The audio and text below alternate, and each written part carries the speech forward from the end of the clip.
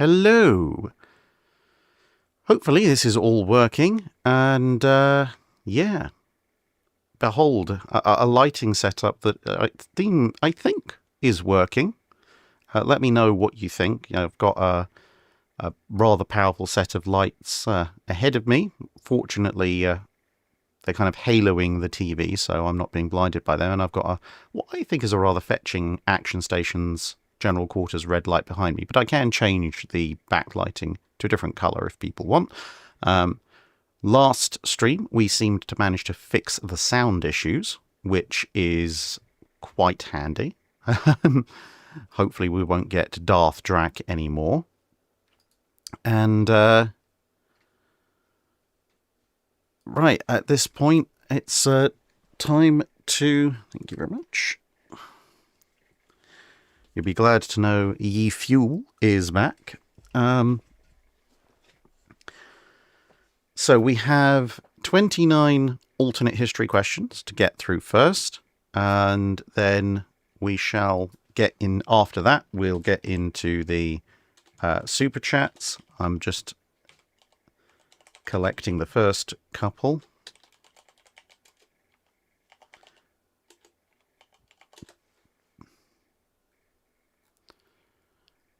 And yeah, it's just after 8 o'clock in the evening UK time, and as we'll keep going, hopefully until at least around, well, until we get a decent amount of weather way into regular chat questions. Obviously exactly how long that's going to be, who knows.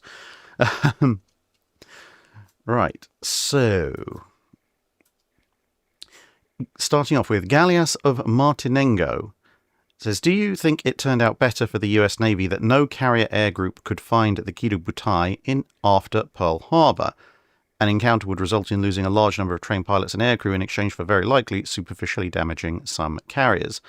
In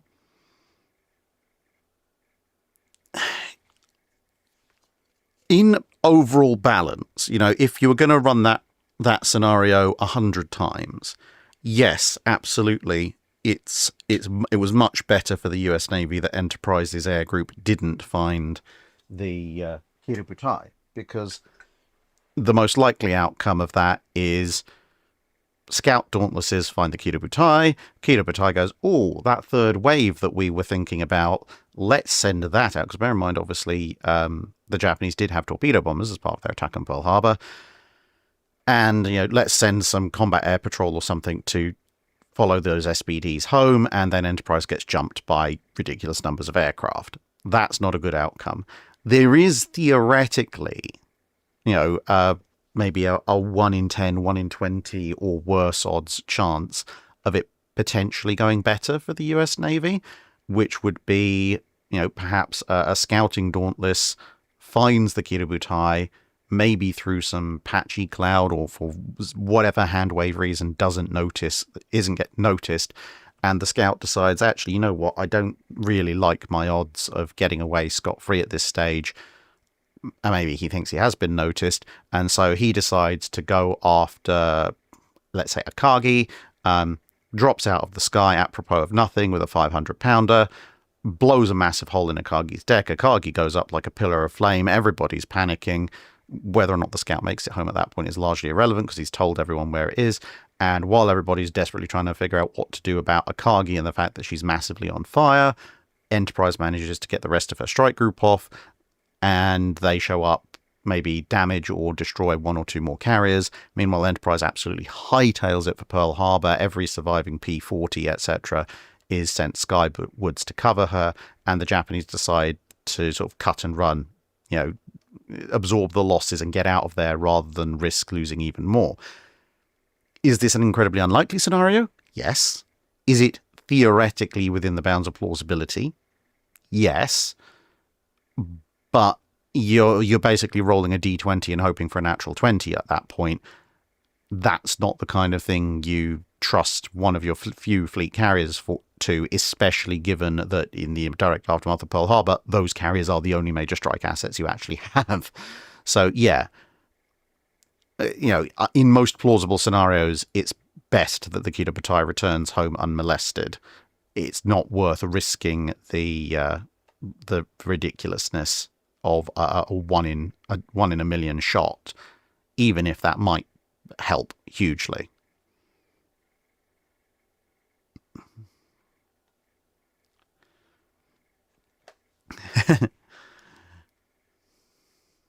Alsadius asks, if you got to attend a Christmas celebration at sea as a crew member on board a warship during the period of the Channel covers, where would you want the time machine to drop you off?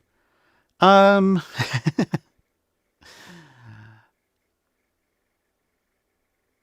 don't know.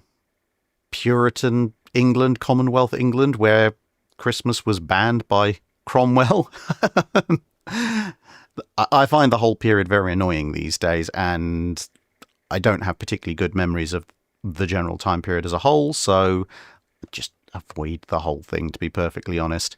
If I was more generic, oh yeah, I really like Christmas, I would like to go and visit a ship that is happily celebrating Christmas, which is definitely not me, then what would I do then?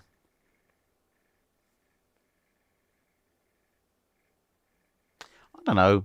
Interwar Royal Navy sounds about right. There's probably going to be a lot of rum going. And the food will probably be something close to vaguely modern. Although, with that said,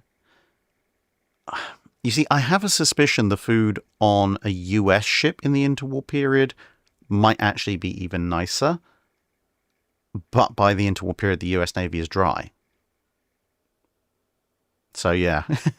A US ship on a port visit to the United Kingdom, because then they will have the alcohol going. Aluminium fence, Home Depot equivalent, so basically hardware stores, I'm guessing, is in the UK you're probably looking at either B&Q, which is kind of the DIYers paradise, or Wix, which is somewhat catered for DIYers, but is more catered towards the sort of one-man band tradesman market. And then you have places like Salco and Toolstation, which you can visit as a regular consumer, but they're very much oriented around the tradesman business.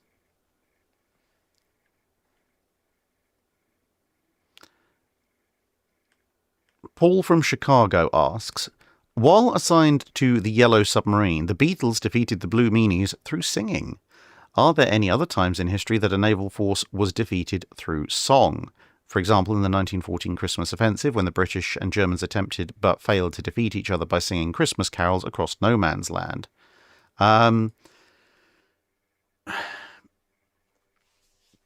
Strictly speaking, defeated through song.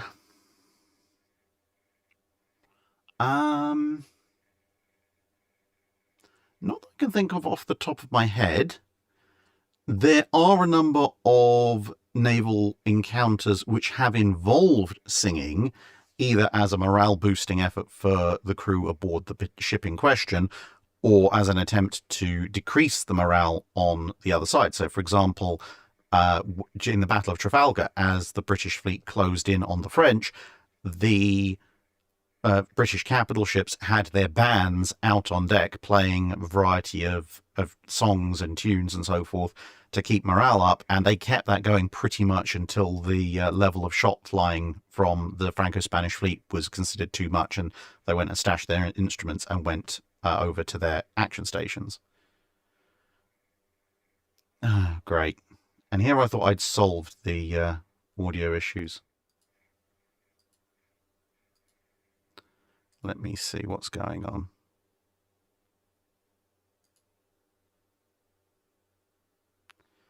Ba-ba-ba-bum.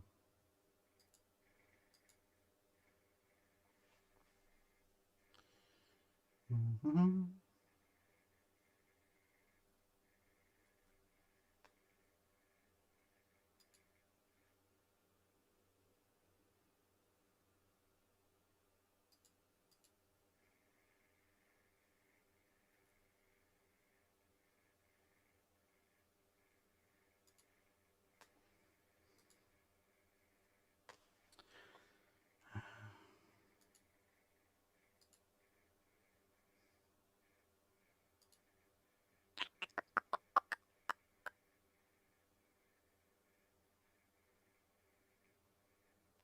Do, do, do, do, do, do.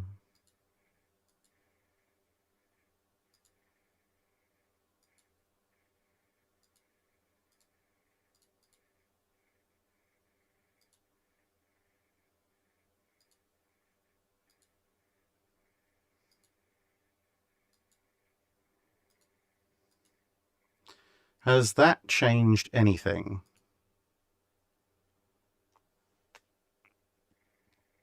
Okay, I've switched up a few more settings. Has that changed anything? Does that help?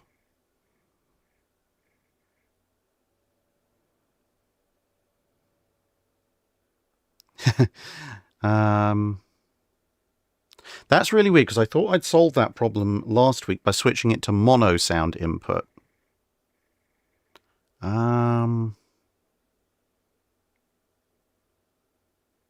Okay, seems better. Right. Yeah, I'm basically just ramrodding the sound input to be mono rather than stereo because I think what's happening is the left-right sound mix is occasionally becoming very slightly out of sync for some reason. I think probably because it's going through the sound mixer for this microphone, then into XSplit, then into YouTube, and somewhere along the lines it's getting messed up. Anyway, going back to song, talk about Trafalgar, battle songs, sea shanties, etc. quite often very widely used across various fleets. You have things like standoffs with let's see, like USS Essex with the two British ships that showed up to fight her. And I mean, they were mostly doing it by signs and banners and flags and stuff, but they also did do a fair bit of singing. I mean, I'm fairly sure somewhere in the course of naval history, somebody's got their fleet to sing a whole load of songs that's made their fleet sound a lot larger than it is, perhaps in areas of poor visibility that might have disheartened the enemy and made them give up, but nothing that I could put my fingers on at this point.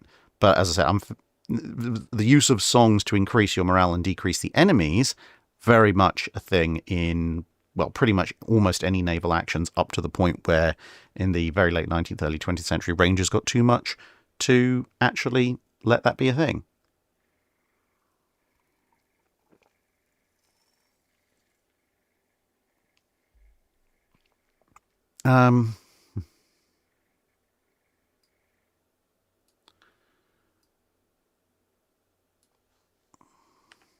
Lord Nelson asks, if Wilhelm II dies childless and is succeeded to the throne by his brother, Grosse Admiral Heinrich, in 1905, how does having a trained, diplomatically skilled admiral at the head of Germany change the British-German naval arms race? Packbot saying, you're telling me epic rap battles of naval history existed in real life? Yeah, pretty much. So, yeah, if Grosse Admiral Heinrich is in charge, the thing is, obviously he's going to have the interests of Germany and the German Navy at his heart, but he's also going to perhaps have a more realistic idea of how the Royal Navy is going to respond to a German Navy that seems to be a major threat, which is, pretty much what happens in the run-up to World War II. Or World War One, sorry.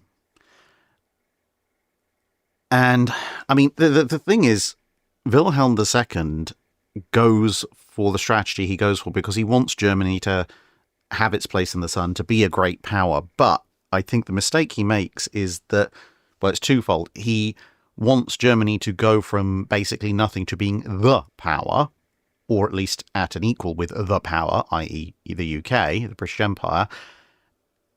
And he also has something of an inferiority complex about the Royal Navy in particular.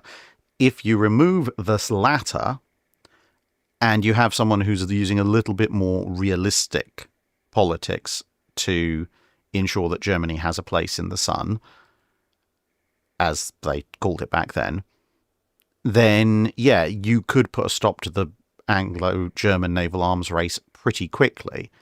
Because if you want Germany to expand, what you do is, instead of directly competing with the British, you not quite ally with the British, but you kind of be on their side. Because bearing in mind, in the run-up to the Anglo-German naval arms race, you've got things like the Fashoda incident. You know, a rapprochement with France was not something that was a very, very long time in development. Yes, Britain had fought alongside France in the Crimea, but Britain had been against France in all sorts of things during the 19th century. And Russia was just kind of similarly an ongoing threat. A good chunk of why you end up with the Royal Australian Navy and the Australian Fleet Unit was because they were worried about potential Russian interference in the Pacific, and that's in the 1900s. So if Germany, rather than positioning itself, going, we want to have a big battle fleet, which is basically a direct challenge to the Royal Navy, if this theoretical Kaiser Heinrich turns around and says, look, as a great power, we need to have a big navy. We understand that. Everyone has a big navy, but I'm going to talk to the British and go, okay, look, we are related by blood. Okay, you're related by blood to the Tsar as well, but not to the French. And you go, okay, well, Germany wants to be a big colonial power. And for that, we need cruisers, because cruisers are the pièce de résistance of being a colonial power. But if we build up a big battle fleet, Britain is going to get very sketchy about this. But on the other hand, we need a battle fleet to defend our interests at home and abroad from all sorts of things, including potential French and Russian interference, because the language of French-Russian interference is something that the British will very, very much understand.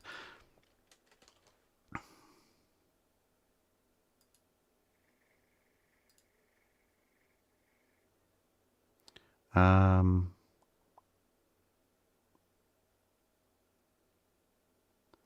I'm just collecting a super chat when it actually allows me to do so.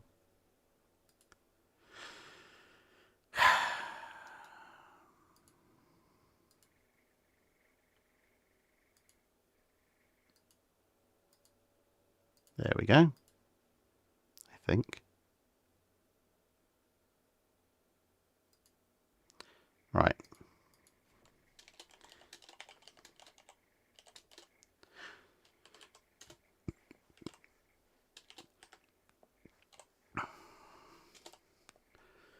Okay, so yeah, as I was saying, basically what you do is you not necessarily go to the British on hands and knees, because that's not in keeping with great power, but you put some diplomatic feelers through, and essentially what you say is, we need a battle fleet to defend ourselves against France or Russia. But at the same time, if you were to, say, ally with us, well, we have this big land army and we sit between France and Russia, your traditional rivals. We can keep them apart, and we will happily keep them apart because we're not too fond of them ourselves. And in exchange, if we have some kind of at least non-aggression pact, perhaps even a security pact of some description, kind of like you've done with the Japanese, then, well, if we know that the great and powerful Royal Navy is going to come and back us up in the event of a war with France or Russia, then all we need as a battle fleet is enough of a fleet to keep them away from our coastline long enough for the White Ensign to come steaming over the horizon and rescue us. And if the Royal Navy, if the British agree to this, then obviously you can say, okay, well, we'll have maybe 8 or 10 battleships, if we're talking about the Dreadnought period, maybe a dozen if we're talking about the pre-Dreadnought period, and then you put most of your effort into long-distance colonial cruisers and armoured cruisers. That fleet is not really a threat to the Royal Navy. They might get a little worried about the number of cruisers out there, but if they then build the Invincibles and you don't really do anything in response, then they're going to be fairly happy with that concept, because, hey, yeah, the Germans have a bunch of cruisers overseas, we've got a means of destroying them, but we're also kind of working together and they're keeping the continent off balance. This works for us. And then when Germany gets in tussles with the French or the Russians, or as in Samoa, even with the Americans, over who gets to claim which of the few unclaimed bits of the world there are, well, the British are going to be much more likely to back them, which means Germany gets to expand its colonies, and then you can have some peaceful trades back and forth of, little bits and pieces to even out your colonial possessions, and Germany expands to become a significant colonial power with all the trappings that entails, without provoking a massive naval arms race with Britain. And who knows, if it spirals off into war with France and or Russia, well, in some ways, it's almost the dream team to go after one or the other of them, because at that point you've got overwhelming naval superiority, and if you're going after just one or the other, pretty much overwhelming land superiority as well. Right.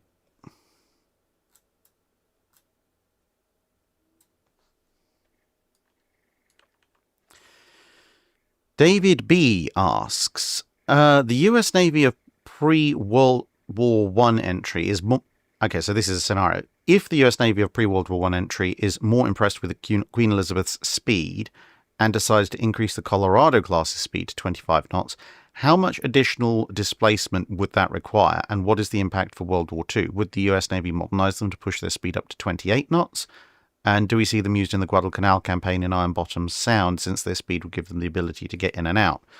Okay, how much additional displacement would you need to get a Colorado up to 25 knots?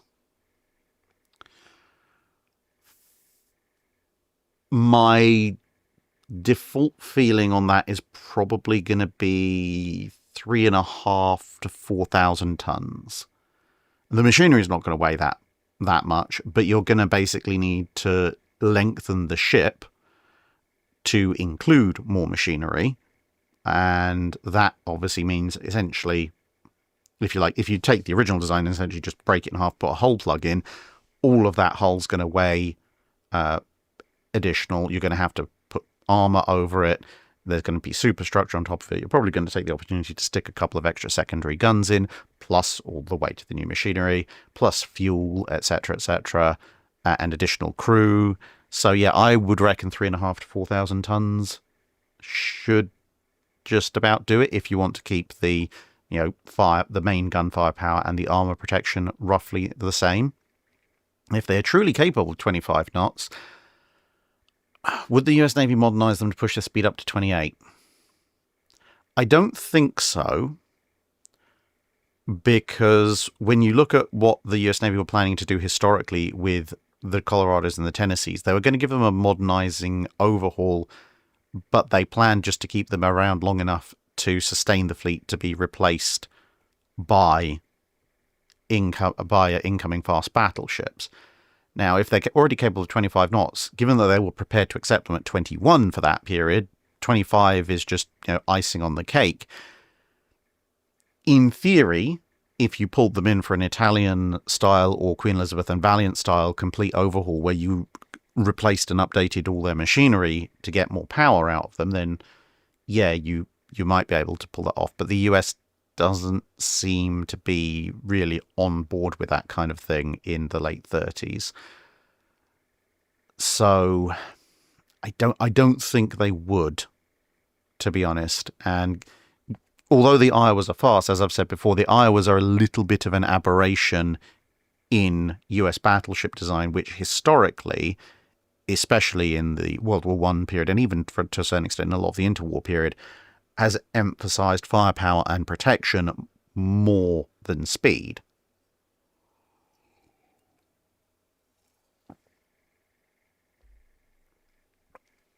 So if they did do any modernization, they'd probably look at, kind of like with Warspite, QE and Valiant, maintain the speed and upgrade armor and AA firepower and so forth.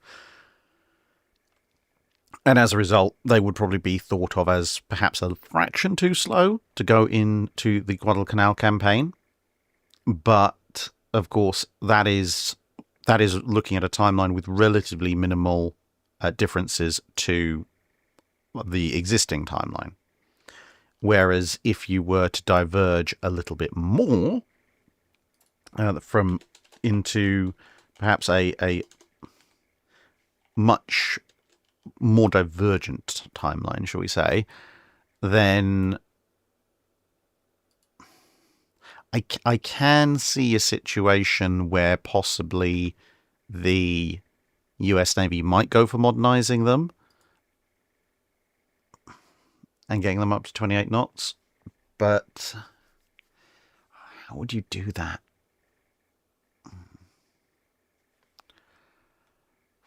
It is a little bit of a tricky one. How would you manage that?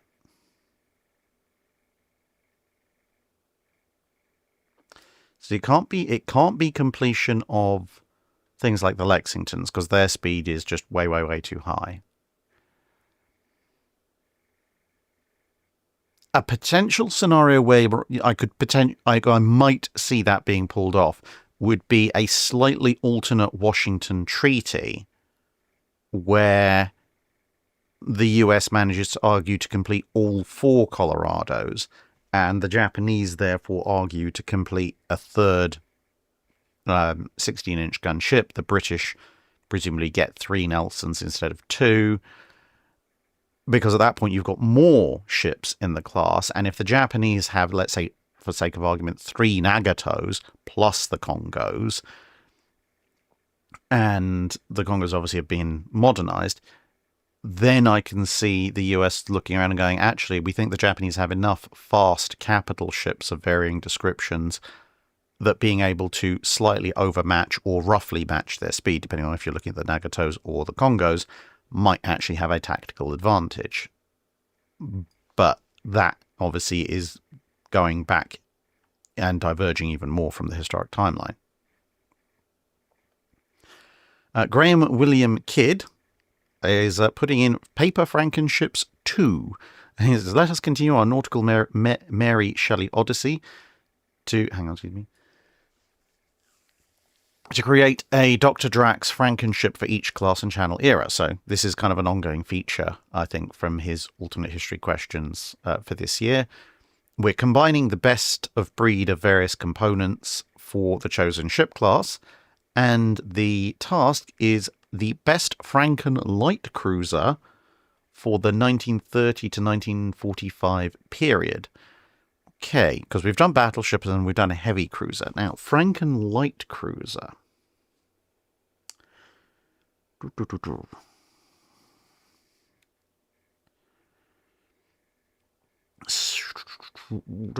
That's actually a really good one. How would I do that? So the thing is, if it's in the middle of the 1930s, it's going to have to be a treaty cruiser, unless I'm really cheating on things. And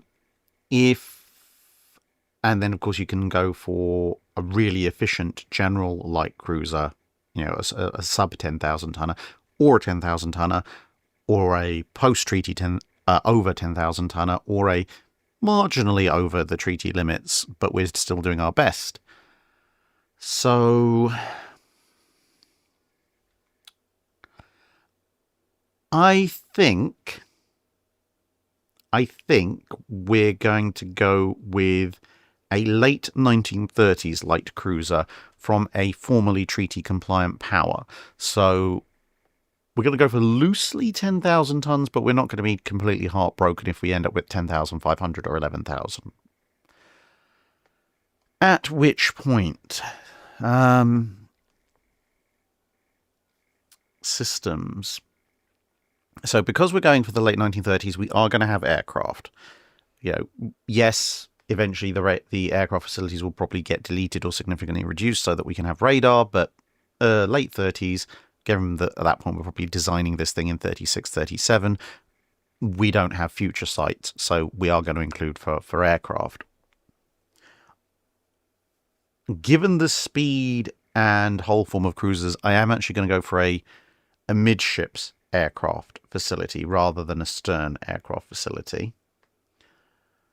Obviously, the main battery is going to be 6-inch guns.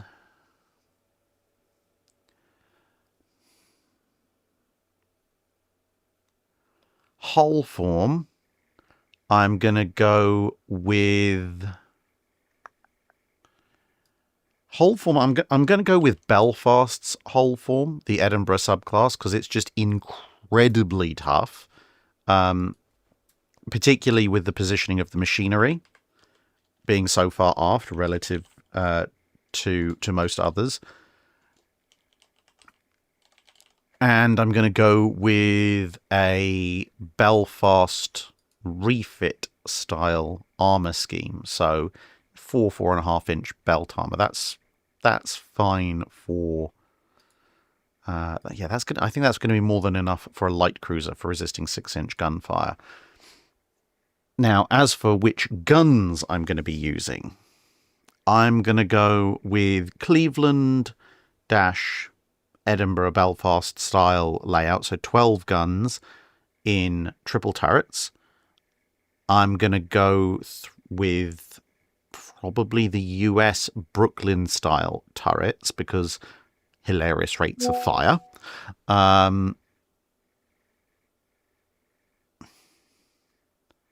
Yeah, so that's going to be my main armament. 12 6-inch guns, 2 super firing turrets forward, 2 super firing turrets aft. AA secondaries.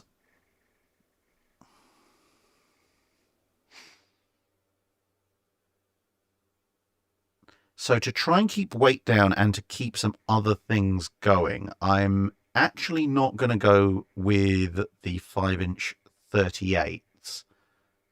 That might seem like the default. And I'm also not going to go with the British Twin 4s. What I'm going to actually go with is the 5-inch 25s. And I'm going to see if I can come up with an experimental twin 5-inch 25 open mount. Because I don't need the secondaries for long distance secondary battery fire. I just need them to be good AA guns. Oh, great, the echo's back. How does this keep happening? I literally haven't changed anything.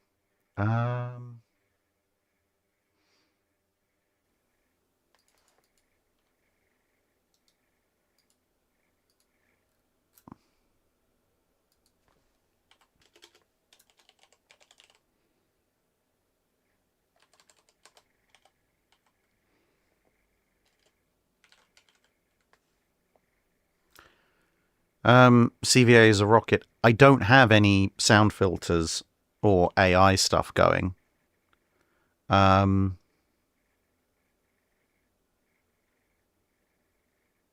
Literally all I've done is switch the audio to mono input.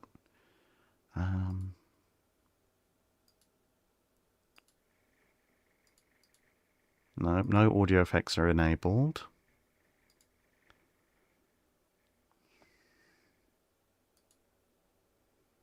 Shut down all of that.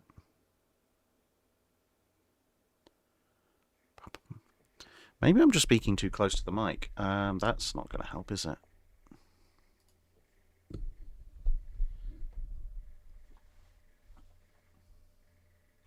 Okay, so apparently it's cleared again. And, right. I'm now speaking with the mic considerably further away. Can people still hear me? Obviously, I'm going to have to wait for the 30-second lag in chat to catch up.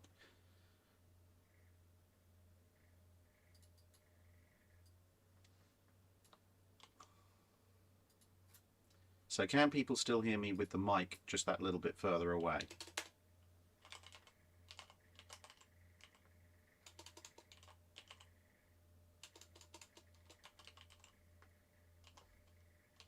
Okay, apparently not. Right, I'll have to bring it back again.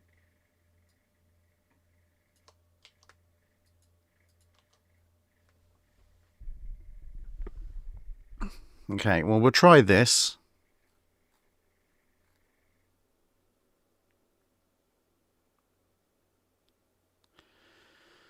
Okay, let's go with this and see how it goes. I genuinely don't know why it just randomly ends up going Dalek mode.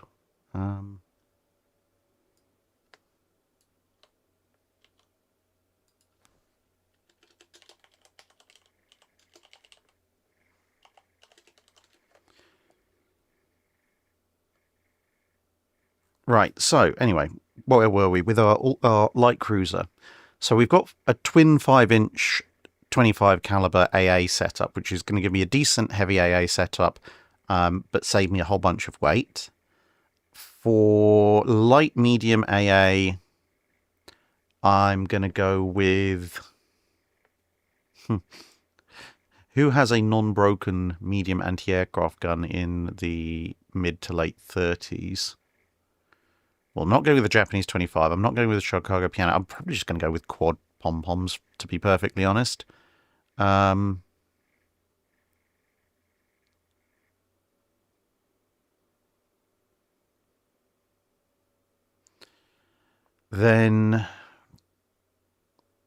I mean, the light AA doesn't really matter, whether it's quad Vickers, quad Brownings, whatever. I'm not getting Oerlikons and Bofors this early in time.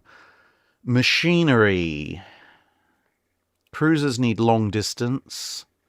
They usually have relatively large crews. I mean, I think it's a coin toss. Machinery-wise, it's a coin toss between US high-pressure machinery or French forced circulation boilers. Because the US machinery gives me a lot of power. The French high-speed circulation boilers gives me a huge amount of power density, so I can get a potentially very small machinery space, which allows me to have weight and space for other things. Armour, although I'm going to go with a Belfast setup, I'm actually going to get the Italian Terney manufactory to manufacture either British or German armour material in their thicknesses. Or maybe even US as well, but the Italians really had a good line on variable thickness. Thank you very much, Early Winters. So, yeah, I think that covers machinery, covers armor, covers armament. Yeah, that I think would be my Frankenship for the light cruisers.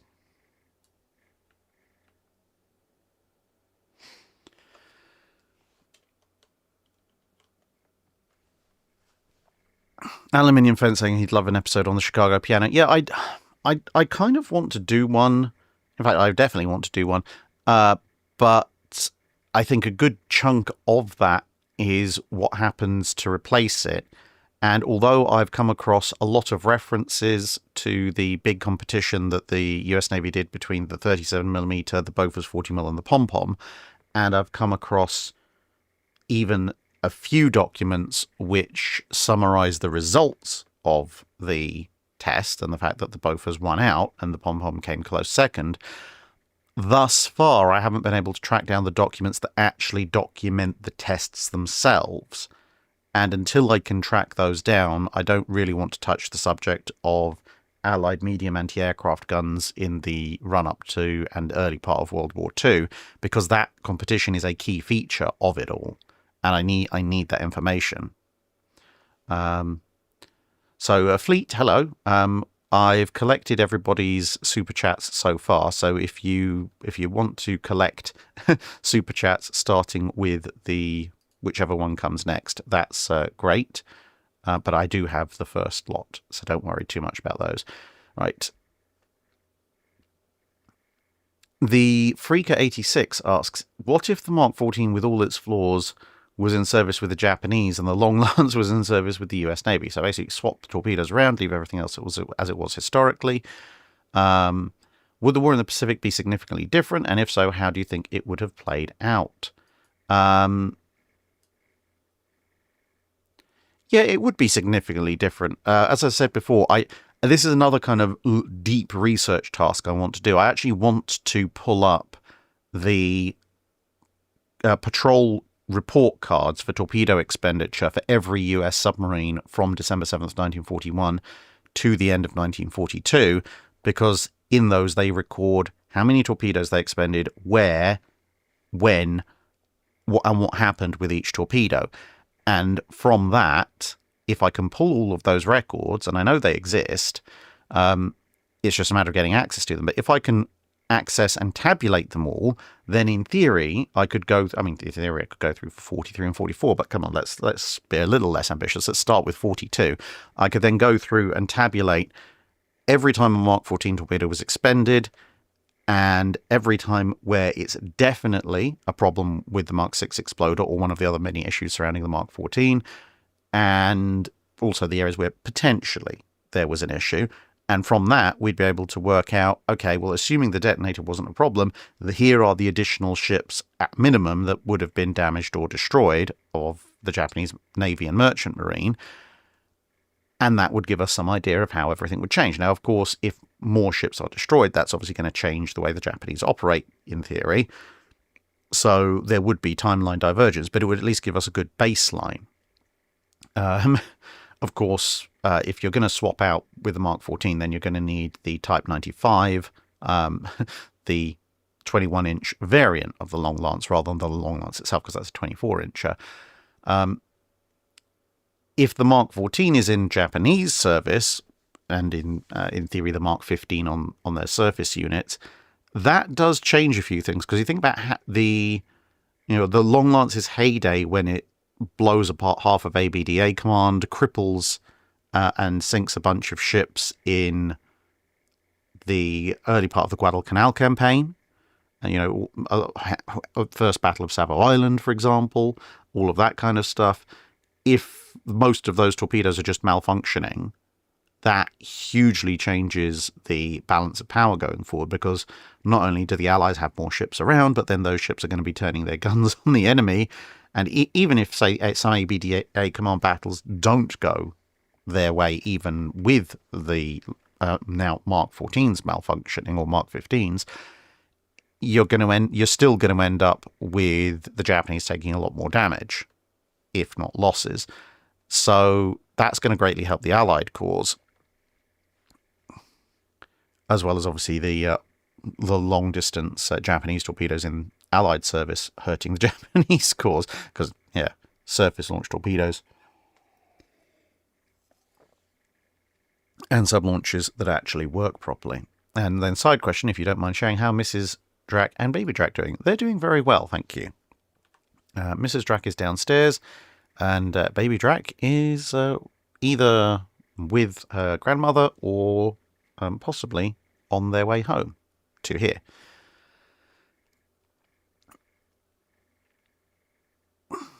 Maximum Tillman IV asks, it's May 1941. Admiral Holland is moving at speed to intercept Bismarck and Prince Eugen. Unfortunately for the Royal Navy, the same storm that sent Nimitz back in time to the final countdown has caused the German heavy surface units to be replaced by their Japanese equivalents, the battleship Yamato, assumed to be completed a few months earlier, and the heavy cruiser Tone.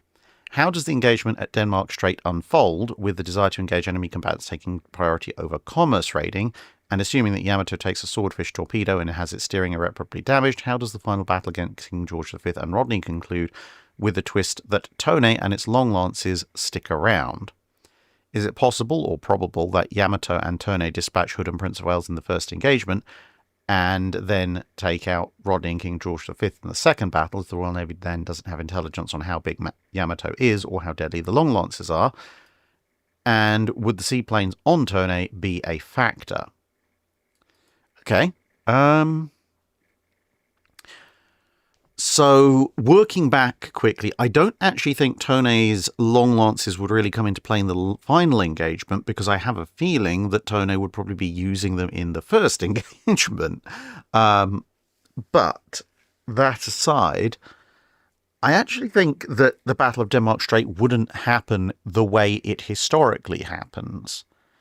Because obviously, as I've mentioned many times before, Admiral Holland's plan was actually to attack Bismarck and Prince Eugen at close range at night, the night before. And the main reason that didn't happen was because Bismarck and Prince Eugen managed to slip away from Suffolk and Norfolk. If you have Tone and Yamato here, for one thing, Yamato is not capable of moving as quickly as Bismarck, so being able to pull away from Suffolk and Norfolk most likely just flat out isn't happening. And Yamato's slightly bigger, so she's going to be a bigger radar return as well. That means Norfolk and Suffolk probably don't lose contact with the Japanese. The Japanese don't have anything like the same level of acoustic or electronic equipment available to them as the Germans. And so that means that Holland probably gets his nighttime engagement with Hood and Prince of Wales closing in, because they do have radar, so they will have, and they have nighttime fighting training. So although the Japanese also have night fighting training, the British have the radar advantage, and it also means they're going to have half a dozen destroyers with them, which are probably going to be going first. Now, all that said, once you start a very close-range firefight between Tone and Yamato on the one side with long lances all over the place, and half a dozen British destroyers and Hood and Prince of Wales with their torpedoes, obviously from the destroyers and also probably from Hood, flying around all over the place, it's not going to be a pretty battle. It's not going to be a one-sided curb stomp in any way, shape or form. But the British do have the, hey, we get to shoot first advantage going for them. And they have multiple attack platforms. So it could be a very nasty... the thing is, you could generate lots of scenarios out of that. You could have a very nasty situation where the British destroyers go in, the Japanese go to full alert, they realise something's out there, and Tone hits one of the British battleships, or battlecruisers, whatever, one of the British capital ships at close range with a battery of long lances and sinks it, and Yamato's 18.1-inch guns take care of the other one in exchange for some damage, which obviously is much greater losses for the British, and net puts the Japanese in theoretically a slightly better position going into the final fight. The flip side, of course, is that if Norfolk and Suffolk maintain contact, then Holland might also order them to come in to the fight, and obviously they have radar. So while on the one hand you've got that ideal version for the fight for the Japanese, you could have an ideal version of the fight for the British, where the British destroyers go in, show up basically almost out of nowhere, send off a bunch of torpedoes, get a nice torpedo spread into Tone, cripple her very quickly and early on, get a bunch of torpedo hits into Yamato, forcing her to slow down. There's a bunch of flooding. Obviously, Yamato's torpedo defense system isn't actually all it should be cracked up to be. Then Norfolk and Suffolk open fire from the northeast, probably not closing to torpedo range because they're not that suicidal, but that's going to, well, one of them's going to be able to probably finish off Tone, or they might just leave Tone, depending on how badly sinking she is, concentrate fire on Yamato perhaps.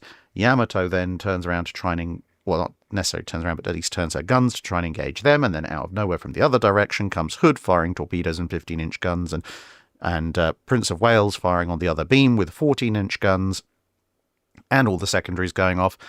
Yamato's caught with her guns out of position and is thoroughly riddled with her fire control systems destroyed before she gets the opportunity to really counterattack, and then both of the Japanese ships are put down, and the Battle of Denmark Strait is as far as it goes, and everything in between. So at that point, it's entirely dependent on what happens at Denmark Strait as to then, is a swordfish strike even necessary, and what condition are the Japanese ships in when that swordfish strike comes in, and then which Japanese ships, if any, are present for the final for another round against King George V and Rodney, if indeed they are present at all. It's very, very open-ended. So you do kind of have to choose an option from the many potential alternate Denmark Straits there. Because as I said, with a kind of battle that Holland now can force, it very much could go either way. And you can generate, as I said, and just have done, extremely optimal scenarios for the British, extremely optimal scenarios for the Japanese. Theoretically, the truth should be somewhere in the middle, but given that the historical Battle of the Denmark Strait was almost, not quite, but almost maybe an 85th percentile result in the Germans' favour,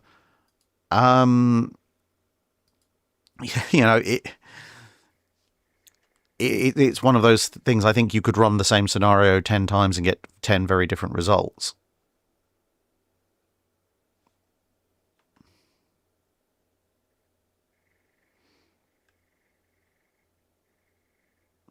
So that's 1/3 of the alternate history questions done.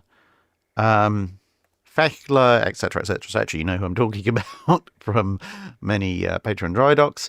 He asks, if a capital ship such as Jean Bart or Tirpitz were trapped, partially sunk, or otherwise present in Le Havre during the Normandy landings, How big an effect could it have on them, and how much effort would be redirected to counter the capital ship? Would they even go through with the operation if they thought the ship was even partly operational? They would go through with the operation, but they wouldn't leave it even partially operational on June 6, 1944. They would have level bombed Le Havre to bits, and let me just double check on the introduction of. I just want to check something.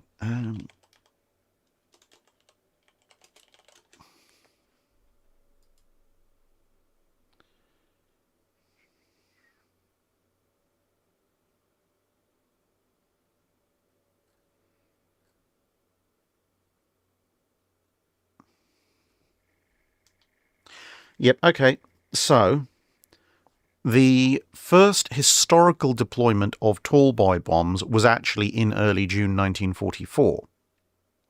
So, I suspect if there is a large battleship with potentially operational main guns in Le Havre in the run-up to the Normandy landings, I think what would happen is, first, they try conventional level bombing, just saturate the area with bombs to disable the thing, possibly try some kind of special forces operations, and assuming that neither of those worked, I think they would just slightly accelerate the tall boy program and tall boy the thing into submission before launching Overlord, because, well, it's stationary, it's not going anywhere.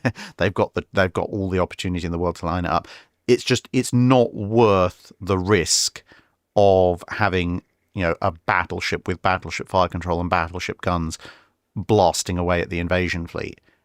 Just drop a very, very, very heavy amount of ordnance on it to make the problem go away. Daniel Silverthorne. It's early 1941, and somehow the US has caught wind of the true dimensions of the Yamato class. Hand-waving away infrastructure for the sake of designing this hypothetical response, what could the US Navy have come up with as a response to Yamato on a sovereign of the seas scale budget, i.e. using fully one-third of the tax revenue of the 1940 calendar year to build a single ship? How terrified would the rest of the world be to see such a ship built? Let's find out. What was US tax revenue for 1940?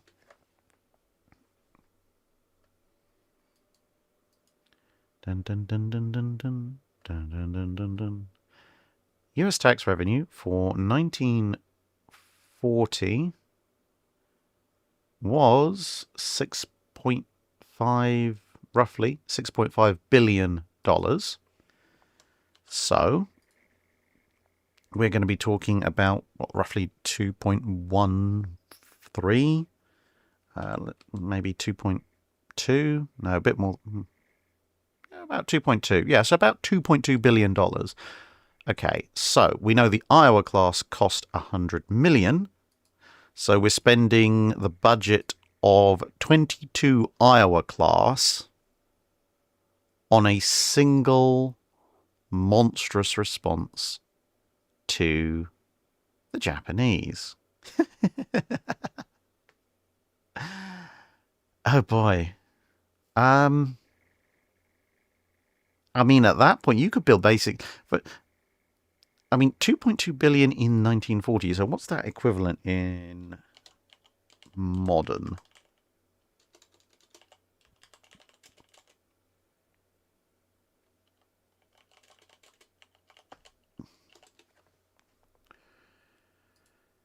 The value of $2 billion is the equivalent to about 46 billion today. That's a lot of money.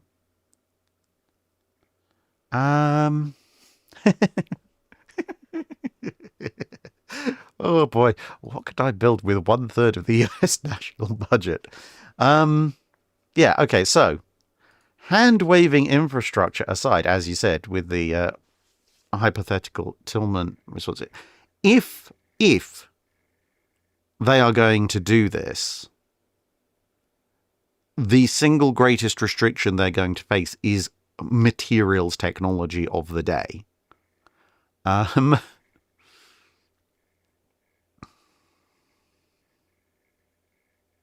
And draft, for that matter. You actually have to get this thing out of port. I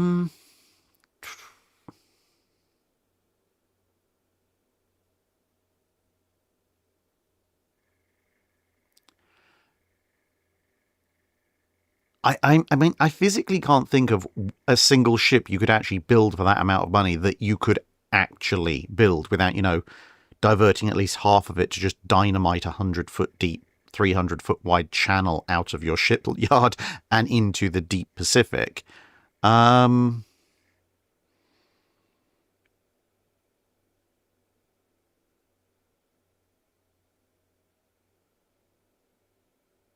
mean, just for giggles, and this would be entirely within budget, let's take one of Admiral Fisher's ideas for Dreadnought in principle. That is the triple super-firing stack version that has 6 turrets, except we're going to build our hypothetical super Dreadnought with 6 triple 16-inch 50 gun turrets in 2 triple super-firing stacks. So basically, imagine an Atlanta, except it's a battleship with triple 16s. We're not going to put the wing turrets on because wing turrets are silly at this point. The sheer size of the hull, we're just going to pile in enough horsepower to push this thing up to 33 knots, same as the Iowas, just because we can at this stage in time. We'll make the armor. We might as well just borrow the Montana's armor scheme because that's going to be pretty solid. So we're going to stick the Montana's armor scheme on all of this, and then we are going to invent the Pyramid of Death for the anti-aircraft battery. So the Pyramid of Death is going to be starting off with the US Navy's signature fast battleship 2-tier 5-inch 38 battery, except of course because this ship is going to be so much longer, instead of having 5 twin mounts per side, we're probably going to have at least 8, maybe more. Actually no, we're going to have 9, because we're going to have 5 twin 5-inch 38 mounts on the lowest level. Then we're going to have 4 twin 5-inch 38 mounts on the next level up, thus forming the first 2 steps of the pyramid. Then we're going to have another tier stepping back into the superstructure amidships, which is just going to be a massive great row of quad 40mm Bofors, because we're going to have a Yamato style aircraft handling facility in the stern because we can. And then on top of that, we're going to have, I'm going to go with twin Orlikans, again running in another row further up. And then along the spine, we're going to have a little spinal ridge running from the funnels out to the aft superstructure. And on that spinal ridge, with a few little safety guardrails, because we're not the Galactic Empire, we're going to have a whole row of little single Orlikans for the non-vertigo inspired sailors. And then the whole interior of this massive Pyramid of Death is basically just going to be a bunch of hoists for the ridiculous amount of anti-aircraft ammunition that we're going to have. And then just have 2 full fire control director systems on the fore and aft superstructures. And to be honest, at that point, you could probably still build at least half a dozen of these things, which would be very, very funny.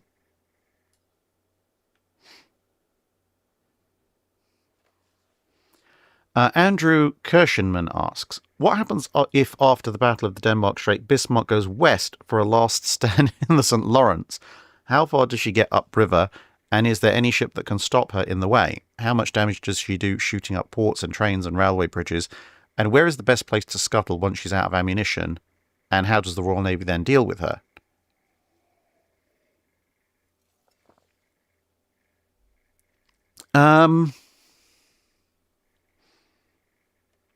Okay, I think there's 2 ways this goes down. The way that this could go down where Bismarck gets sunk before she really gets to the mouth of the St. Lawrence is that as she goes further west, she's crossing into the area of the notional US neutrality patrols, which means that sooner or later she's going to run into something, maybe a convoy escorted by American ships. She's going to open fire on the convoy. Inevitably, she's going to end up having to open fire on some of the American escorts, which means the US Navy tracking her will be waiting for her with basically every cruiser, destroyer, and capital ship on the eastern seaboard that can get there in time, plus the Canadian Navy, various convoy escort ships, etc. I think there's at least one old battleship further west in the Atlantic on convoy escort duty as well from the Royal Navy. So there we'll congregate off the St. Lawrence and just go, okay, hello, please walk into all of our guns and torpedoes, thank you very much.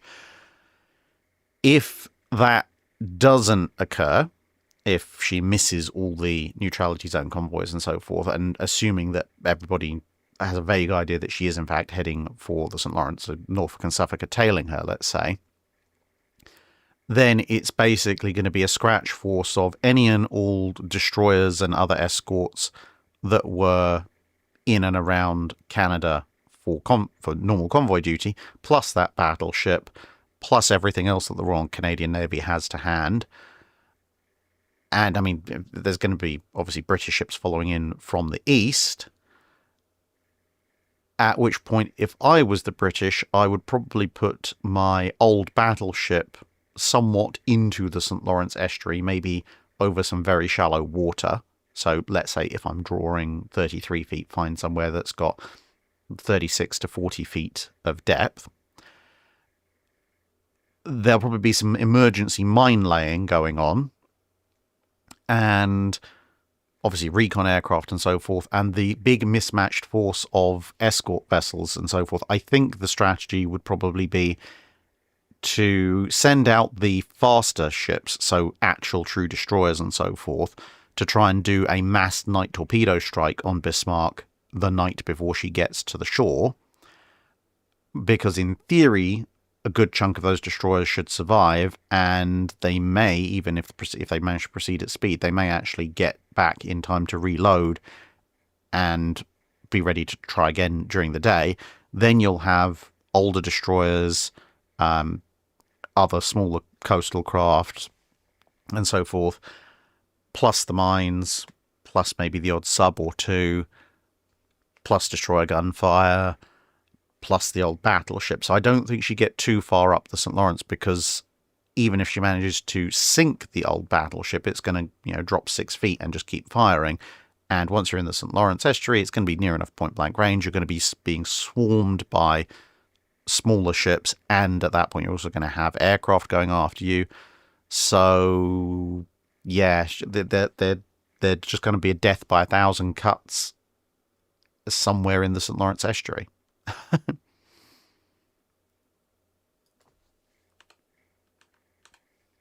Jesus Hinojosa asks, Admiral Stephen Makarov was more popular and more aggressive than his successors in Port Arthur during the Russo-Japanese War. He likely would have made a difference in tactics in the naval actions of the war. If he had not been killed by Petropavlovsk hitting a mine, would his naval actions also have affected the land actions of that war and possibly changed the need or the results of the Battle of Tsushima Strait and Imperial Japan's interpretation of the decisive battle? Yes, almost certainly. So if Petropavlovsk doesn't hit the mine, bearing in mind Makarov's trying to lead a breakout at that point, and even without him, the 1st Pacific Squadron's attempts to break out almost succeed, but get turned back. So if you've got the force advantage of an additional ship plus Makarov's leadership, I don't think it's unreasonable to say that the breakout probably would have succeeded. Now, if the breakout succeeds, he is still at the short end of the stick compared to the Japanese, because they still outnumber and outgun him. But he is kind of a little bit of a loose thread, a bit of a threat to Japanese shipping, which means their supplies, both in terms of men and material for the campaign ashore, are going to be at least somewhat disrupted. They're going to have to keep trying to chase him down, which is going to use up fuel. They could potentially run into more mines. Mines, of course, being a big killer of Japanese capital ships during the Russo-Japanese War. And if Makarov can stay a step or two ahead of the Japanese for long enough, then I could even potentially see a situation where, as and when Rozhestvensky and the 2nd Pacific Squadron are known to be approaching, again, assuming the majority of Makarov's fleet is still mobile, he might choose to sail south to meet up with Rozhestvensky and the 2nd Pacific Squadron at the last port stop before heading into, the war zone, at which point he could grab a quick refit, well, not a quick refit, a quick refresh and refuel of his ships, possibly put some experienced officers and men over to Rozhestvensky's side to leaven out some of Rozhestvensky's forces. And given the fact that you've now got a combined 1st and 2nd Pacific Squadrons, I have a feeling Makarov will probably take the oldest and least useful ships and tell them to either wait or to form a sort of a secondary squadron following on well behind, and then take the best ships of the 2nd Pacific Squadron, like the Borodinos and so forth, together with his forces, and then you have a more powerful force encountering the Japanese at Tsushima Strait with better gunnery, better formation keeping, and 2 good admirals in charge, at which point, who wins the Battle of the Tsushima Strait? I mean, the Japanese still do have a certain number of advantages in terms of their shell design and so forth, but some of the issues that plagued the 2nd Pacific Squadron, like their initial lack of ability to hit the Japanese, although their gunnery does start to tell a bit later, and their inability to quickly change formation, if those are addressed and they've got more modern vessels, they could at least force a draw, maybe even win the Battle of Tsushima, and at the very least, anything that's not a direct loss vastly complicates the Japanese land campaign because, again, threats to their shipping, it could force a round 2, but with the Japanese at a disadvantage where they're having to protect a convoy that's heading to the land battle.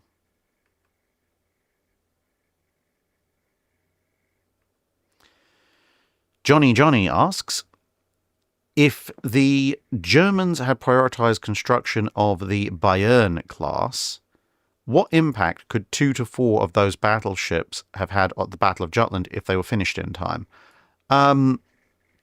Not really any huge impact.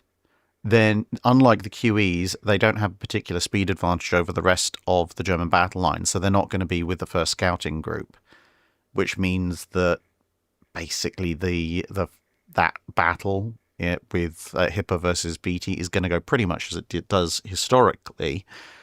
The only real difference is going to be that the Germans have, half to 1 additional battle unit, which means it's the Bayerns that are going to get heavily shot up by the whole of the Grand Fleet when Scheer falls into that particular trap, rather than some of the Kaisers and Koenigs. So, yeah, I mean, Scheer's, even with 2 to 4 Bayerns, he's not going to risk fighting the entire Grand Fleet, especially from a position of weakness where he's had his T crossed. So you're pretty much going to get the historical Battle of Jutland, just with slightly different ships on the damage roster.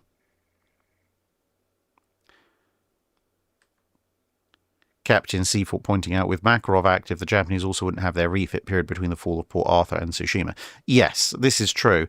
I mean, to be honest, I'd also somewhat question whether or not you'd have Tsushima as you would have historically, because if the Japanese are chasing Makarov left, right, and centre, but Makarov's fleet is still around, the need to send absolutely everything and the kitchen sink with Rozhestvensky is significantly lessened, because you're not having to replace the entire Pacific Squadron, you're having to reinforce and supplement it, at which point sending a much smaller 2nd Pacific Squadron, but one that is made up entirely of the more modern and more capable Russian ships, which perhaps will allow you to, rather than bring in vast numbers of conscripts who've never seen the sea before, maybe just strip crews who at least vaguely know what they're doing off your older ships and concentrate all your relatively experienced crews in your newer ships of the Baltic fleet and send those out. And then, that could change things as well. Daniel Geaton asks, also relating to Jutland, I've often wondered how Jutland would have turned out if there'd been some cooperation between the British and the Russian Baltic Fleet. I know that historically they were hemmed in by mines, leadership problems, morale, etc. Never mind that Jutland was an almost accidental encounter anyway, but had the High Seas Fleet found itself pinned between the Grand Fleet and the Russian Baltic Fleet, how would things have turned out? Could the Russians with the Ganguts and their smattering of pre-dreadnoughts have changed things any? I mean, in theory, depends where they're coming from. You wouldn't want the pre-dreadnoughts because they'd slow them down, but if the Russians had theoretically shown up on the east, maybe southeastern side of Jutland with the Ganguts to hammer first scouting group a little bit more and further hammer the front end and then later tail end of Shear's fleet, that could have done just enough damage to cause some ships to be left behind and then set upon on the way through. But realistically, there's two problems. One, sending the information to the Russians means there's a much greater chance of that information being revealed in some kind of intelligence leak, which is not going to do the British any favours. But secondly, look at the distances. If the Ganguts are going to have to leave the St. Petersburg area, sail through the Baltic, past the German forces that are going to be present in the Baltic and on the eastern side of Germany, up past Denmark, round between Denmark, Sweden and Norway, and out into the North Sea, they're going to have to be past Kiel before the High Seas Fleet even sails. And if the High Seas Fleet hears, hey, there's a Russian battle squadron or two with a bunch of escorts sailing up past Kiel heading for the Skagerrak, they're going to know that the British and the Russians know that something's up, and they may not sail at all, or they might sail directly to try and intercept that unit. So, yeah, that would be the larger problem, is that you physically can't have that interface occurring without the Russians sailing at least a day or two before the High Seas Fleet does. And I'm not entirely sure how you engineer that, because, yes, the British are reading the German codes, but it's not like the Germans announced 48 hours before, hey, we are definitely sailing in 48 hours, which is the kind of, that's the minimum amount of information you'd need to prod the Russians into even thinking about making that kind of sailing. Bunker Buster asks, how would South Dakota fully working and Washington hold up to Yamato? Presumably this is in the case of Yamato replacing Kirishima. Well, it's... I think I've mentioned before, when with this sort of similar scenarios popped up, the situation is that Yamato's armor isn't going to protect her against 16-inch gunfire at sub 10,000 yard ranges. But equally, neither is South Dakota nor Washington's armor going to protect them against 18.1-inch rounds at those kinds of ranges. And of course, Yamato's a much tougher target than Kirishima was. So I think Yamato is probably still getting sunk, but I think there's a decent chance she might take South Dakota out with her. I base that mainly on the fact that Kirishima obviously actually engaged South Dakota and did land some hits. In this case, where Yamato, A, frankly has better fire control, and B, hits harder, and C, is going to be around and capable of firing for somewhat longer, if she lands some pretty telling 18.1-inch hits on South Dakota, if nothing else, even if that's not enough to actually sink the poor old thing, it gives all the cruisers that are escorting the Yamato a really obvious target for long lances. So I think Yamato could probably get rid of South Dakota, but South Dakota's return fire, and Washington, with Admiral Lee on board, just dropping almost every single 16-inch shell that they can fire into Yamato, Yamato is probably going to limp away, roll over and sink either later that night or the next morning.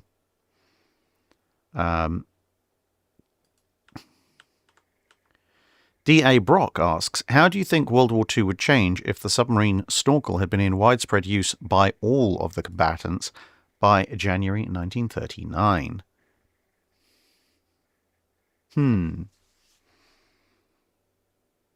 Well, I mean, obviously submarines are becoming a lot more dangerous.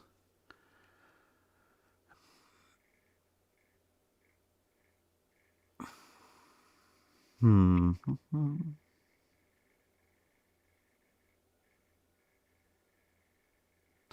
if the snorkel is in widespread use and everybody is used to using it, then a lot of submarines that get caught and attacked on the surface aren't going to be caught and attacked on the surface because they're not going to be on the surface.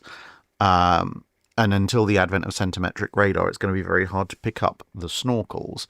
So submarines as a whole become more deadly. But then, of course, the US subs have problems with their torpedoes. The German subs initially have problems with their torpedoes. The British don't lose that many subs early on. The Japanese do lose a number to air attack at the start of their aspect of the war.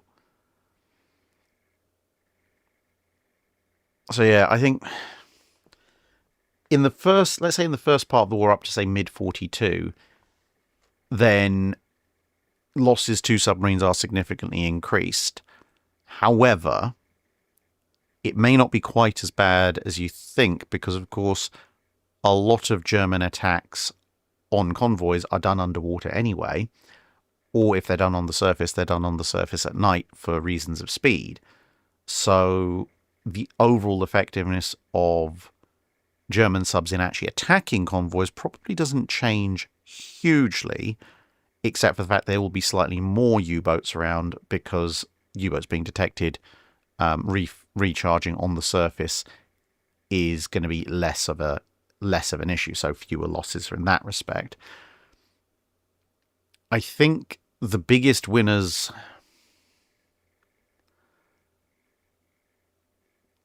are probably going to be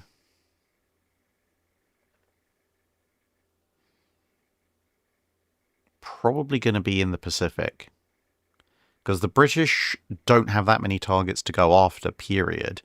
But the Japanese and the Americans both have plenty of targets to go after. There's a lot of aircraft flying around.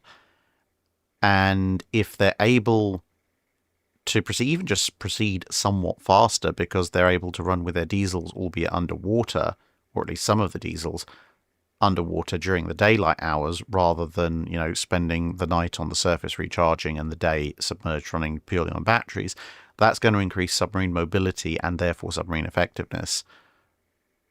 But the thing is, it's such a massive change. Apart from, yes, more ships are going to get sunk by subs, I'm not sure how I'd be able to easily evaluate exactly how much of a change that would make. Mark Roman asks, after briefly chasing the battle cruisers and 5th Battle Squadron, Scheer has a premonition. What if the Royal Navy is drawing us into the same kind of trap that we are trying to use on them? Let's take the victories we've won and head home and plan the next attack. BT now has the Dogger Bank mix-up, and that cost them a chance of greater victory and the spectacular loss of 2 battle cruisers on his watch. The Germans' claims of victory sound a lot more creditable to the British public. Well, at that point, it would be a flat-out victory. The 2 battle cruiser forces encountered each other. The Germans took some damage. The British lost 2 ships. The Germans went home. That's a net clear. That is a clear win. Does BT lose his command? Yes. Unequivocally, if BT's gotten the Indefatigable and the Queen Mary blown up on his watch for no reply when he had 10 ships with him, including the most powerful battle squadron in the world, there's no way he can hold on onto his command at that point. It's just not absolutely not a thing. What is the impact on morale in the High Seas Fleet, the Royal Navy, and in Britain?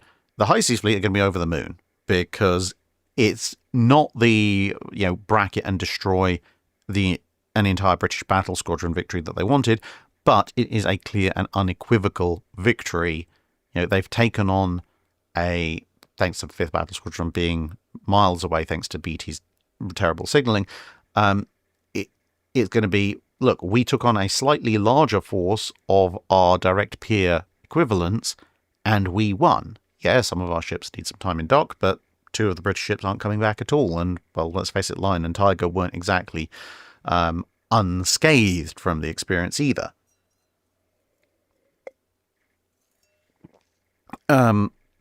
in the Royal Navy, to a certain extent, there'll be a degree of forensically examining every single error that BT made, which will be a very long process, which will, I think, to some degree, sop British morale. They'll be like, yeah, look, this guy was far too reckless. And ultimately, the Germans didn't want to face the Grand Fleet. But there you go. But that's going to be a very small light at the end of a very big tunnel. You've Indefatigable being lost. It's a tragedy from a manpower perspective, but overall doesn't really affect things too much. Apart from anything, you get Australia back online, and that equation hasn't then changed all that much. Queen Mary's the much bigger loss. The British public are going to want revenge and probably BT's head. The Royal Navy is going to be absolutely desperate for a rematch to prove that was a one-off fluke and mostly BT's fault rather than their fault, which could lead to the British actually being far more aggressive in response to German actions. Which, if you combine that with someone else being placed in command of the battle cruiser fleet, that could lead to some rather interesting encounters later on. Camino John asks, taking the circumstances of the South American dreadnought race as a baseline, let's move the technology slider forward to 1944. How do you see the naval race play out between the 3 or 4 countries involved? What sort of ships, planes, and forces do they purchase? I can see a case for 8-inch cruisers or some smaller aircraft carriers. However, I can also see a larger land-based deterrent being more functional and flexible. Okay, so Chile, Argentina, and Brazil are having a 1944 naval arms race. Well, the first problem they're going to have with a naval arms race is that absolutely everybody they could possibly buy ships from is going to be in the middle of World War II and building ships for themselves. So they're just not going to sell ships to them. However, if we're just purely moving the technology slider forward, so we're saying it's a peacetime scenario for the world, but everybody's building with 1944 tech, and the South American countries want those ships.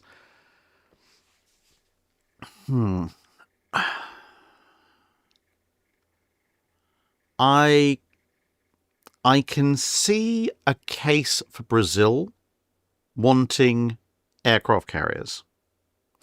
Because if they want to fight either Chile or Argentina, obviously, if anyone is being attacked directly on their coastline, then they have their own land-based air forces to help them. But if Brazil wants to go after Chile or Argentina, there's only a very, very small part of northern Argentina that's going to be within range of their land air forces. So they will need to take aircraft to the threat. So Brazil definitely will need some carrier of some description. Maybe something like an Independence or 2, a light fleet carrier. I mean, by 1944, maybe even something like a Colossus class. Argentina, I think, is probably the one that's least likely to want - need a carrier, because they have a very, very, very, very long land border with Chile, and both nations are relatively narrow east to west. So for the main land portion of the battle, they've got land-based air cover, and if the Chilean Navy wants to come around and face them, it's going to be in Argentina's backyard. And again, with relatively narrow territories, there's a reasonable chance of either disrupting or providing air cover for limited Argentinian operations into the southern portion of Chilean waters in the Pacific. Chile is probably the second candidate behind Brazil to maybe need aircraft carriers, for the same reasons as Argentina facing Chile. Chile facing Argentina most likely isn't going to need an aircraft carrier, but if for some reason they end up fighting Brazil, then they are going to have to take aircraft with them.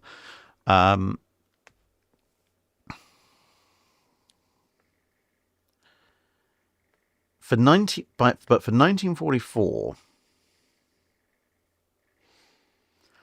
I can see definitely a case for some submarines, some nice big long-range subs, because, again, very long coastlines for all 3 countries, lots of travel time, Submarines are a great force multiplier. They're relatively cheap compared to capital ships. If you buy half a dozen Gatos or something like that, and one of them manages to nail an enemy dreadnought or whatever, the whole formation has more than paid for itself. So yeah, that's definitely worth having. I mean, in terms of cruisers, obviously historically in the interwar period, Argentina did buy some 8-inch cruisers.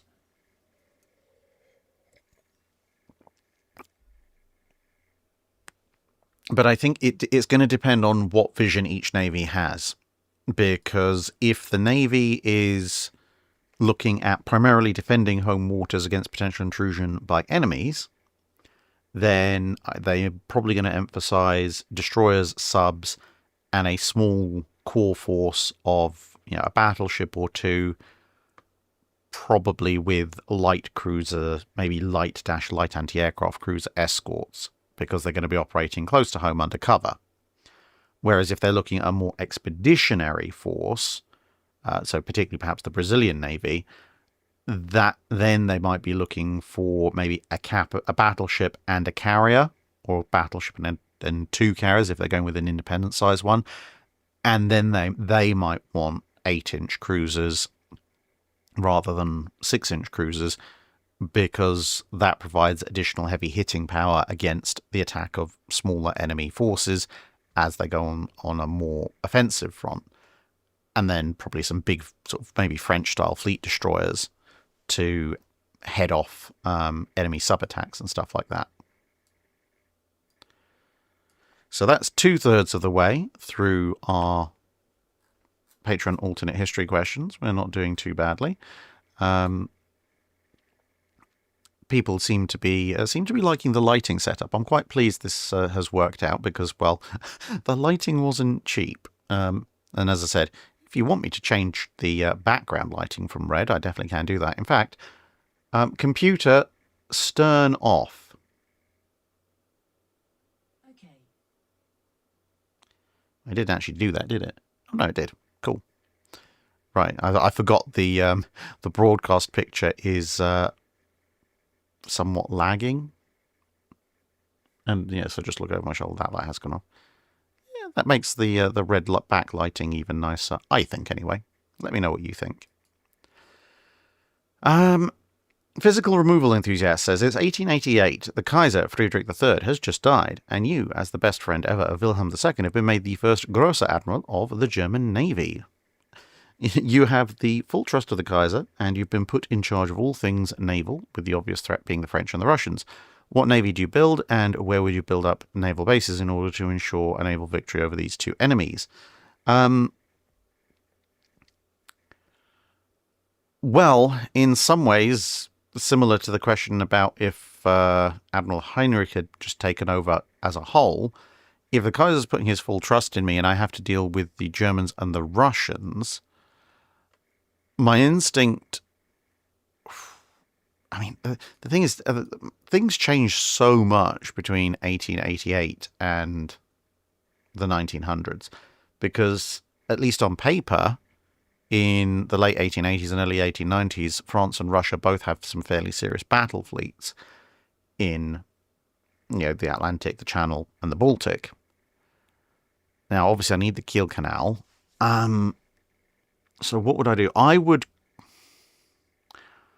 would concentrate on, rather than going with the whole 9.4-inch little diversion that they went, although there was a certain amount of logic to that. I'm the one who's been put in charge, so I know that's not going to work out long term.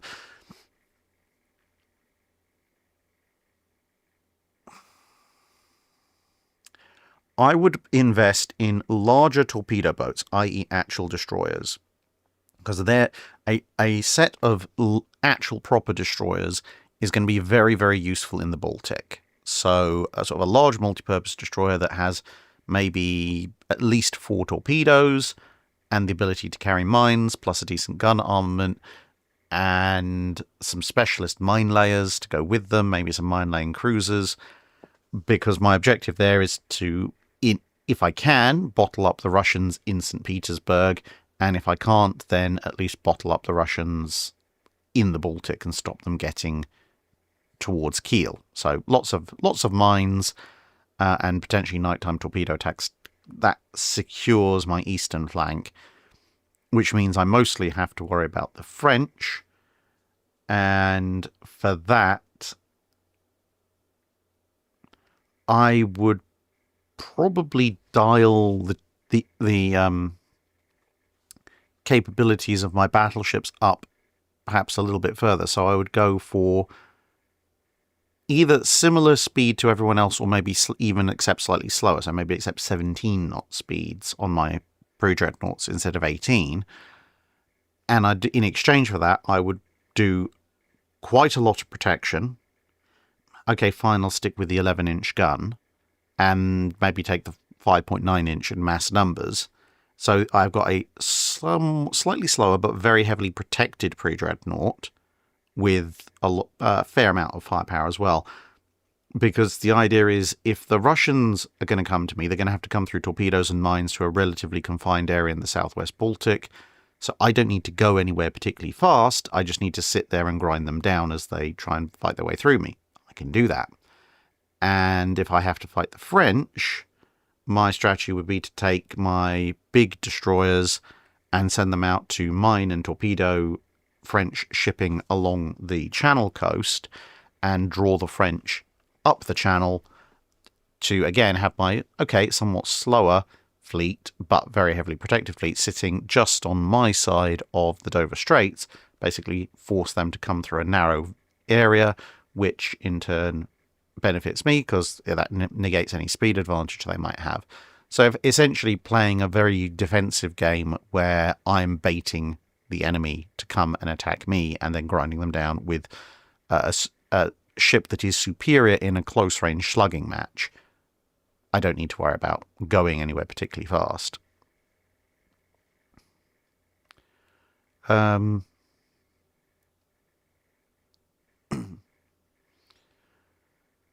Hardman says, is the Royal Navy Museum a good employer? I'm tempted by a job with the Fairy Archive that they acquired. Do you mean the National Museum of the Royal Navy, aka the people who run Portsmouth Historic Dockyard? Let me know in the chat.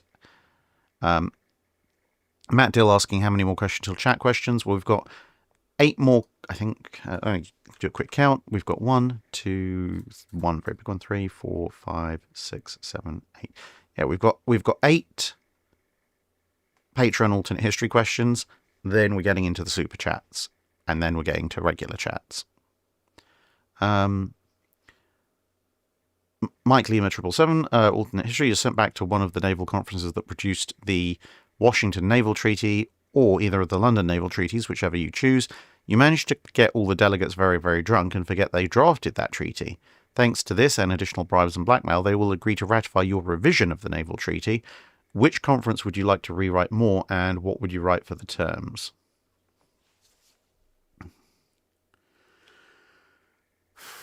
Now, if you'd asked me this a couple of months ago, I might have had a slightly different answer, but now I would say first London. So first London, I would... Now, obviously, there's a lot of very wild changes that you could make, but keeping things to within at least vaguely plausible realms, first London, I would not extend the battleship building holiday. I would allow a upgrade percentage. So I would say, okay, everybody is allowed to modernize older battleships, and we are going to grant a 3,000-ton displacement increase for these upgrades. And any modern battleships you build, still subject to the 35,000-ton limit, will be eligible for that upgrade the first time they come in for a major refit. So they would have to be, I don't know, let's say 5 or 6 years old for that to happen. So that's the battleships. The aircraft carriers, I would go, actually, you know what, we're going to keep the displacement limit at 27,000 tons.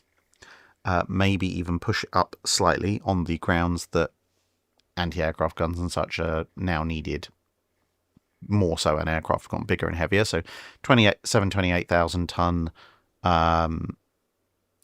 aircraft carrier displacement. Now with cruisers, do I keep the 8-inch, 6-inch split? I think I would. I would allow another 1,000 tons for the cruisers. So broadly speaking, we're kind of slapping roughly a 10% displacement increase in acknowledgement of new technologies and threats coming through onto almost every class. So I would maintain the 8-inch, 6-inch split, and I would maintain a fixed ratio of 8-inch ships. So I would maybe keep the same ratios as you have for capital ships, 5.553, 1.75, 1.75, and say, right, you are allowed a number of heavy cruisers to everybody. So let's think. 1.75 or 0.75 is 1.5. So it's 3.5, 7. So our baseline is going to be 7 heavy cruisers, which is the maximum allowance that Italy and Japan are going to get. And then everything else follows from there in terms of how many heavy cruisers everybody is allowed. But for light cruisers, 6-inch cruisers, I'm not going to put a overall limit on the number that you can have. Just you can have as many 6-inch cruisers as you like, but their displacement still has to be, well, now 11,000 tons maximum. So it's entirely up to you how many or how few you want to build at that stage. And with destroyers, again, because of restrictions, because of increased threats and so forth, I'm going to say you're allowed a limited number of flotilla leaders or big destroyers at 2,000 tons, and everything else is limited to 1,800 tons. Of course, you can build smaller. So let's say for every, we'll define a flotilla as a dozen destroyers, and for every dozen regular destroyers you have, you're allowed one 2,000-ton flotilla leader. And for subs, I'd say on a, let's say a 2-2-4-6 basis, or maybe 2-2-4-7, everyone's allowed to have a limited number of cruiser submarines. So that would be submarines that... So keep the overall tonnage limits and gun limits on submarines in there, but with an exception that says you can have a small number that exceed this.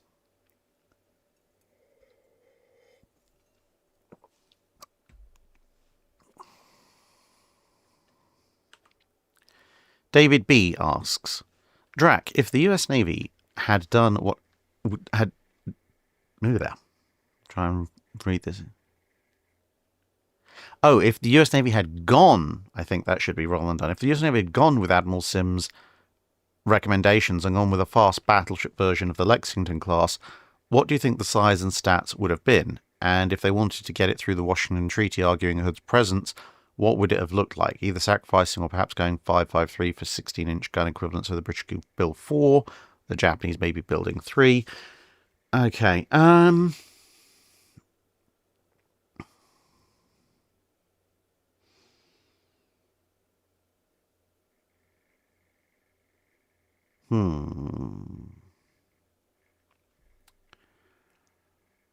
mean, a fast battleship version of the Lexington basically would involve,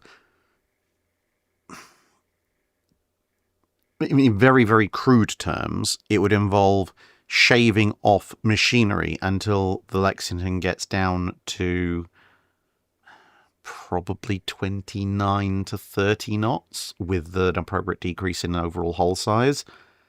and then slapping on more armor until it has a reasonably battleship level of armor, which would then, that increased displacement would then take its weight down to around 27, 28 knots, which is where you want to be. You can't really do all that much with the main armament because, well, the hull form's not going to really support 16s unless you completely redid it, at which point that's not really a fast battleship version of the Lexington. That's a faster version of the South Dakotas, maybe taking off a triple turret and stretching it. So, yeah. That would be 27, 28 knots, 8 16-inch guns, probably 14 inches of armor. Displacement-wise, probably looking at about 40,000 tons, maybe a little bit more than that. So approaching Hood levels of displacement, actually, I think maybe possibly even a bit more. I mean, a lot of it depends on the efficiencies of the machinery that you're looking at, because if you're going with turboelectric drive, it's going to weigh more, but if you're only going for 27 to 28 knots, you don't need quite as much of it as compared to, Hood going well north of 30.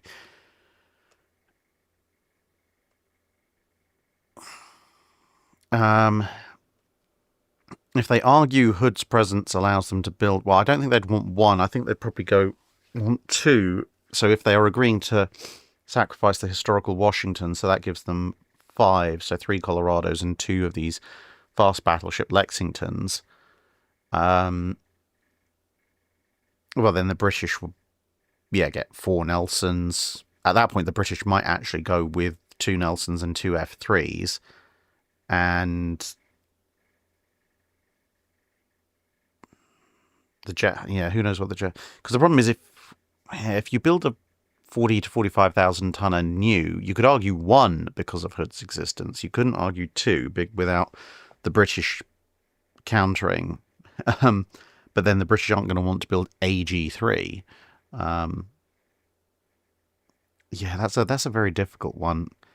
Getting it through the Washington Treaty is going to actually be really difficult to justify unless they rewrite the Washington Treaty to say, actually, our upper limit is, 45,000 instead of 35,000 tons, but is 35,000 tons going into the future, at which point the British would probably just build 4 slightly tweaked G3s.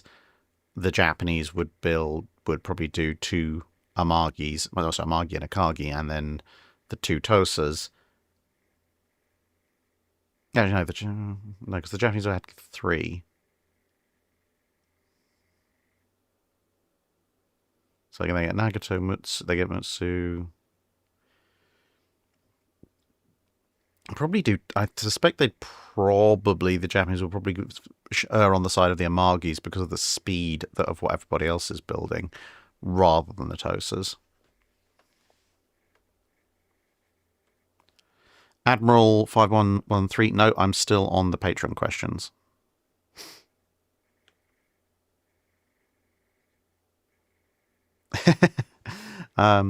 Jim, oh boy. Right, Jim Smitty's question, I'm going to do last of the Patreon ones because it is literally a page of text. W. Osterberg, the battlecruisers were built to eliminate armoured cruisers, not other battlecruisers. If you were in the Admiralty, what would you have done or said to prevent them from being used inappropriately in the First World War? Ooh.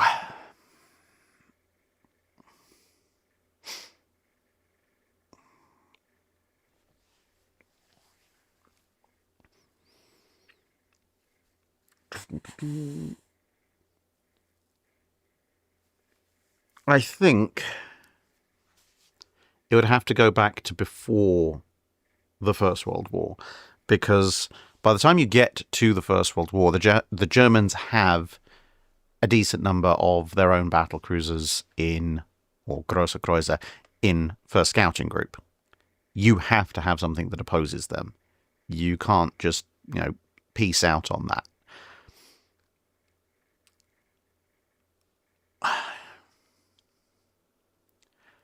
I think it probably goes back to the design of the Indefatigables. Because by the time the Indefatigables are being built, the Germans are already building their own battle cruisers. And it was already vaguely known that the German battle cruisers would have more armor And it's also known that, 11-inch guns are going to punch through 6-inch armor fairly easily.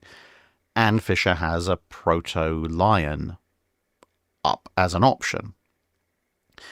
So I think that's where you need to change things. You need to turn around and say, look, okay, the Invincibles are the ultimate expression of the cruiser. They are the armored cruiser killers, but we cannot possibly put them on a fleet scouting front line in an environment where there's actual heavily armored equivalents running around. We have to have big guns to counter that heavier armor, and we have to have more protection. So we take Fisher's Proto-Lion and we modify it to have maybe 10 or 11 inches of armor, and then we start building those. So we end up with slightly bigger, slightly more expensive battle cruisers than the German equivalents, but they're fractionally faster, they are of at least a similar level of protection, and they have 13.5-inch guns. And then they can take on the German battle cruisers. We're basically leveraging Britain's greater naval budget and infrastructure to just build somewhat better battle cruisers than the Germans are. That's the way I would do it. And then you say, okay, look, the Invincibles, they're there to deal with enemy cruisers, but they're not frontline scouting units in the battle cruiser fleet. They are to lead the older armoured cruiser squadrons or to go off and fight on distant service, pretty much like they historically do in the Falklands.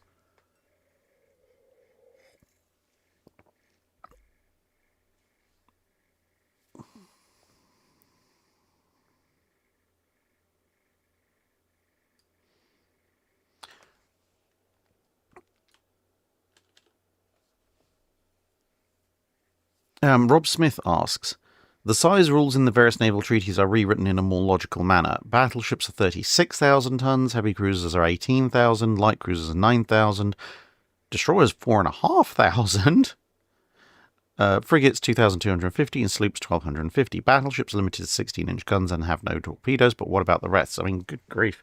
Light cruisers having 6-inch guns at 9,000 tons isn't that's not impossible. There's plenty of light cruisers that come in below that. It just means you're not going to be seeing 12 or 15 gun designs without some very serious compromises. You're going to have 8, 9 gun designs, most likely. 18,000 ton heavy cruisers, that's 12 8-inch guns easily, plus protection against them. And you're going to have to make sure that 8-inch limit is in place, because on 18,000 tons, otherwise people are going to start putting like 9.2s and so forth on. Destroyers at 4,500 tons, good grief. The Italians and the Capitani Romanis are rejoicing at this. I genuinely think that's actually far too high for the treaty period, because a 4,500 ton ship at the beginning of the treaty period, that is essentially a small cruiser. And even in the 1930s, a 4,500 ton destroyer, even though you're probably starting to version more towards exceptionally large destroyer than practicable small cruiser, those things are going to be monstrously expensive compared to regular destroyers.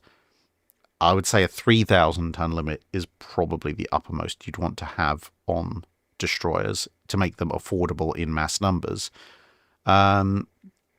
Frigates are either 2 or 250. That's doable.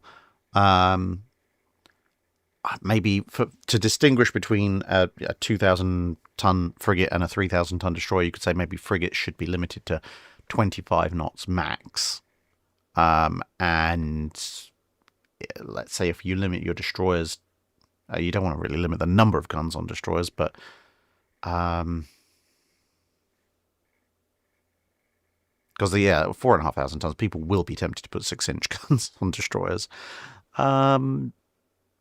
Maybe limit frigates to like a maximum of 4 guns, so that forces them to be more ASW based, unless those guns are dedicated AA guns, in which case they can have more. Sloops at 1,250, that's fairly self-regulating anyway.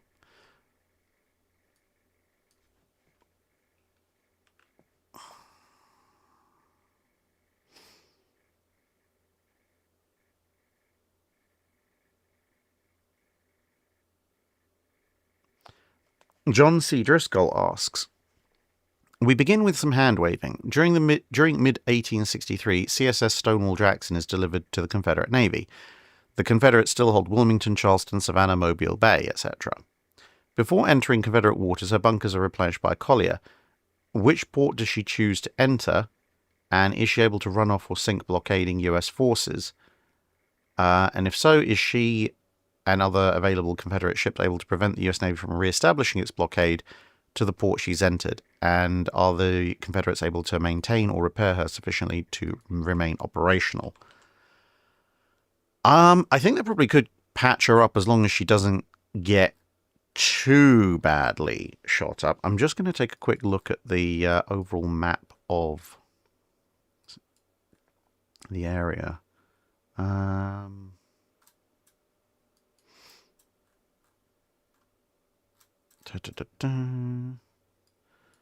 Charleston.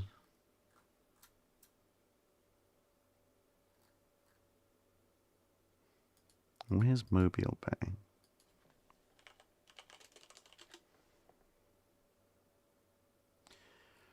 Okay. Right, so I think, personally, there's one of two choices. Either, and this depends really what the Confederate priorities are, if you want to try and break the Union blockade in favor of maintaining trade, so allowing trade from overseas countries to come in to bring weapons and ammunition and so forth to the Confederacy and to get goods out to, pay for all of that, you probably want the ship to head to Charleston, in my view. If you want to try and defend core Confederate territories, so a much more military than overall as I would say, more tactical rather than strategic overview, then you want her to head for Mobile Bay. Could she run off or sink blockading US forces? Most of them, yes, because most of them aren't going to be monitors, and even against one or two monitors, you probably have a decent chance. In terms of preventing the US Navy from re-establishing the blockade, they can probably prevent the blockade from being fully re-established, because the US can, to a certain degree, neutralize even something like the Stonewall Jackson just by putting sufficient monitors and perhaps the new Ironsides offshore. But all of their conventional ships, which run the majority of the blockade duty, are basically target practice for the Stonewall Jackson, which basically means the blockade only exists as long as the Confederate ship doesn't really go anywhere. And obviously the Confederate ship could go anywhere pretty much whenever it wanted to. And I'm taking it by Stonewall Jackson, you mean the Stonewall, which would eventually become the Japanese Kotetsu ironclad. Yeah, so if I mean, seeing that thing fight USS New Ironsides would be quite interesting, actually.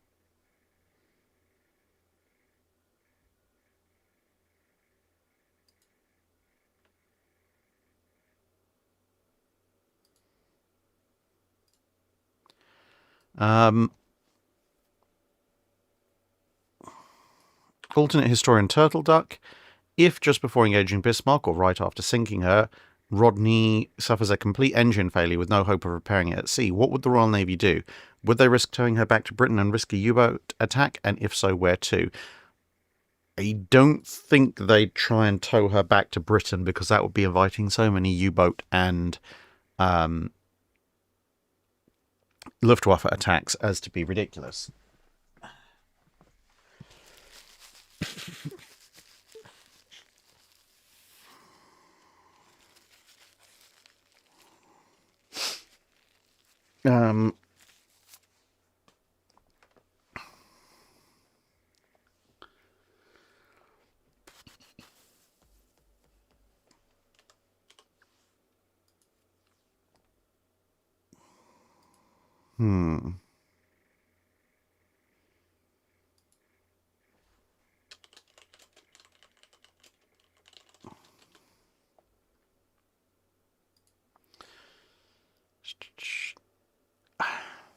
Interesting where she is. If she suffers a complete and total engine breakdown, the safest thing would actually be to tow her to the States. It would be a very long trip across the Atlantic, and King George V can't do it because she's running low on fuel as well. But I think it would be a case of... I mean, maybe Gibraltar, but Gibraltar... I'm not sure Gibraltar has the facilities to fully fix her. I'm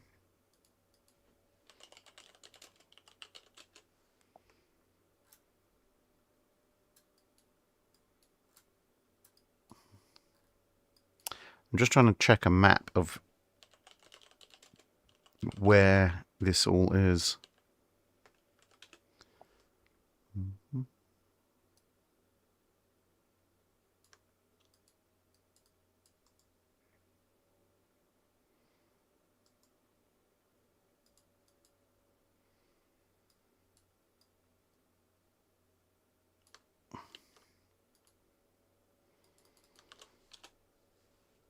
Right, okay.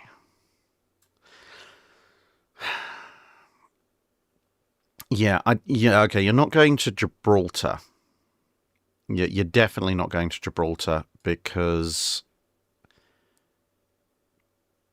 there's going to be too many U-boats waiting for you. You're not going to the UK. U-boats and Luftwaffe are going for you. Yeah, I genuinely think you'd have to risk towing her to Canada and then down to the States. Initially with maybe something like, well, Renown is right there. So Renown would probably have to start the tow process, and then other ships would have to be sent out, and she'd basically have to be dragged across the Atlantic. That I think would be the only reasonable, and I know it sounds mad, but yeah, the only reasonable option at that stage.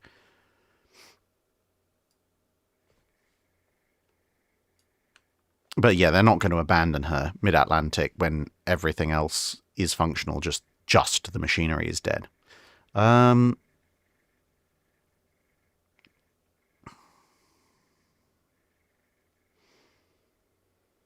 then, because obviously we're taking questions from two separate Patreon Drydocks, Graham William Kidd's Paper Frankenships 3. Oh yeah, we did the heavy cruiser, we've done the light cruiser, now there's the Franken battleship.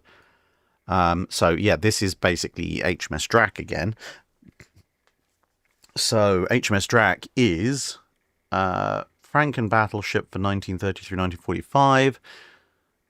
So I'm not going to go full high-end Yamato hull, but what I am going to do is say it's a 45,000 tonner Richelieu-style layout, so 2 quad turrets forward, except the quads have 16-inch 50 caliber guns. She's using British battleship armor, but it's going to be at least 16 inches thick. We're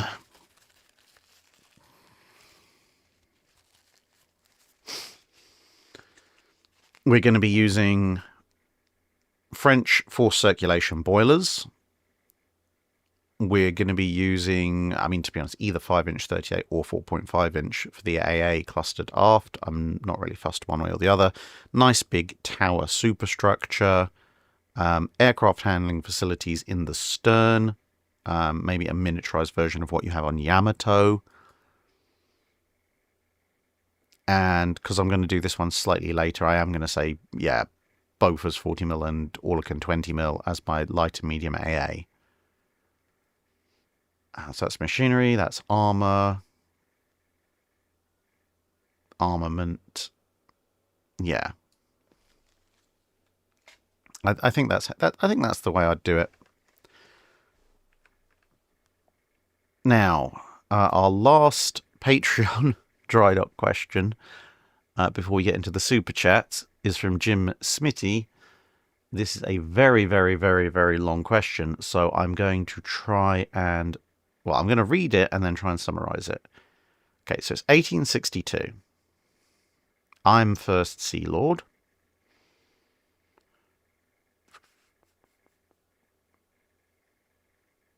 I get pretty much whatever I want. So 2 groups of time travellers have been mucking around for a good bit of time. This is unknown to the British at the time. These time travellers have the ear of the Americans and the French. Because of various butterflies, the Napoleonic Wars have ended in a score draw, with the French making more gains in Europe and North Africa, but at the cost of their colonies elsewhere. The Spanish did manage to take Gibraltar. The French have allied with the Dutch and the Prussians. Britain is allied with the Hanoverians, the Austrians, and the Russians. Various minor powers for and against. The problem for the British is that the French ironclads are the match for the British ironclads, and they have ironclad rams. However, the French are unwilling to risk these outside of the littoral environment. The French have their locomotive torpedoes and naval mines. As with the rams, they're not seen out of the littorals. This has forced the British to pull back from a close blockade of the continent.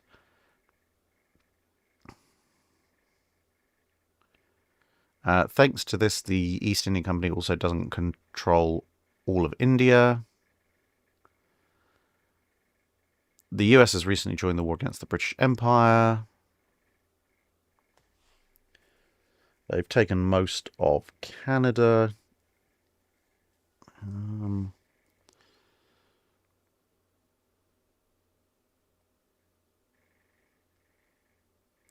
They've also got a good chunk of the Caribbean.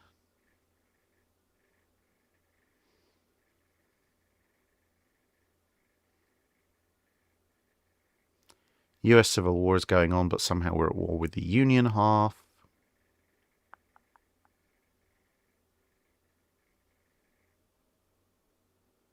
We do have the Dutch East Indies, though, and some of the Spanish territories in the Caribbean. We have enclaves in China, enclaves in North Africa. Still got a slight industrial advantage. We've got Warriors' successors on the slipway and their successors on the drawing board. Screw ships of the line, frigates, lesser craft on the slipways, as that's the limit of our iron industry. Knowing all this and without hindsight, what are your orders to the fleet and industry to right the ship and make it to where Britannia will rule the waves once more? Wow, that's a heck of a setup. Okay. Fortunately, I don't have to... Okay, fleet and industry. So industry, obviously, I'm massively expanding iron. I have to massively expand iron production. Without hindsight, I can't do things like order, like develop the Bessemer process early to get steel and so forth. So,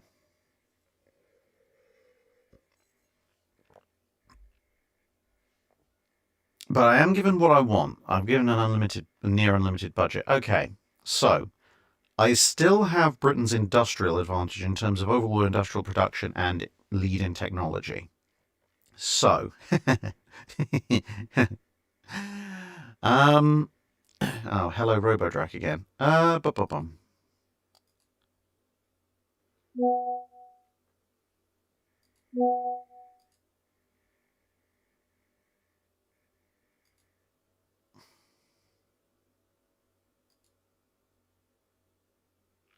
It's not suppression, it's not noise gate. Parametric equalizer?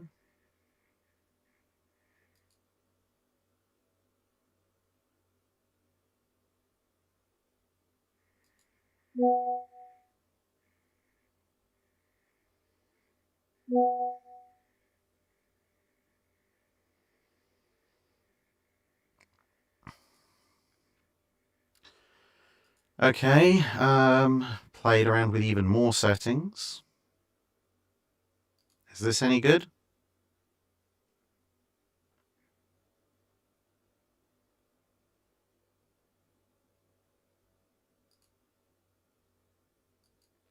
Someone said the stream froze for a second and then the echo appeared. I've changed a few settings. Worse. What on earth is causing this?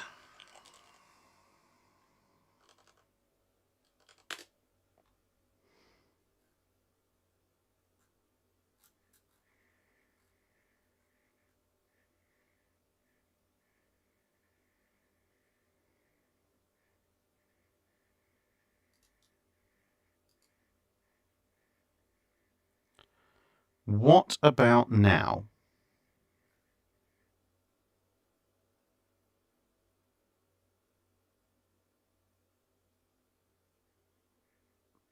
Is this any better?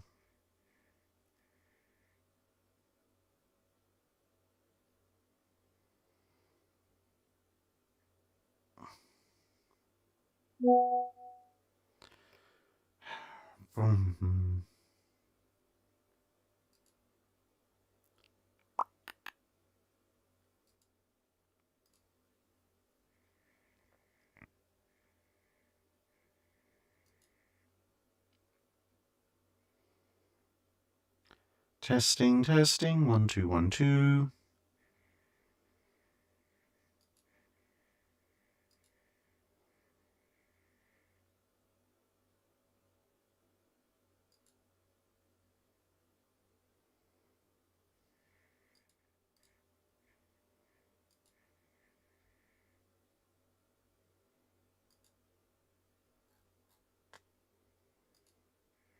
Still the same. What the heck is going on?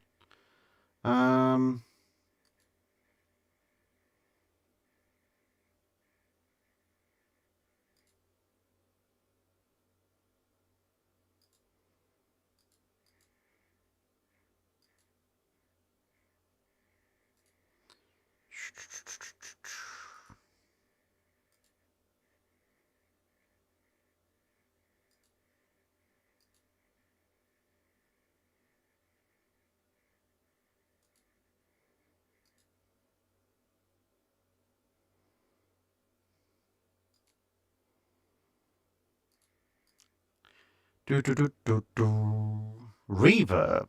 Okay, it's not an echo, but it's now a reverb. For crying out loud.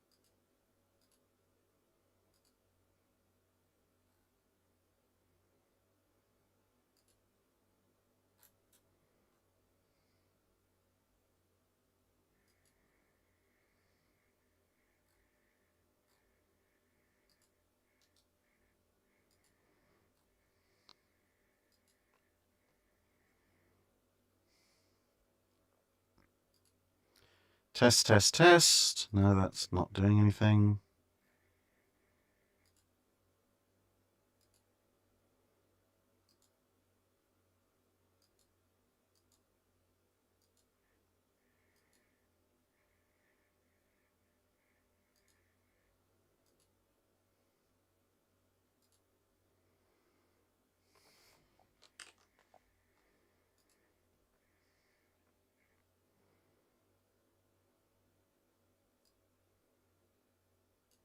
I'm not maxing out anything.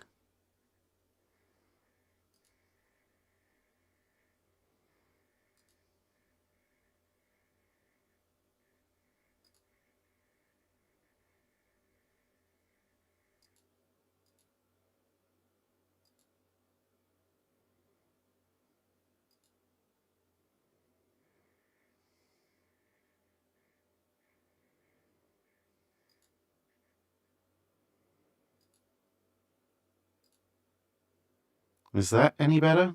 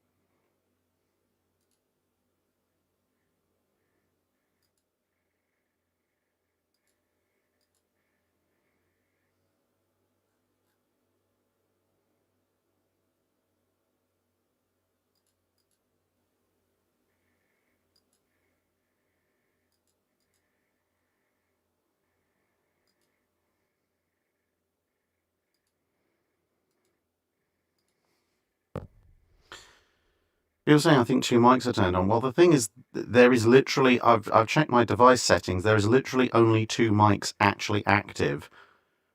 One is the wavelength stream, which is this thing, and the other is XSplit Broadcaster. And I can't turn either of those off. Because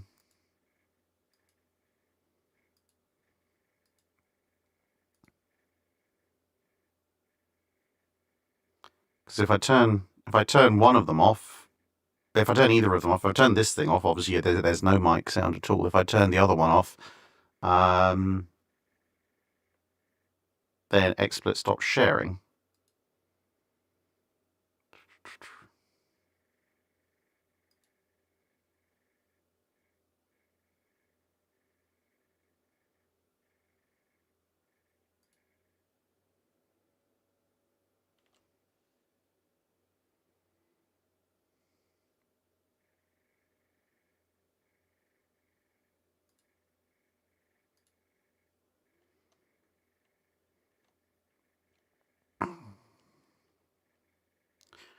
I can try turning off the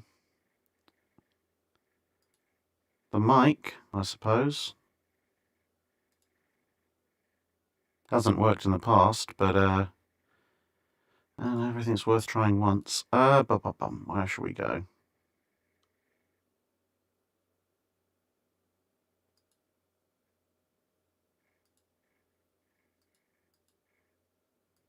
What about that?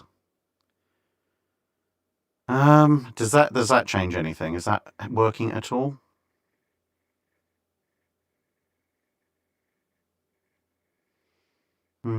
I'll try 1 or 2 things and then I'm just gonna press on.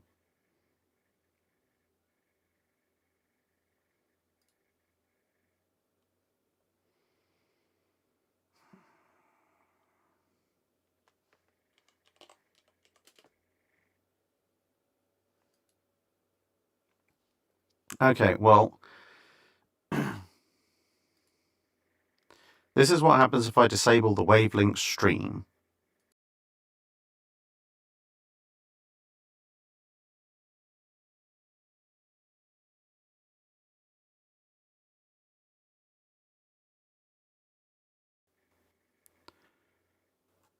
And if I change that, does that change anything? Right, can anybody hear what I'm saying now?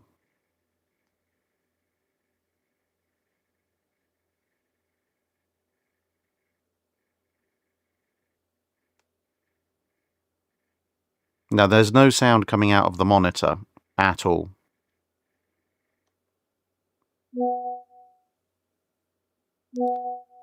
Okay.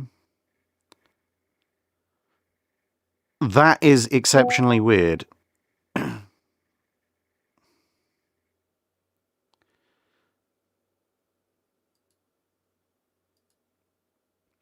Okay, so you know what I've done? I've disabled XSplit output.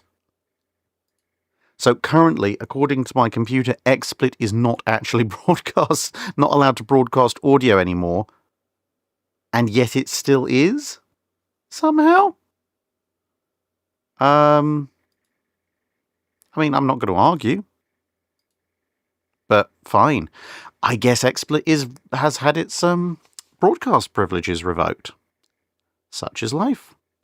Anyway, going back to Jim Smitty's very detailed 80s to 60s, everything's gone horribly wrong. Okay. British industry still have superiority of technology and build capacity. So, I'm bringing in the Great Eastern. And yes, I'm turning Great Eastern into HMS Leviathan. This is the first step. My next step is to basically charge British industry with building slight diminutives of the Leviathan minus the paddle wheels, taking advantage of newer technology, and maybe cut down on a couple of the masts. So we're going to leverage the fact that there's precious little point in in trying to build something that's only marginally better than everyone else's. We're just going to go for broke and go, look, the one thing you can't do is match us in technological industrial output, and we're just going to leverage that to the max. Yes, it's going to cost a huge amount of money, but hey, you said I'm going to get everything I asked for. So yeah, we're going to have Leviathan and a fleet of mini Leviathans as our main battle force, with which we shall crush our enemies in glorious combat in pretty much everywhere but the littoral environment, which is where there's all these annoying torpedoes and mines. And to be honest, even then, my mini Leviathans could probably tank a fair few of them. Then we're going to pull a lesson from we're going to pull a lesson for the littorals from the Crimean War, when we built ridiculous numbers of gunboats. So we're going to design a small, fast, iron-hulled, fast attack craft, which is specifically designed to take out torpedo launchers, be too shallow for mines, and be relatively quick about it as well. And we're going to build those in fairly large numbers, because their only real requirements are that they have to be seaworthy enough to survive being towed by my fleet of mini Leviathans, if I want to take them overseas. And other than that, their operational range, speed, etc. requirements are built largely around heading from the British southern coast to go and attack the French Channel coast and Atlantic ports. And that will be my strategy for challenging French dominance of the littorals. Basically build a massive swarm of my own small fast attack craft, and deep water shall be dominated by my fleet of mini Leviathans. And then I'm just going to focus on crushing my opponents one by one. So I'm going to use the Leviathan itself as the spearhead of a fleet that's going to move to retake Gibraltar. Basically, probably... I'm going to send the fleet off with huge amounts of troops and everything and say, I'm heading off to fight the United States or the Union, because we're at war with them at the moment. They sail off into the middle of the Atlantic, then take a sharp detour south, hook back again, and under the cover of night, turn up, surprise attack, boom, we have Gibraltar back, thank you very much. Then it's a case of, basically isolate and defeat in detail. We've got our littoral fleet to keep the French occupied, so our Leviathan force can head off to basically tell the Union, knock it off, we're going back to being at peace. Otherwise, we're just going to use our Leviathan fleet to blow through your blockade and supply the South. So, either you have peace with us or you have a lot of war with us. Take it or leave it. Hopefully, that then confines us to a European context, at which point some of my Leviathan fleet can head back to strengthen my main fleet and prevent any French shenanigans that might break through my littoral forces. And then the bulk of my Leviathan fleet is going to then head off to keep stealing various colonies, knock out overseas forces, basically confine the war to random commerce raiding in the far environs, and the majority of the conflict is then confined to the Mediterranean and Northern European waters, where hopefully my little littoral fast attack fleet has chewed up most of the enemy's forces, leaving only a remnant of their major navies left, at which point, since I now have control over the waterways, I can reenact my close blockade, bring in my own trade, and my big Leviathan fleet's just waiting for somebody to come and try something. And because they're so big and so hilariously tough, because Brunel is now my chief engineer, well, even the occasional French torpedo boat that does slip through probably isn't going to cause any ship losses.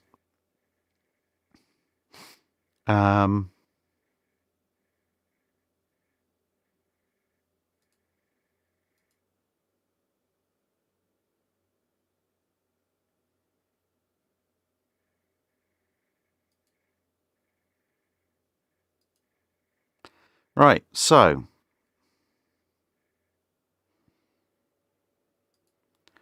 that means we're on to the super chats. So our first super chat, it was Class A Cornate saying, Albonia 1895. Yeah. Albonian Navy 1895. That's going to be basically US capital ship construction. Maybe combined with German 9.4-inch guns. Because honestly, you look at the hilarious comedic delays that surrounded the construction of USS Maine. If you want a fleet that's going to be produced, at such a delayed pace that the ship is obsolete before it even hits the water, yeah, you're taking early 1890s US naval infrastructure. They improve it quite significantly as they go through the 1890s, but in 1895, they are not building ships very, very quickly or very, very efficiently. And I mean, at that point, that's basically the answer. It's like you take a few of the German minigun, as in miniature guns, stick them on ships built at a US production rate, and it doesn't really matter what design you lay down. You're not going to get it for like 10 years. Whereas Albonia 1920,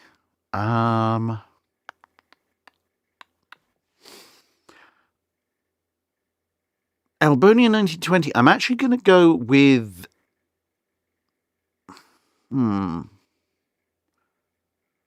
I'm going to go with French capital ship design, because French capital ship design is, at that point, half a generation to a generation behind everyone else's. Yes, the Leons have ridiculous numbers of guns, but they're much smaller than everybody else's guns, and the Leons are quite slow.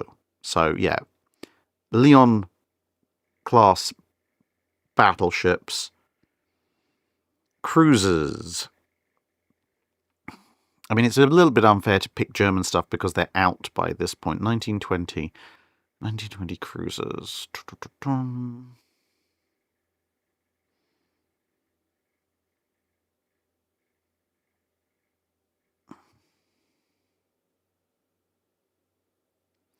Probably the Omahas, because they're that weird combination of turrets plus casemates plus being essentially made of hopes and dreams, and being designed to be having a lot of sacrifices put in to be going to allow them to go very fast, and then not actually going as fast as they wanted, but still having all the other sacrifices in place.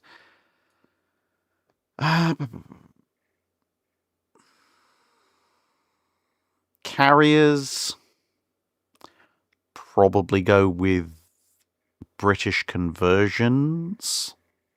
Because, I mean, 1920, you've got... I mean, the thing is, 1920, you've got... Okay, the British and the Japanese building Hosho and Hermes, which are purpose-built. Eagle's not bad for the time period, but you've got Langley, you've got... there's a lot of bad carrier designs, or which will be bad carriers going forward, but the reason I'm particularly going with the British is because if you're going immediately post-1920, looking to the future for treaty-type stuff... Well, Lexington's, Amagi, Kaga, or Courageous and Glorious. I mean, it's pretty obvious which is the odd one out in that selection. Cruisers, French cruisers, because, yeah, you've got all sorts of issues with the French steel industry. They're going to be hilariously inefficient. And Russian destroyers, because they're not building any at that point, because they're in the middle of a revolution. Alternate historian Turtleduck. The Kai-10 torpedoes were mostly ineffective when they were deployed due to US anti-sub technology and tactics. Would they have been more effective in the shallow water off the coast of Kyushu during Operation Downfall? Potentially, yes, because Kai-10 in the standard Pacific War environment, you've got to take the Kai-10 to the American fleet. And despite the fact they're based on long lances, the Japanese did so many modifications to the Kai-10 that they were actually pretty slow. Which means, launching a Kai-10 at an American actual fleet, like a carrier group or something, they can just outrun the thing. Unless it's coming dead at them. And at that point, as long as they spot it in time, they can just turn away from it and it can't catch them. In open water, a Kai-10 has to go either after an anchored ship or a very slow ship, like a troop transport or something. Whereas off the coast of Kyushu, the landing forces are there. They don't really have too many choices about where they can go or how fast. And the Kai-10 don't really need to worry about being hauled very long distances by submarines. But ultimately, they are still relatively slow. So they would be more effective, but there are significantly better ways to design a Kai-10. As bad as some of the German manned torpedo options were, in some ways they were a little bit better thought out than the Kai-10.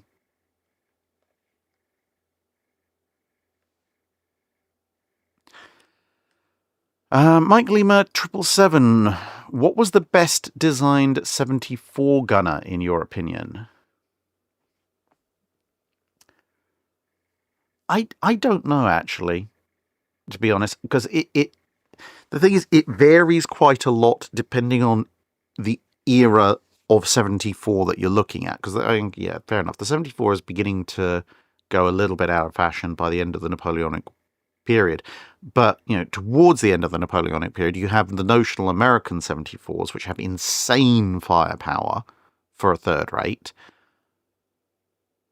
But they are not really the nimblest or fastest of such vessels.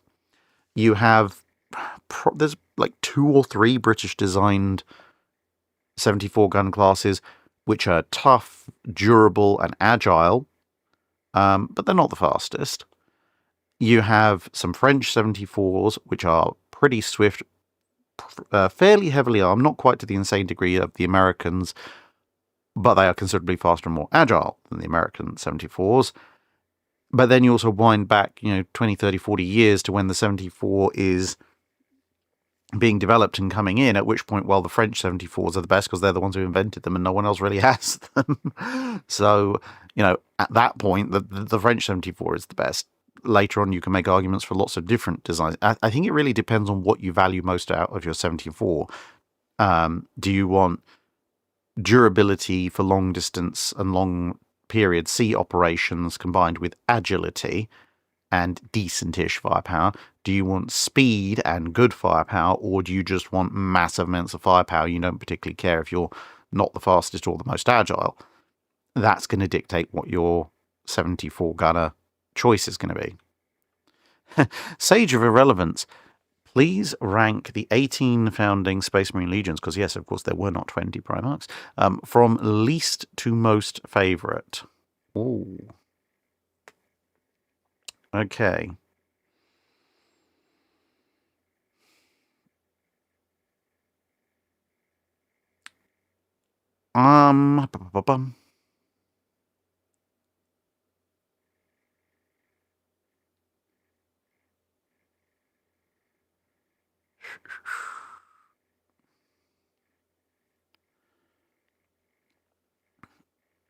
See, for most favourite, that's not too difficult. The problem for least favourite is there are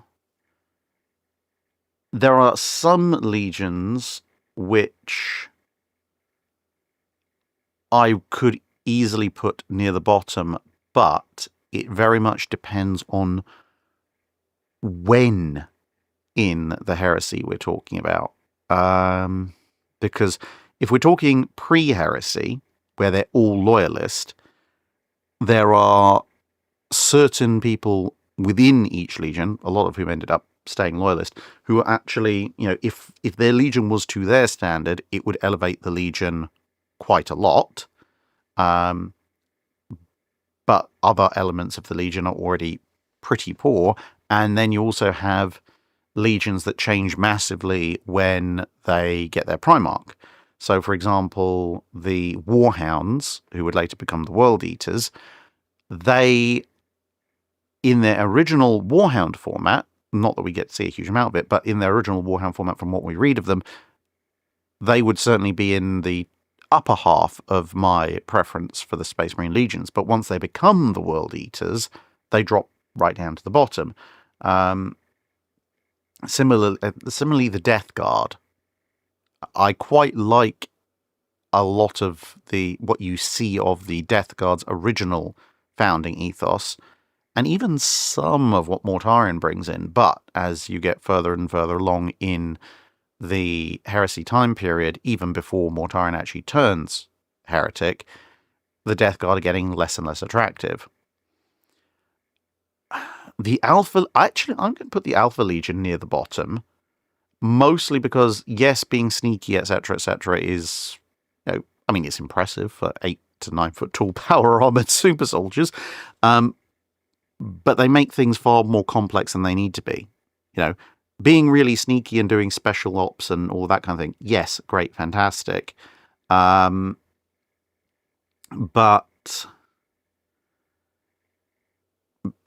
yeah, they make things overly complex for complexity's sake, which actually that's a net negative, even if they do manage to pull up one of the largest legions. Then who else are we going to have in the lower tiers?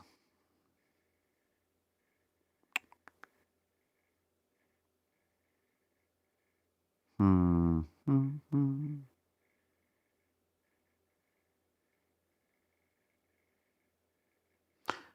just trying to think of any loyalists that I might put in the lower tiers.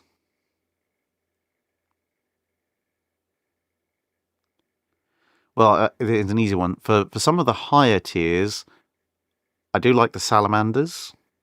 I do like the Raven Guard.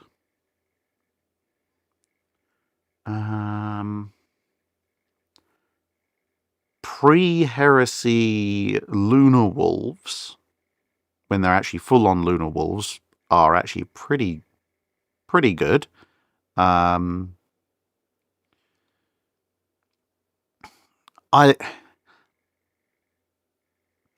like the White Scars, objectively. I do think that they are a little bit too addicted to fast attack. They do have something of a weakness there. The Dark Angels I put kind of mid-tier. I do like a lot of the sneaky, high-tech stuff they have, but they're a little bit too labyrinthine for my preferences. Not quite as bad as the Alpha Legion, hence why they're not in the lower section. Blood Angels...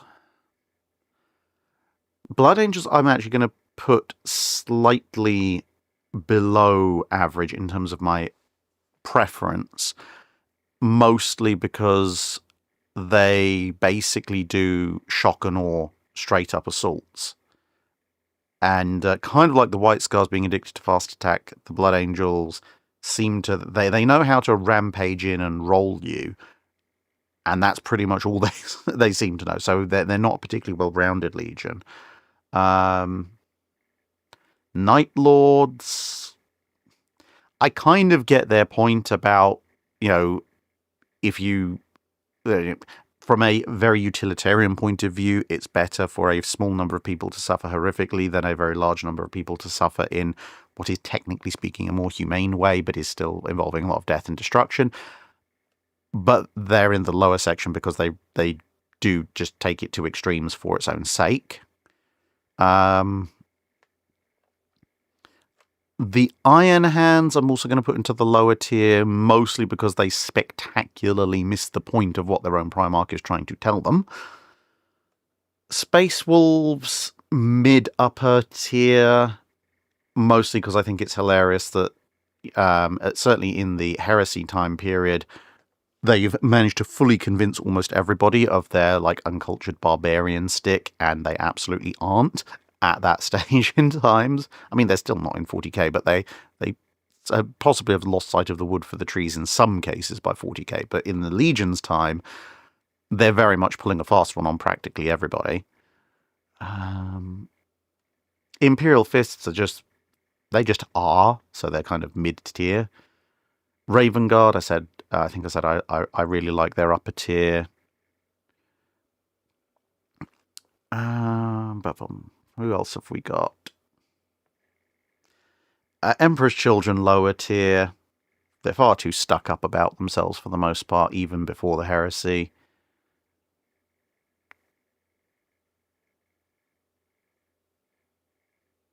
Thousand Sons Thousand Suns vary hugely. Again, as a whole, they are far too blinded by their own ambitions. But they strike me as a very, very fractured legion. There's pockets of the Thousand Suns that are actually kind of have a very good point, and other pockets that are just, two fries short of a Happy Meal sometimes.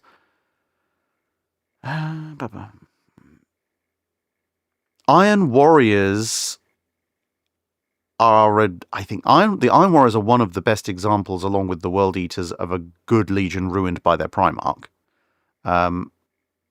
Individual Iron Warriors can be really, really cool. So their legion's all over the place. I'm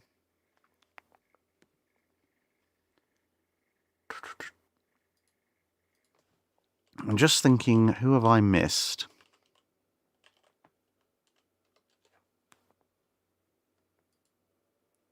Let's have a look. I always miss one or two. Oh yeah, Ultramarines. I'd actually put the Ultramarines slightly below average in my preferences in the Heresy period. Yes, they have one of, if not the largest legions.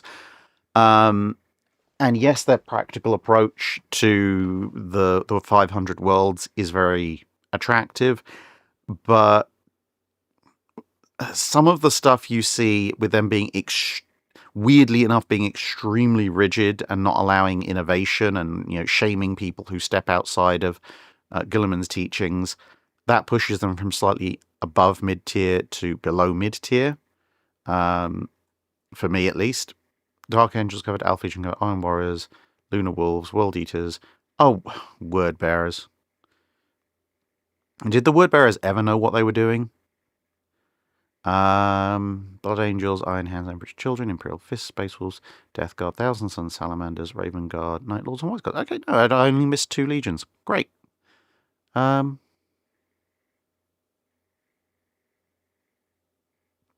Gallius, Barbarous Dantioch. Yeah, see, Barbarous Dantioch is a perfect example of what the Iron Warriors should have been. Echo Mage 1215. In 1916, if the US had joined the war on the Central Powers side, and the High Seas Fleet and the US Atlantic Fleet sought a decisive battle against the Royal Navy, how would they do this, and would they succeed? Would they succeed? Almost certainly not. Simply put, that kind of coordination across an ocean and a sea, it's just not going to happen.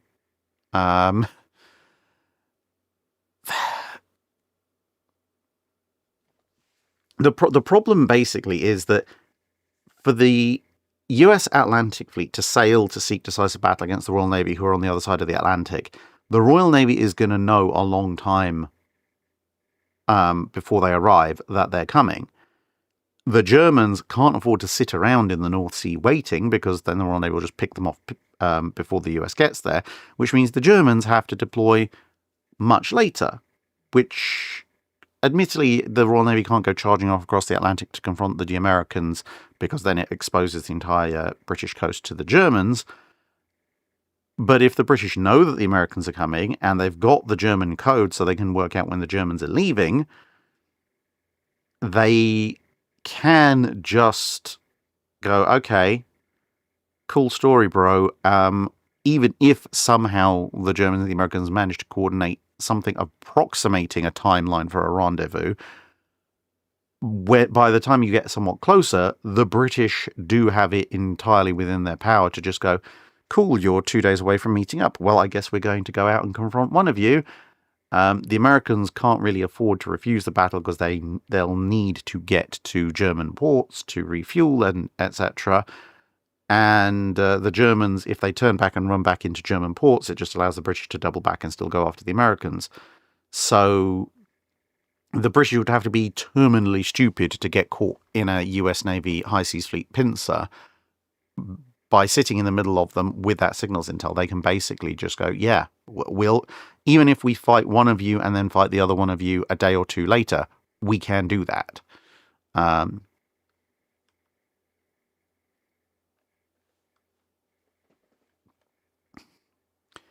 John Thomas asks, when the Pearl Harbor battleships were raised and rebuilt, were any engineering spaces rebuilt, i.e. replacing turbines and so forth? If so, did they go through the belt armor, through the top? Would it be possible to come from underneath? Yes, engineering spaces absolutely had to be rebuilt because some of them had been blown up, some of them had been flooded, some of them had been blown up and flooded, and some had been set on fire. The way you do that is to go through the top.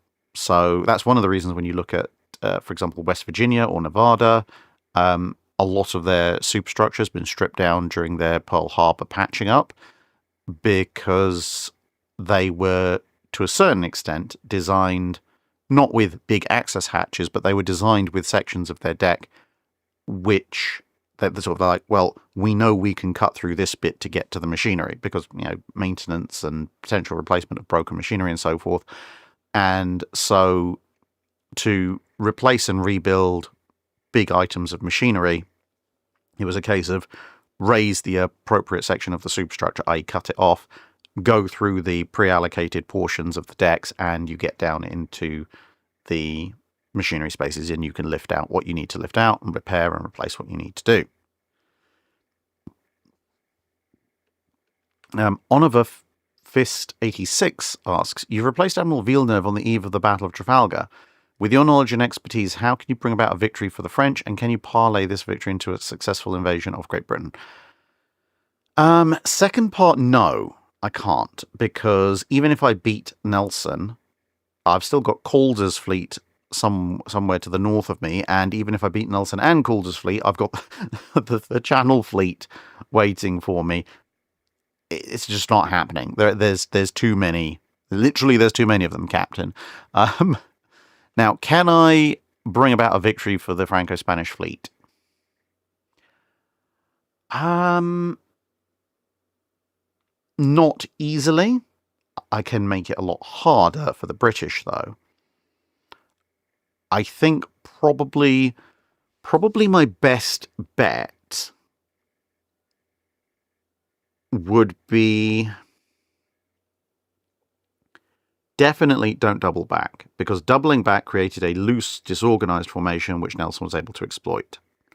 So I would actually keep sailing for the Mediterranean. So keeping my fleet in the formation I had them in the first place, that'll allow my crews a little extra precious time at sea. I'd be frantically running gunnery drill, and I would actually head for Gibraltar. And there's a reason for this, because Nelson's fleet was supposed to be larger, but at the time of the Battle of Trafalgar, he had sent a portion of his fleet over to Gibraltar.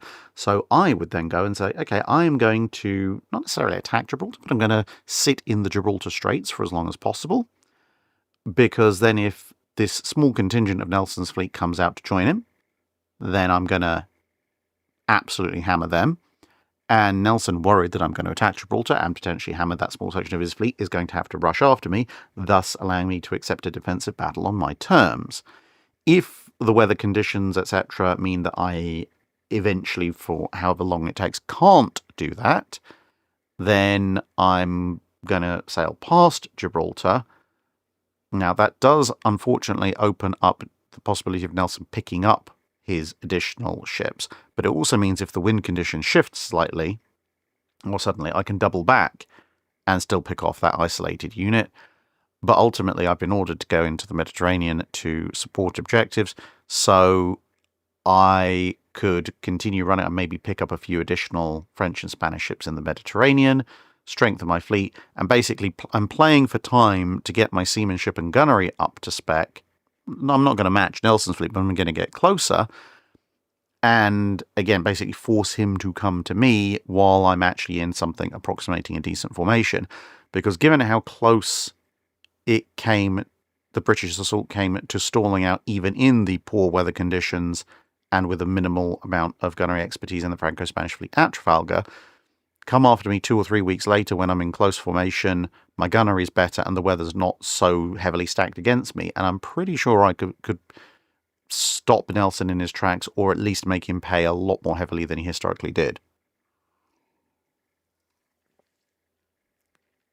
Captain Charlemagne, no, I can't lure Nelson into a trap in the Caribbean because I'm I am become Villeneuve on the eve of the Battle of Trafalgar, so I can't do anything when Villeneuve was in the Caribbean, because that's, several months before I take over Villeneuve's body. And frankly, with the state of the Franco-Spanish fleet, as well as my actual standing orders, there's no way I can take them to the Caribbean. Right. Now, we are well into the super chats. Fleet of Oceans has, thankfully, assembled them for me. Right, so here are as the next one.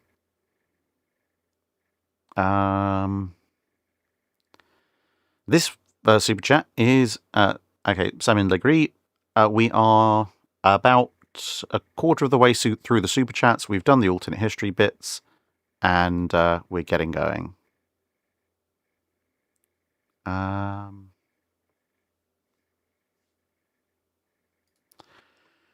Okay, so Fleet of Oceans asks,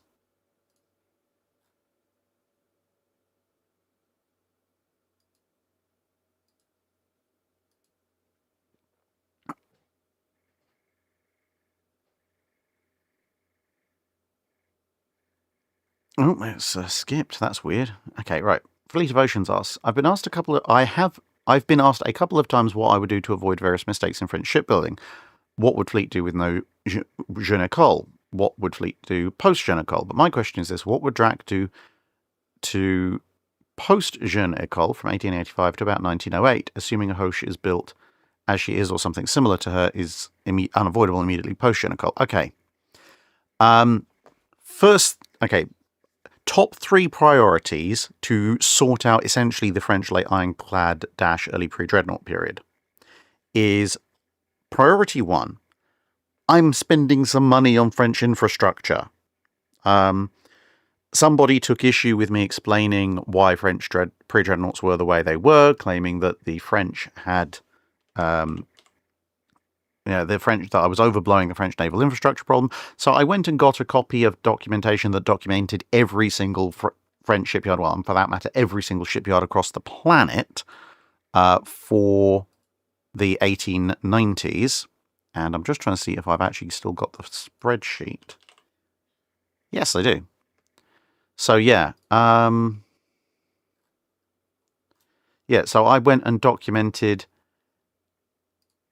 as I said, every single French slipway, graving dock, and dry dock in existence, and then used the dimensions of the Brennus, the shortest of the, roughly speaking, pre-dreadnought period French ships, and the length of the largest ship they built in the 1890s, that being Bouvet, in terms of capital ships, to see what shipyards they had that could actually support these larger vessels.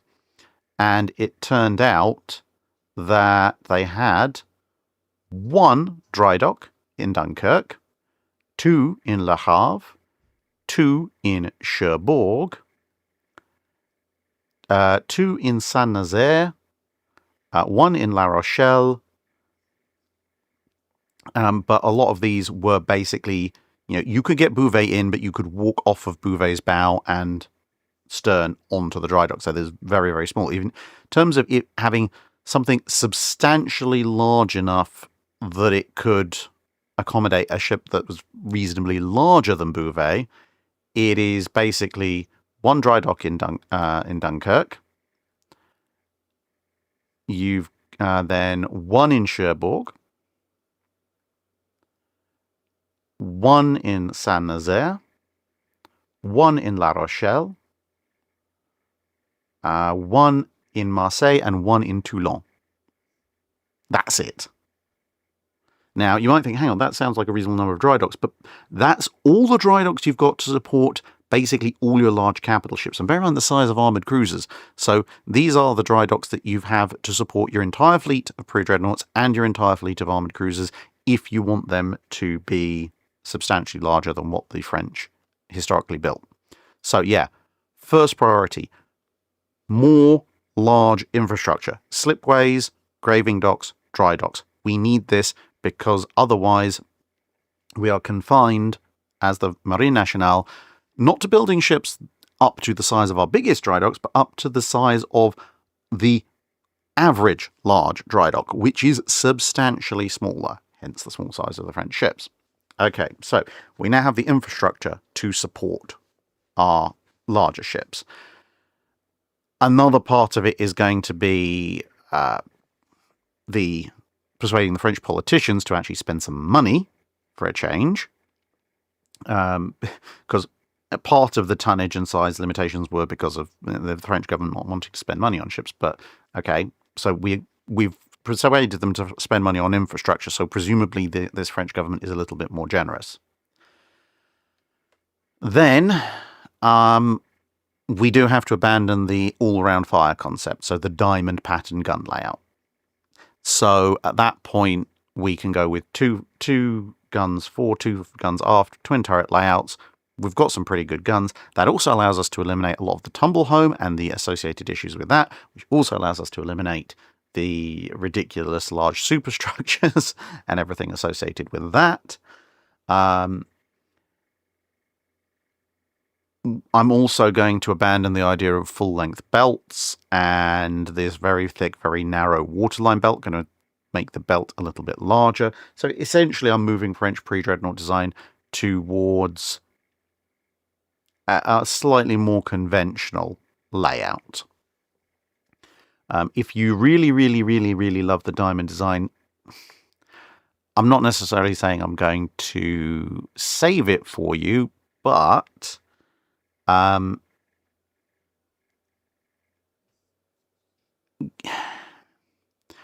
if it's me, so I have hindsight, what I might do is try and invent the semi-dreadnought somewhat early. So you might get a hexagon or diamond style layout where you have maybe a diamond style. We've got twin 12 forward, twin 12 aft, and maybe the diamond is twin heavy secondaries.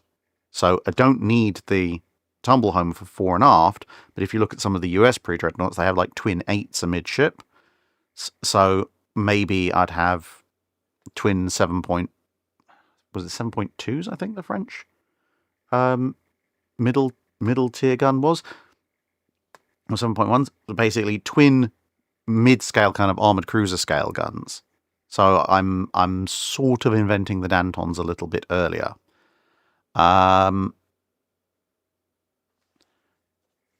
Because the other problem with having like your 12-inch guns or 10 point whatever inch in the diamond layout is it means you've got 4 separate sets of main magazines, 4 separate sets of barbettes. It just spirals the weight, something ridiculous. Next thing I'm doing, nationalizing the flipping yards. Because another big problem with the French shipyards is the massive amounts of ridiculous competitiveness between them, which I've said before, in some cases would lead to really petty things like you're using boilers from that manufacturer, we're not going to on principle. Also, whoever's coming up with the design specs for French ships, they're getting guillotined. You're actually going to come up with an actual specification, an actual set of plans, and if you 7.4 inch, thank you, Classic Hornet.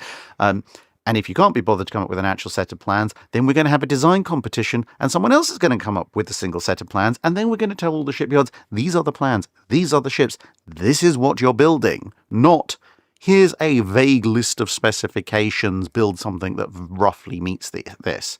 Because that's how you end up with 5 different ships that ostensibly all meet the same problem. So yeah, basically a more uniform fleet with more infrastructure. That's basically my theory. The other thing is, to be honest, as I've pointed out with flip's sake, it's not the Duguay Troyan.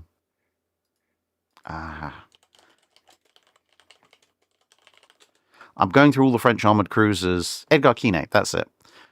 With the Edgar Quinet and the Dantons, in some ways, French capital ship design, once they got going with it in the pre-dreadnought period,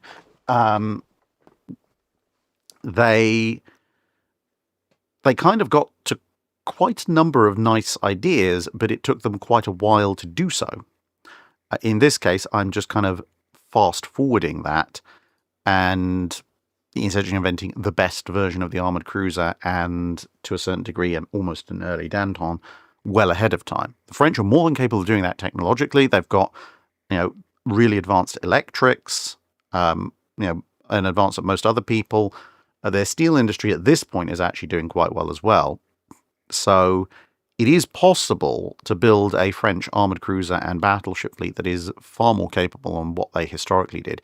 It's basically a case of herding enough cats and possibly guillotining a few to get something like a coherent design direction for the French fleet. Because to be perfectly honest, even if you, for whatever bizarre reason, wanted to stick with the diamond pattern, you could still have done a heck of a lot better than the 1890s French pre-dreadnoughts, because it's just so scattershot.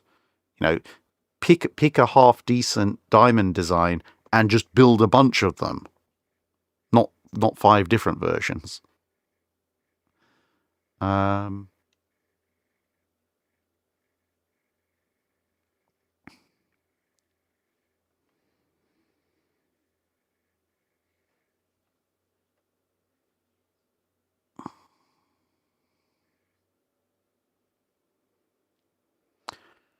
Right, so moving on from that, Riley Young asks, alternate history question about my 2 favourite ships, hand waving now. One fine morning, Mutsu sails out of the mist to see Hood at about 10,000 yards.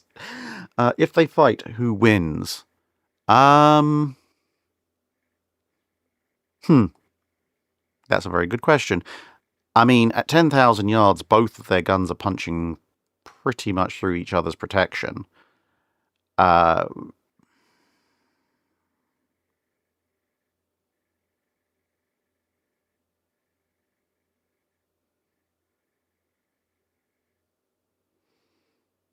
I would at that range, I would very, very tentatively put a little bit of money on Hood, purely because as the faster vessel, she is more capable of redeploying herself to a slightly more optimal engagement range, whereas Mutsu kind of has to respond to what Hood is doing. Hood can dictate to a certain extent what is happening in the engagement. But as I said, at 10,000 yards, they're probably going to do mutual kill or mutual heavy damage before Hood can really heavily tactically reposition. Now, of course, obviously, it also depends when this is happening. Is this happening in the early 20s or is this happening in the early 40s? You've theoretically 10,000 yards. You've even got torpedo options going on there.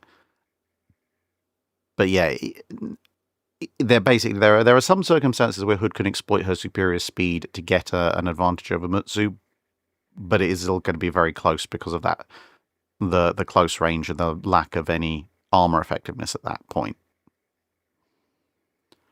Classic Cornates, did military naval advancements drive civilian meteorology? To a certain extent, yes, because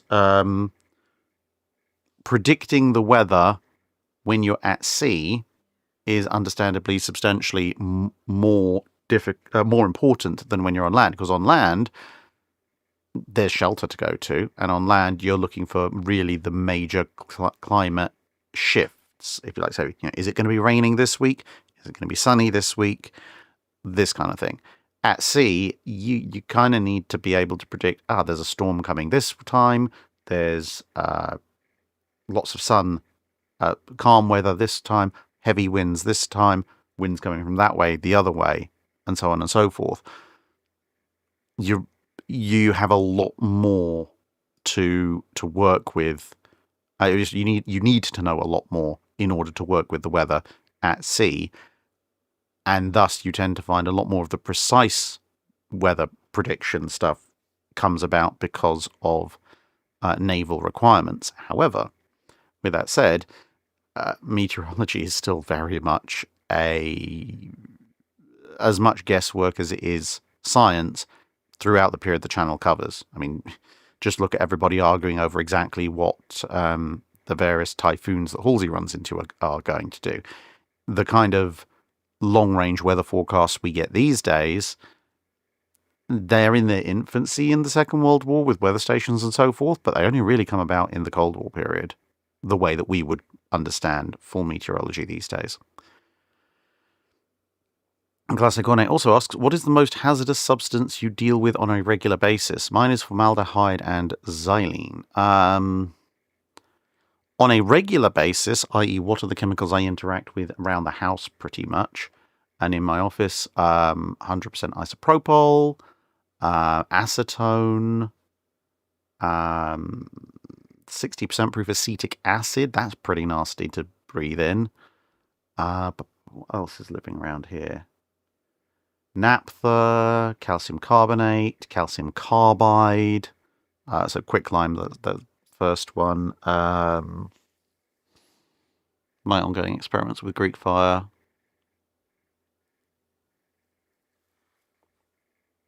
There is some calcium phosphate around here, but I don't interact with that on a regular basis. Actually, where is the calcium phosphate? I think I better find that after this stream is over. I can see where it should be, and it's not there. I think I know where it is. I shall have to investigate. What other stuff? I mean, I've got flash cotton, which is essentially gun cotton nitrocellulose, but it's in such small quantities nowadays, I wouldn't worry about it too much. But liquids are in the immediate vicinity. Oh, there's like there's like 6 liters of pentane and hexane over there from basically fire magic stuff that I do as a side hobby.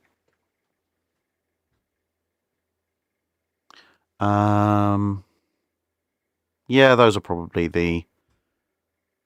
they're the most dangerous. Oh, they're all liquids, apart from the gun hunt. Hang on a second, I'm just going to try and close this door. On it.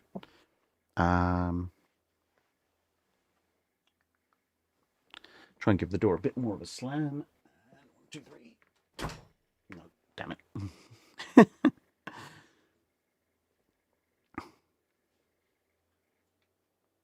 Oh well. Door will have to stay open.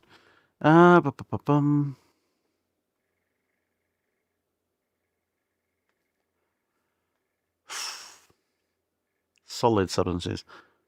Actually, I use water washable 3D printer resin, so that's not anywhere near as toxic as the old stuff used to be. Various glues.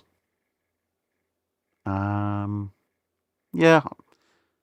I think that's probably the most dangerous stuff. Right, okay, let's have a look. Then we have, roundabouts or stoplights preferable. Depends. Depends very much on the traffic. If you have, in my opinion, if you have a heavy, regular, reliable flow of traffic, let's say you're talking about a 4-arm roundabout. That's the easiest one to compare to a stoplight. So if you have a 4-arm roundabout and you have a regular, heavy flow, reliable flow of traffic, let's say going north-south, for sake of argument, and there is a limited amount of demand to and from the east-west arms. In those circumstances, roundabouts are preferable because with right-of-way, the north-south traffic will dominate and they will get most of their through flow done, but the occasional insertions and exits of traffic going east-west will break it up enough to allow for that east-west traffic, although it will be somewhat delayed, to still continue to flow.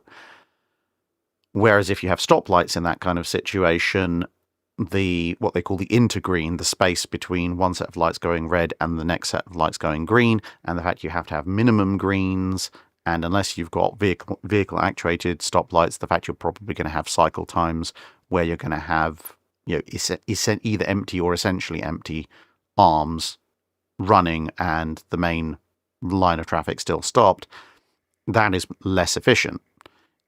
If you are going to have 3 or more arms with regularly flowing traffic, then unless you're talking about a really, really big, like 6 or 7 lane roundabout that's the size of a small country, then you start to need stoplights. See you later, Fleet. Thank you very much.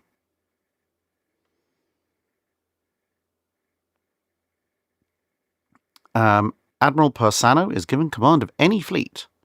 What changes history the most? Admiral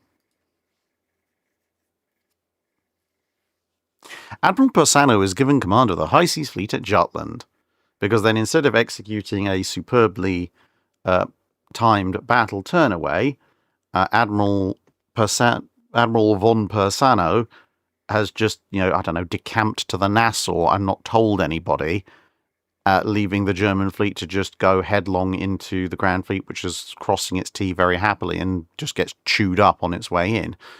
And then that's the end of the High Seas Fleet, and who knows what implications that's going to have for World War One.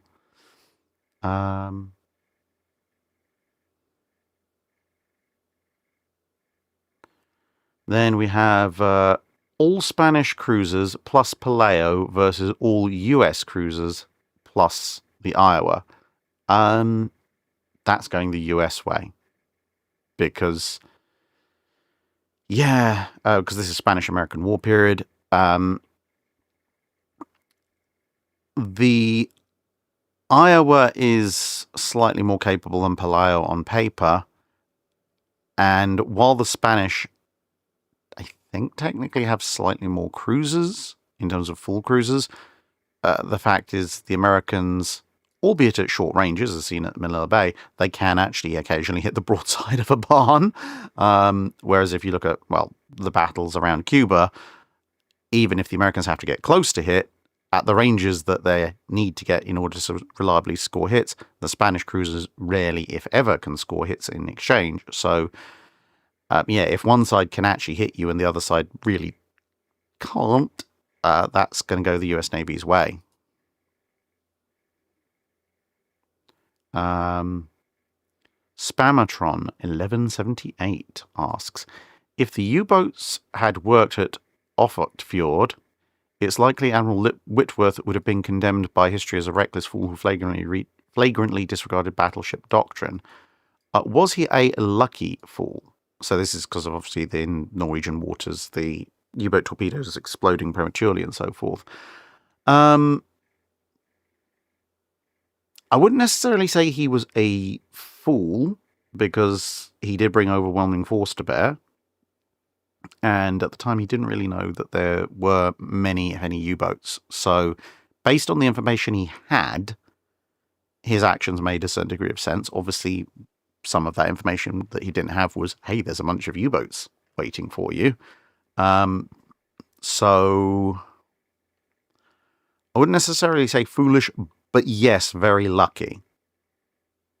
Although you could also point out that had U-boat torpedoes actually been working, there's a good chance they would have hit something before Warspite, at which point there's a decent chance the British would have realised that they were there in the first place. So yeah, very, very lucky, not necessarily foolish.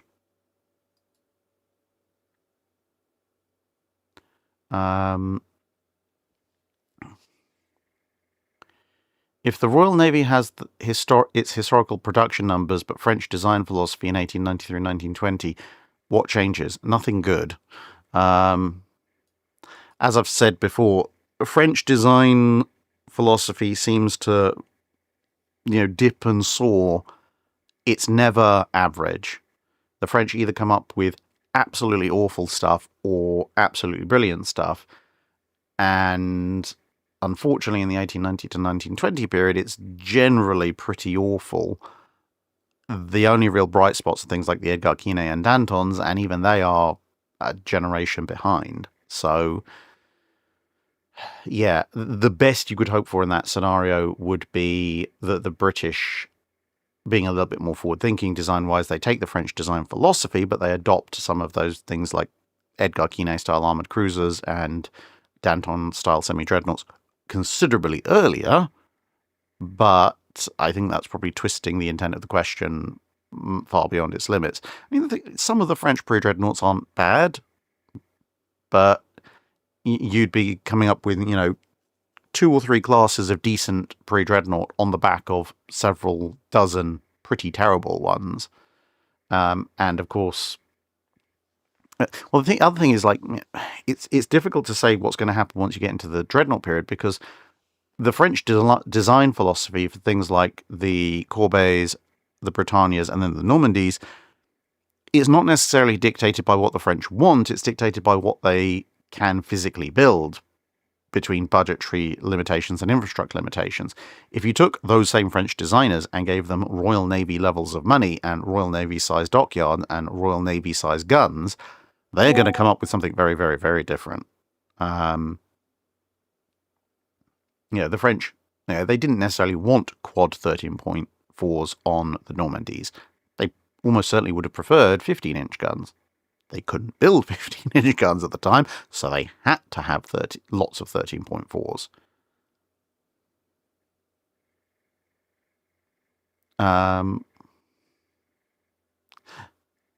CRD260 asks, can you recommend any books on HMS Belfast? Preferably something in the 90 to 100 page range, written recently by someone who knows the ship well and visits it often. Yes, I can. I can recommend my own book on Belfast. And where's it gone?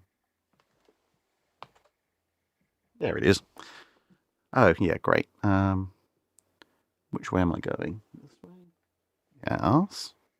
No. Flipping camera, man. I can't quite maneuver, but I think it's just there on display. I'm going to have to move that slightly, but yes, obviously, buy my book. It makes USNI happy, makes them more likely to take me up for a second book, and it makes me marginally happy because I do get a very, very small amount of the money back for myself. So, yay, tiny flag wave. I should get a tiny flag so that I can wave it.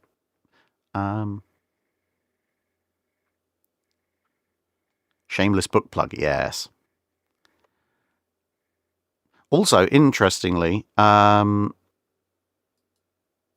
those of you who have been waiting for a copy of my book via post, I actually got word after a month and a half that a bunch of books I sent out ages ago have actually finally started arriving. So yay for extremely slow international post.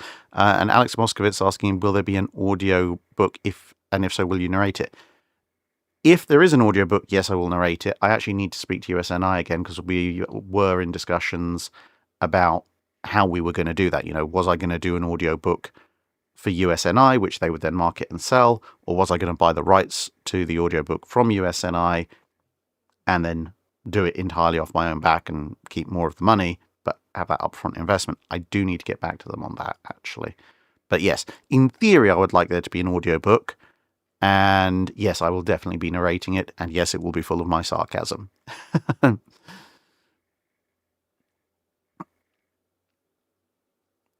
Tim Schoenberger 242 asks, why did the Royal Navy commit the sacrilege of installing American Babcock and Wilcox boilers in HMS Dreadnought?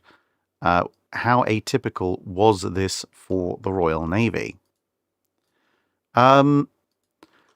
Partly stuff is available.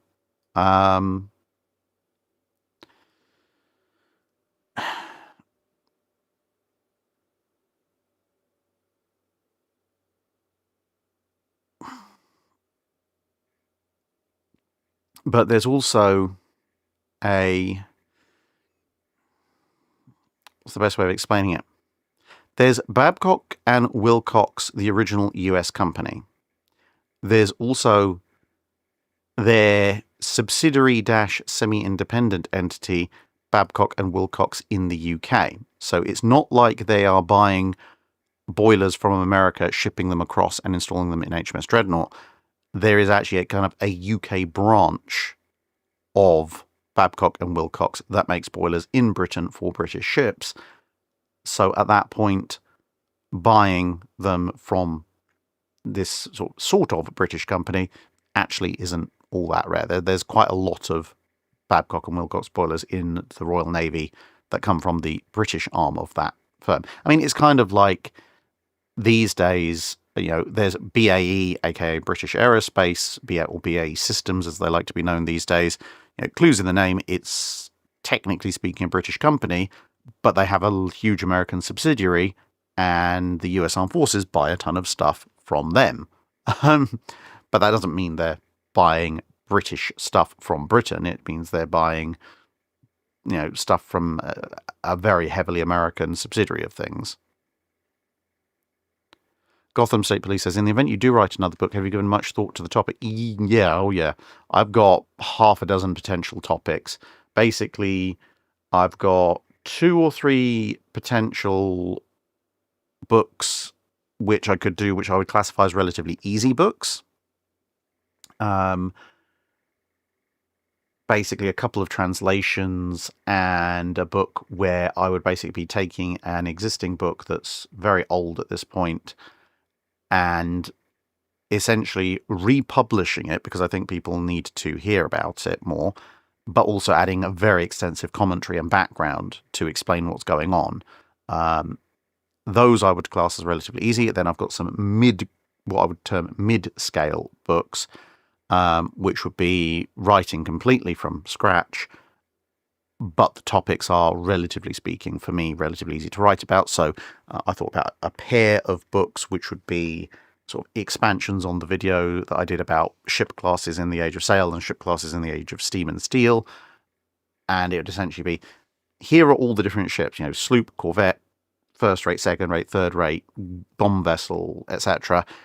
This is when they were introduced, this is what the term means, this is their capabilities, this is what they did, this is some of their more notable circumstances, this is how they stack up compared to other people, this is how that type developed over time, and do the same for the steel, Age of Steel vessels as well. That would be kind of a mid-difficulty level. I've also recently been chatting to somebody who pointed out that they could authorize me to get access to a huge amount of pre-done archival research regarding the experiences of World War II sailors in Royal Navy destroyers, basically kind of from the lower decks looking up.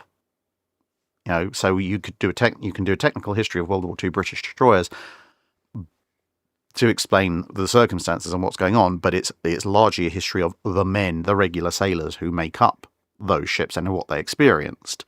And that obviously would be, I think, a really nice book to do. And the only reason I classify that as mid-level is, in terms of difficulty, is because a lot of that research has been done for me. So I need to then research the research, which is a lot easier than, again, having to do it from scratch. And then my upper end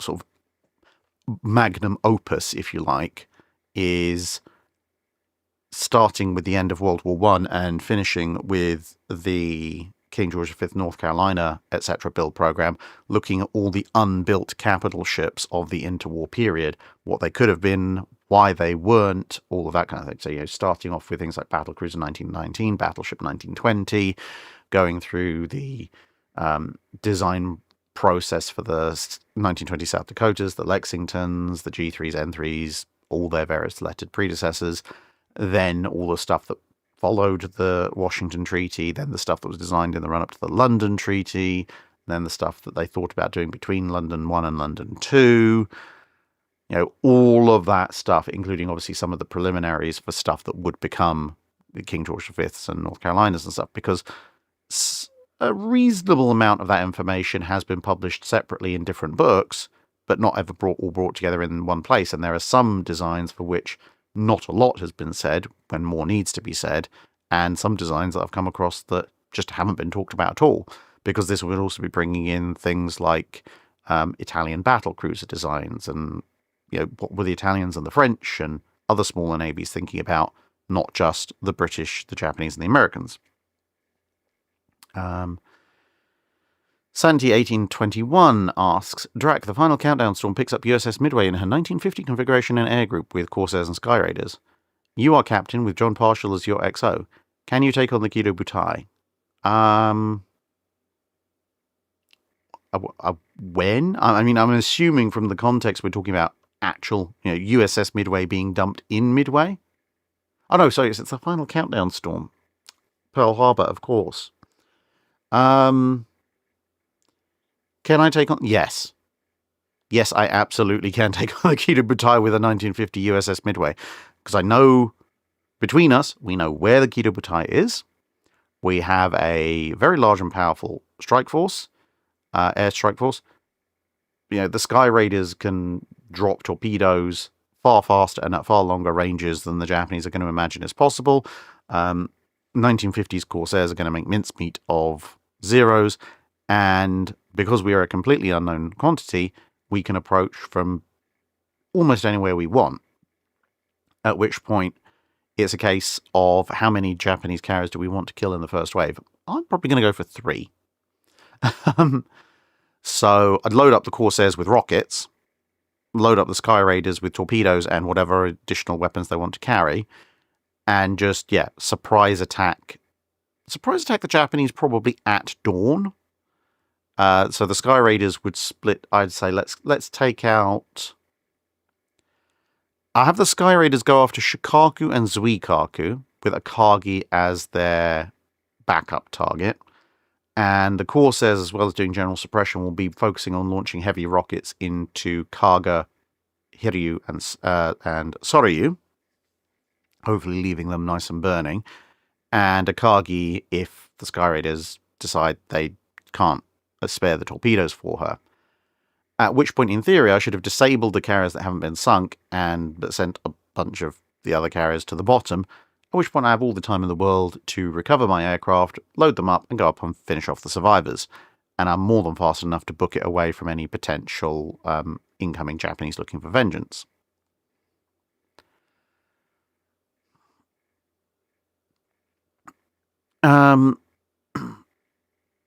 So, if in the next Super Chat question, if in the Washington Naval Treaty, 10 35,000-ton ships and 5 45,000-ton ships are allowed for all signatories, the UK therefore has all the QEs and all the Rs, so that's still our 10 35,000-ton-ish, and then for the 5 45,000-tonners we get Hood plus slightly cut down G3s. Japan gets the Congos, Nagato, the Nagatos, the Tosas, and 3 Amagis.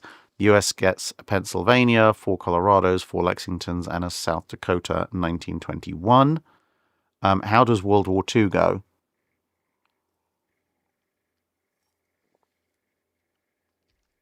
I mean, broadly speaking, that's a big net win for the UK. If they're getting 4 G3s, even very slightly cut down versions, they've got 4 incredibly powerful, essentially fast battleships at their disposal, which is solving an awful lot of their fast capital ship problems and capital ship problems in general, and possibly even have a decent carrier arm because Renown and Repulse almost certainly have been gone off to be converted into nice big carriers. The Japanese, I mean, they're doing relatively well in terms of overall battle line firepower, but they do kind of still have the Congos being glass cannons at the lower end of things. And the Amagis, although they do have a very impressive amount of firepower, they are not the world's best protected ships, so they may run into the temptation of actually trying to use them as straight-up capital ships, and unless they're very heavily modernized, them discovering that they don't really have a lot of sticking power. The US is going to be in a little bit of a weird position because most of the battle line that they are looking at is relatively slow compared to the other two. But they have the 4 Lexingtons, which are very, very fast, but the Lexingtons basically don't have armor. So the US is probably going to be much more on the ball about getting new fast battleships, because if you've got Congos, Nagatos, and Amagis floating around, they're definitely going to want more heavily armored fast battleships as soon as humanly possible. So, yeah, how much of that, how much do they go with, do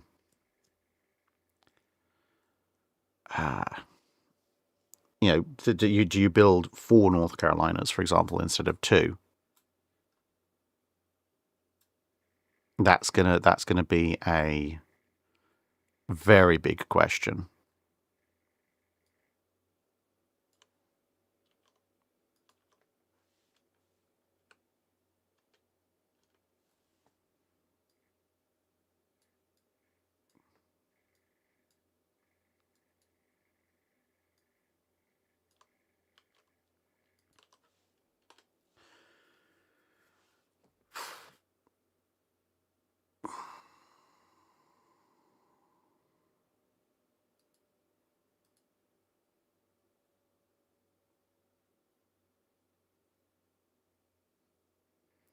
All right.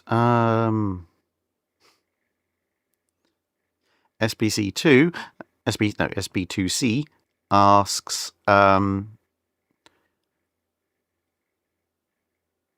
War Thunder, I think that is, added the endgame battleships for each nation. Yamato seems to detonate because of the Cheek armor. Could this have been a potential weakness had she encountered the Iowas in your Task Force 38, some battle of some alternate history?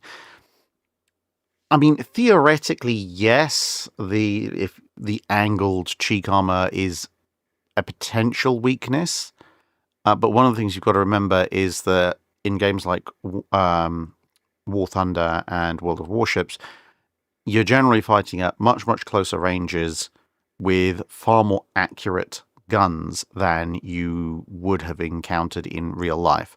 So yes, at certain ranges and bearings, there is a theoretical possibility of a shell that from an Iowa going through the cheek armor and causing major problems for a Yamato.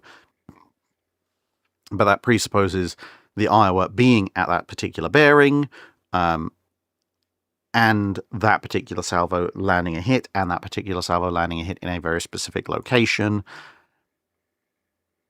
It's one of those things of, well, I suppose almost like hood exploding to a certain degree. Yes, it could happen. It is within the realms of plausibility. It's probably not going to, though.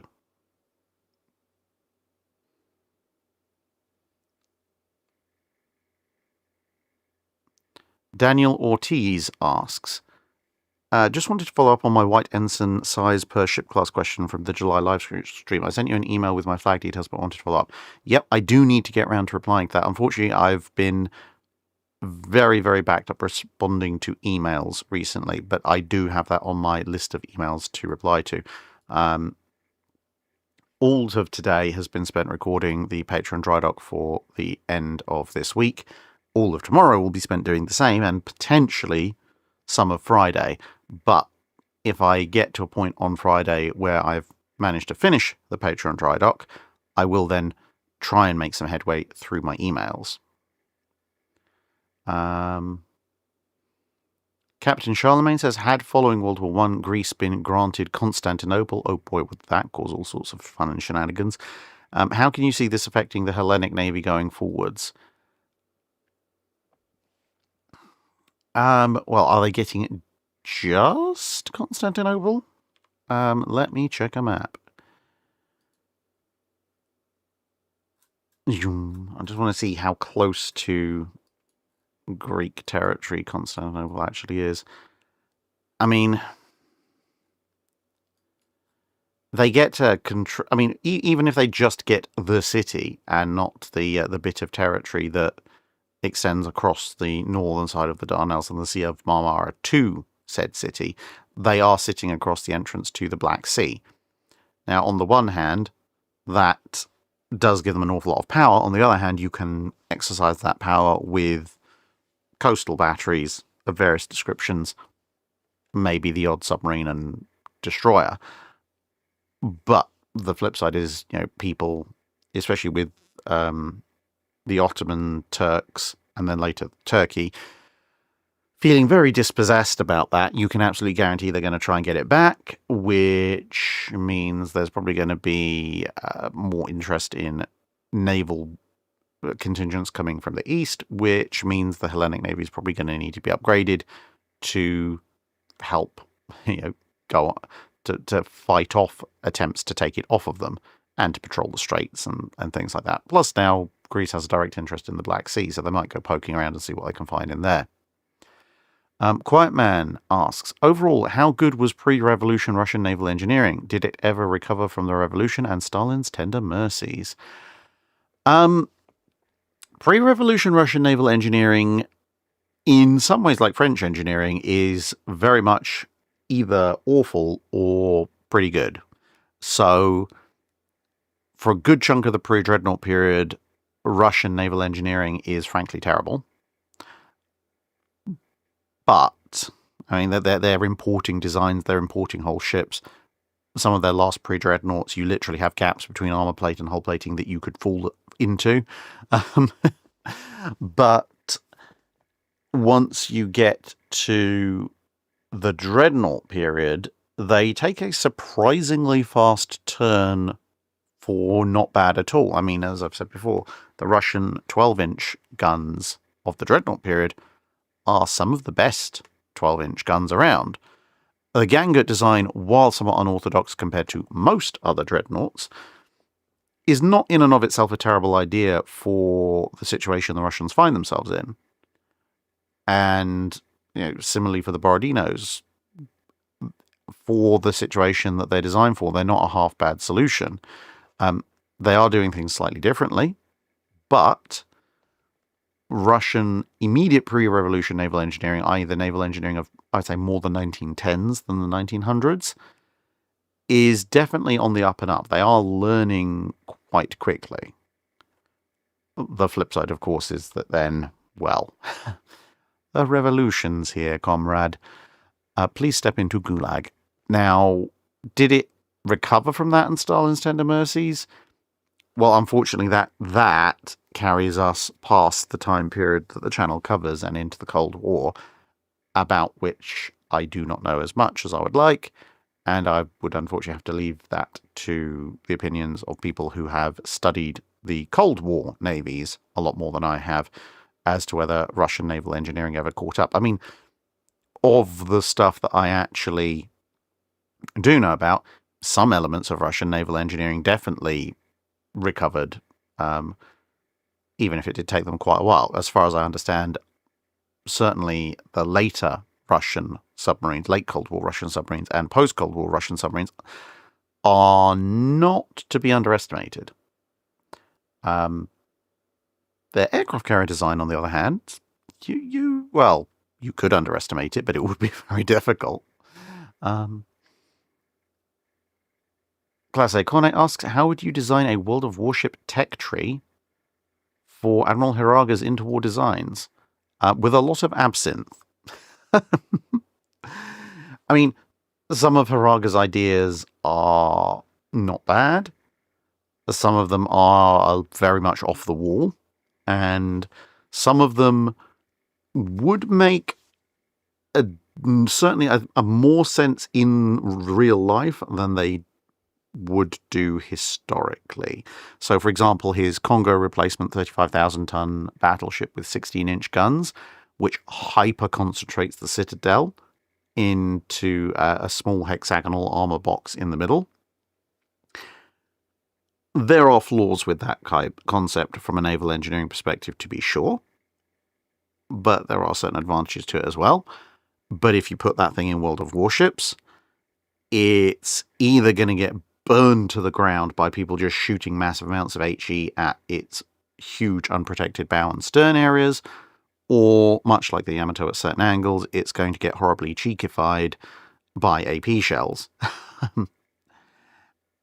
So, while it might make an interesting naval engineering design study, it would be a pretty awful entry, I think, in World of Warships, unless they gave it some really weird gimmick.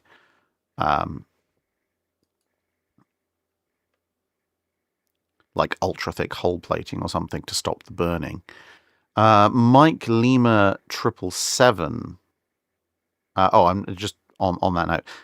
Because of the weird way of Hiraga's designs, I don't think you could do a full tech tree for them, but I think you could take maybe 2 or 3 of his more interesting ones and make them into rather interesting premium ships. Now, I know a lot of people don't like premium ships, but I would either make them coal ships or just straight up doubloon side purchases, rather than gatekeeping them even more than that. Mike Lima 777. If HMS Dra was added to World of Warships, what tier would you place it? What gimmicks would you want? And would it be a sniper or a brawler? So, if we had the 16-inch 50 2-quad turret version of HMS Dra that I was talking about earlier in the kind of 40 to 45,000 ton range, I would probably want it to be a tier 9 sniper. If we went full scale HMS Dra, the one I discussed a few years ago, which uses a Yamato hull as its base with quad 18.1s, then I'd actually use that as a tier 10 brawler for, the hilarity factor. Because I think the ultimate HMS Dra also has underwater torpedo launchers.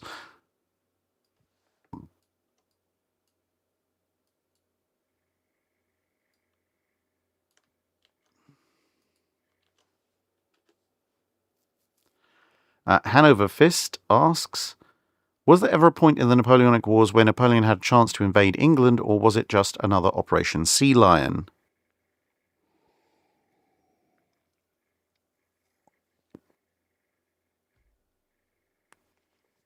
I mean, Napoleon wasn't necessarily wrong about if he could get dominance of the Channel for, I think it was 3 days or something, that he'd be able to conduct an invasion. And there were circumstances where weather could have worked against him. Sorry, could have worked for him and against the British. So there were windows of opportunity. The problem is that the French invasion fleet would have been, i.e. the actual troop barges and such, would have been at even more mercy to the weather than the British ships that may be confined to harbour by a particularly strong storm.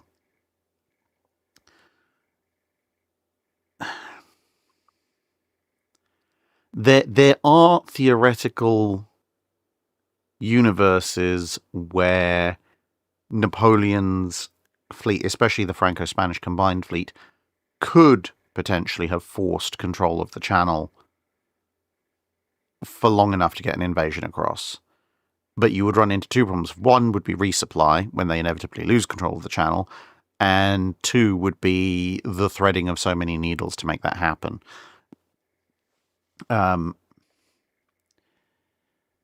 I think the best way that you could make it happen would also be very unpalatable for both the French and the Spanish, and that would be essentially you would have to abandon the Mediterranean entirely. So you move Toulon, Cartagena, etc. base ships, even potentially Cadiz base ships, massively expose your coastlines in those areas to the Royal Navy in order to hyper-concentrate your fleets in northern Spain and Atlantic coast France. That forces the British to, admittedly, probably hyper-concentrate their own fleets to blockade you, but you would also have to come up with some form of heavy training for your men to try and keep their skills up while they're in harbour. But if you could do that, and you have a big Spanish fleet concentrated in a handful of northern Spanish ports and a big French fleet concentrated in a handful of French Atlantic ports, then in theory all you need is one really strong set of storms coming in from the east or the southeast to blow the British blockaders out of the way. And as long as everybody's primed and ready for that, you could make a mad dash with your fleets to some kind of rendezvous point near the Scilly Isles, and then enter the Channel as the storm dies with massive local superiority while the blockading fleets are trying to reassemble and work out where the heck you've gone. So it's doable, but it would require an awful lot of sacrifices and out-the-box thinking compared to what the Franco-Spanish fleet historically showed.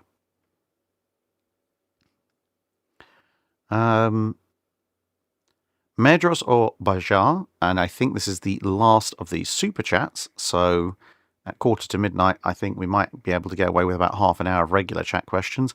Asks, had the Dutch battle cruisers of Project 1047 actually been built and deployed to the Dutch East Indies before the start of the Pacific War? Could it or they have had any meaningful contribution against Japan at all? So I have sort of addressed this in previous dry docks.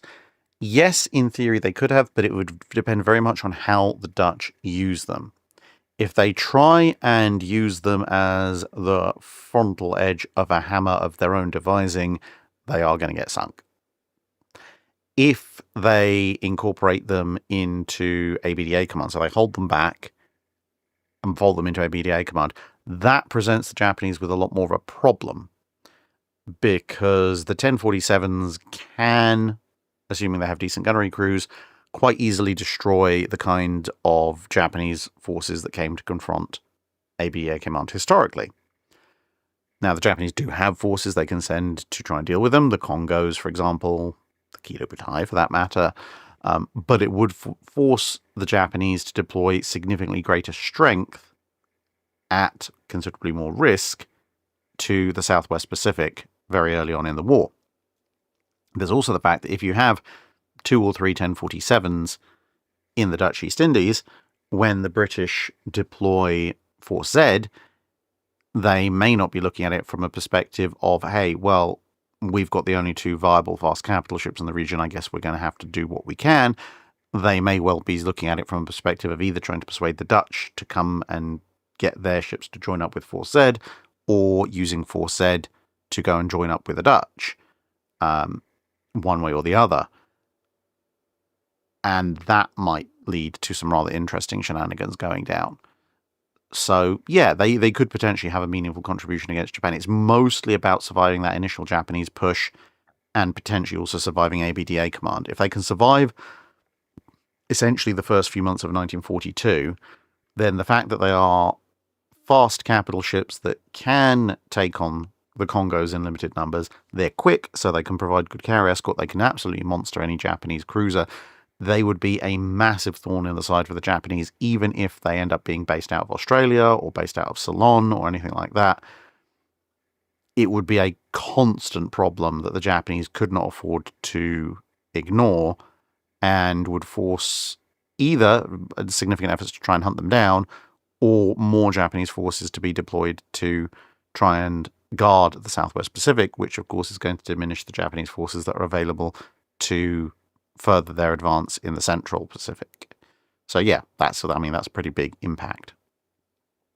Now, with that said, at 23:47, I hope I'm going to have enough voice left tomorrow to record my the rest of the Patreon Drydock that I haven't done yet. I'm going to start taking questions from the chat, starting at the point immediately after Medros Obaha's super chat, rather than scrolling back. And there's a few questions there, so if you have questions that you'd like to ask, then roll through. Right, I'll start asking them after that. So, Thruppeny Green, was the Bismarck escape into the Atlantic a suicide mission akin to the last ride of Yamato? Is there any hypothetical scenario where the Royal Navy would not have been motivated to chase and sink it?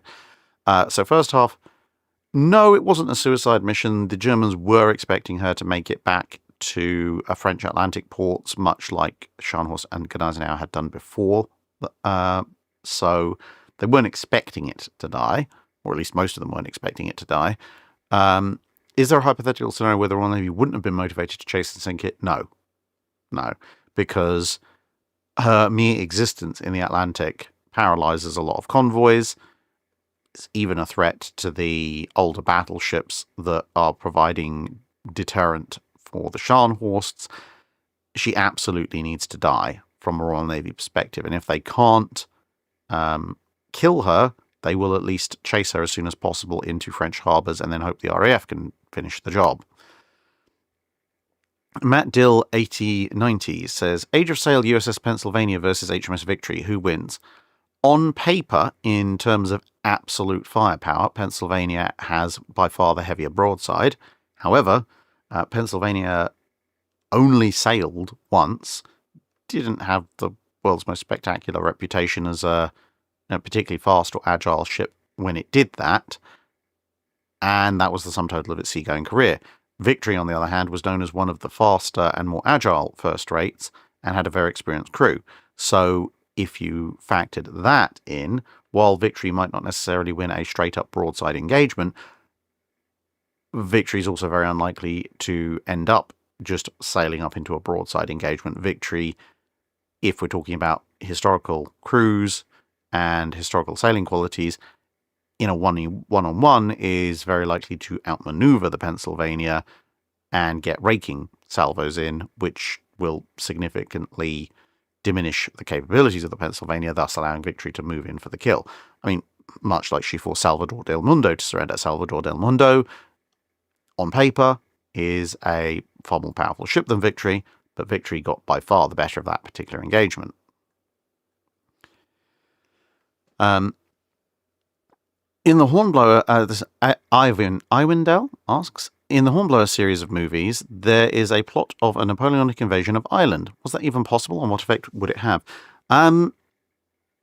It is a recurring theme in various French thought exercises, as well as the fevered imagination of one particular person I had the displeasure of having to interact with online a few years ago, whose idea of almost every alternate history where the US and the UK ended up at war somehow involved a magical US invasion of Ireland.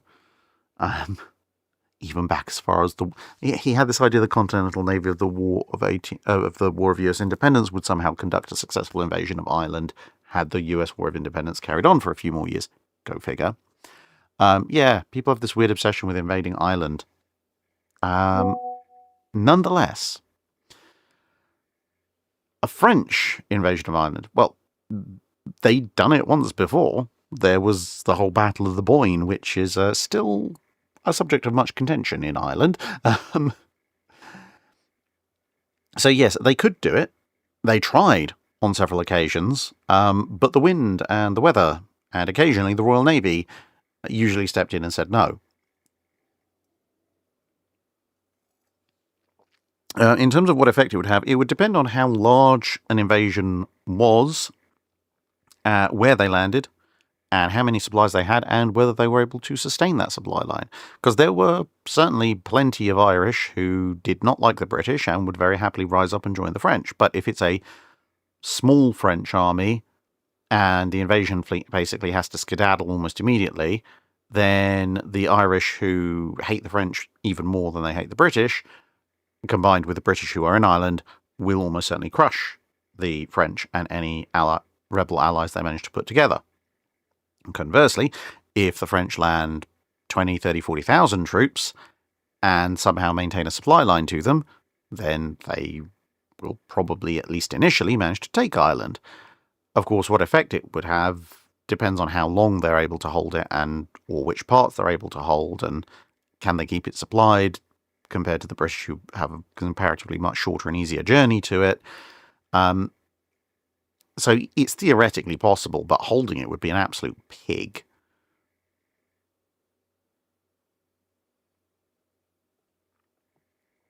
Matt Dill asks, how would your World War I HMS Leviathan stack up to USS Texas?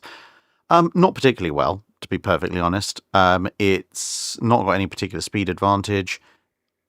Hull-wise, it could potentially have roughly similar, maybe even better protection. But it's still only got 8 12-inch guns. Texas has 10 14-inch guns. Now, yes, in theory, you could do an even heavier reconstruction of the Leviathan and give her a lot of very heavy guns, but there's an April Fool joke, and then there's complete flight of fantasy.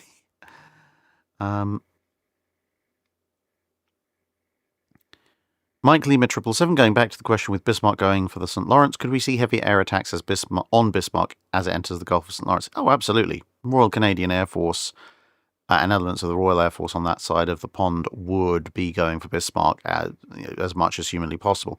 With the added advantage, you could just tell all the other ships, don't worry about firing at aircraft, because there is absolutely zero chance there's any German aircraft outside of maybe an Arado 196 or 2 on that side of the Atlantic. So just let the aircraft go at it. About the only mild restriction would be making sure that the aircraft do target the big on-fire battleship rather than the hordes of escorts and such that are also probably going for Bismarck. The other thing, I suppose, would be coordinating it all, because let's face it, the Royal Canadian Air Force probably didn't have coordinated mass anti-shipping strike on a battleship coming up the St. Lawrence on its card of exercises it planned for and trained for. And Captain Seafort asks, if the Kaiserliche Marine had completed the conversion of the Ausonia to a carrier, how would she have compared to Argus, and would the experience and what effect would that experience have had on Graf Zeppelin? It's not going to have a huge amount of experience on the Graf Zeppelin because the difference in time period, is vast, and also it's a conversion as opposed to a full build. So, excuse me. That's going to, so yeah, it's not really going to help them with Graf Zeppelin unless they somehow manage to retain her during the interwar period, which is basically almost impossible, really. But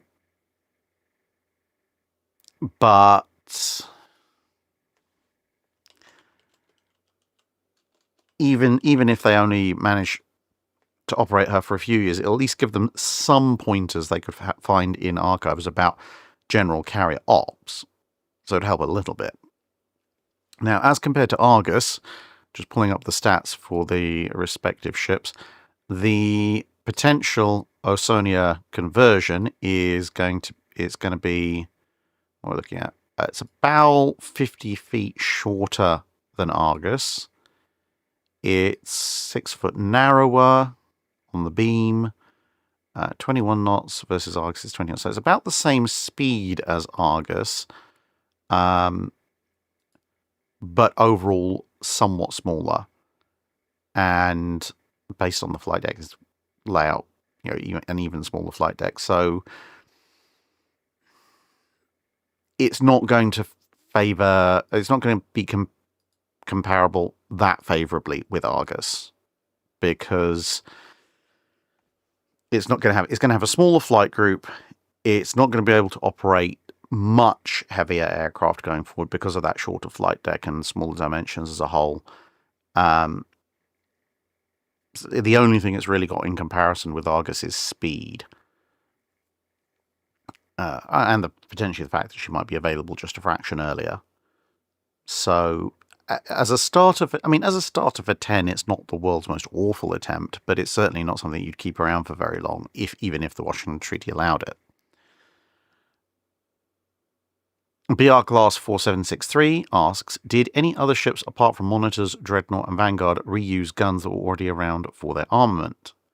And could you do a video on World War II headquarters ships and command ships? I can add World War II headquarters and command ships to my list of videos to cover, certainly. Did other ships apart from Monitors, Dreadnought, Vanguard reuse guns that were already around for their armament? Well, technically, almost all battleships that had significant, where they had guns that they shared caliber-wise with other ships and other classes in the fleet did this.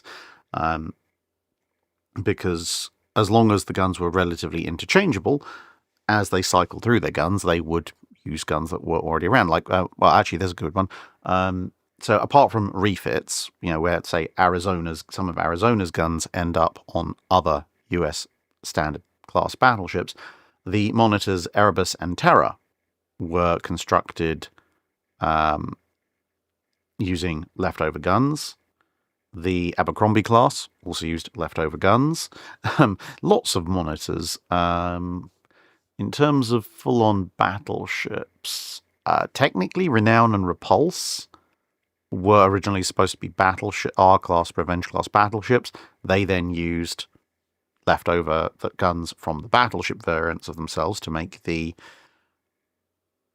battlecruiser versions. Courageous and Glorious technically are using the 15-inch guns that were originally ordered for the Resistance, another Revenge class.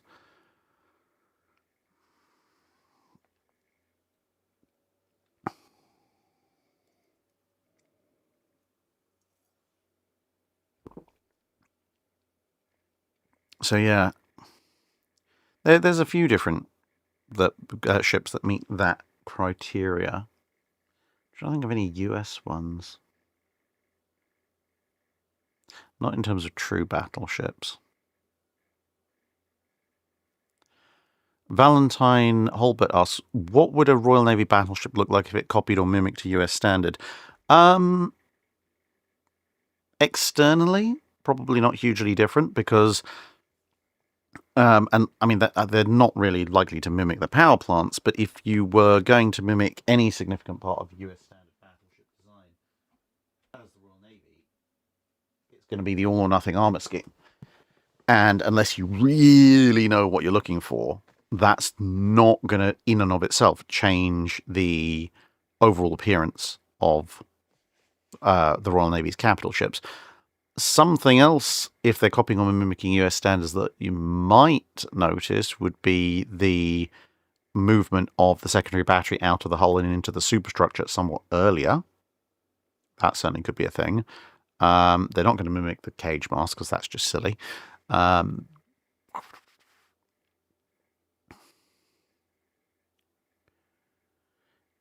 don't know. I don't think the weight savings from going to all or nothing would allow you to put triples on. And let's face it, the Colorados are standards and they have twins. So yeah, I think the most obvious visual indicator would probably be a high-mounted secondary battery, and maybe, depending on the era of the standard, maybe a more clipper-like bow. The Judge 2017 says, I just want to say thank you for not running mid-video ads. You're very welcome. I mean, yeah, it's a choice I make. I know that it does curtail, it theoretically does curtail a significant amount of my earning potential, which especially nowadays could be very, very handy. But my gut feeling is that part of the attraction of the channel is that you get relatively minimal ads. You know, you get a pre-roll ad and a post-roll ad. You don't get the mid-roll ads, even for really long videos. And you, even for things like sponsorships, I don't take that many sponsorships, and the ones that I do, I try to make relevant to the channel, rather than just, you know, any old sponsor. And my theory, at least, is that by doing so, while I am passing up a fair bit of immediate cash, I'm hopefully retaining more viewers, which means more views, and which means a more long-term sustainable channel rather than, you know, quick cash grab and run. Who knows? Maybe I'm wrong. Maybe there's some alternate version of Drac where he gets 10% fewer views but double the income because he's shilling everything that will throw money at him on every video and has like mid-roll ads every 5 minutes, and someone's actually still watching that, but that's not me. Elizabeth Opoulos asks, Force Z's journey was quite publicised in an attempt at deterring the Japanese, which kind of backfired. What might have changed if their movements were kept quiet instead? I mean, they might have gotten away with their initial voyage, at least. I mean, they were still spotted by a Japanese submarine, and various other Japanese recon efforts during their voyage. But given how, you know, absolutely lucky the Japanese got in terms of deploying one of their best torpedo attack squadrons, or units, I should say, at just the right time, getting there just in time to go after Force Z. If they don't know that Force Z is coming, there may not be quite the same impetus to send an elite anti-shipping unit essentially to the front lines. And if there isn't quite that impetus, then they might still arrive in theatre, but they might arrive 24, 48 hours later than they historically did, at which point Force Z's back in Singapore. But, you know, on such razor-thin margins is history made. Knight6831 asks, am I right to think that the British would send heavy cruisers and light cruisers with escorting destroyers after the Capitani Romani cruisers if they were out at sea and engaging in combat? They probably wouldn't send heavy cruisers. They'd probably send light cruisers and destroyers after the Capitani Romanis. Because, let's face it, the Capitani Romanis, they're fast. They're relatively well armed for their size. They're also hilariously fragile. So, realistically, you don't need more than a couple of Leanders to take those things under fire before they're stuffed. So, so you don't even need to send a town or a county at that point. Just something with enough 6-inch guns, or a couple of things with enough 6-inch guns to make them regret being there. And let's face it, there's nothing really in the British cruiser arsenal that's going to catch the blasted things if they decide to make a run for it. So you might as well just see them off. Camrime 3S asks, what is your least favourite thing about Admiral Beatty? His near pathological inability to learn. Because most of his failures are not necessarily a good look for a senior flag officer, but they are at least to a limited degree understandable as a one-off. But you're supposed to take something that happens like that and turn it into a learning experience. Good grief, I sound like a corporate HR person. But you're basically supposed to learn from it and not do it again. He keeps doing it, and I think that's the thing I like the least about Beatty, the fact that he can make a mistake, or people in his command can make a mistake, and he just assumes that no, it's reality that's wrong. I shall keep doing what I want to do, and if reality comes up and slaps him in the face and says, no, actually, this is a really, really bad situation, if he can, he just throws his hands up in the air and walks away. Like the big fleet exercise against Sturdy that turned King against him and, by extension, a good chunk of the Royal Navy. Glenn Ricafrente asks, why was only one Algerie built? Were there any follow-up designs after her? The French did have follow-up designs for heavy cruiser construction, but they weren't enacted due to budgetary restrictions because they were, at that point, prioritizing building other vessels. Algerie, in and of herself, was a little bit of an experiment, putting together a lot of, at that point, new technologies, obviously being quite a leap past existing French heavy cruisers. Plus, there was also, at the point that she was actually being designed, they were in a mini building competition with the Italians, but both sides were kind of looking at it from a perspective of, we've got roughly equal numbers of heavy cruisers, we kind of will leave it there for the minute. But obviously, as things escalate in the 30s, that's kind of going out the window. But as I said, the French at that point are spending a bit of time trying to prioritize doing non-heavy cruiser stuff like the Dunkirks and then the Richelieus, and they've only got so much resource to go around. Reading Railroad Fan asks, could it have been possible for the Lions to be built with 3 quad 14s and then upgunned to 16-inch guns when they were ready? I mean, theoretically, they've certainly got the displacement for it. Quad 14s, yeah. If you pre-built the design in specifically, i.e., you said, right, the triple 16-inch track has to fit the same barbette ring as the quad 14, or you maybe designed a slightly enlarged quad 14, if that's not possible, to have the same barbette dimensions as a theoretical triple 16, then yes, you could pull a Megami style swap potentially further down the line, but that would require you to know that the 16-inch gun development cycle wasn't going to work out optimally before it didn't work out optimally. So yes, in theory, if someone could have foreseen that developing a brand new 16-inch gun at that point would run into major issues, yes, you could potentially have had a kind of enlarged original Flavor King George V style armament, but it would have been a little bit expensive and people would have questioned very much why you were doing it.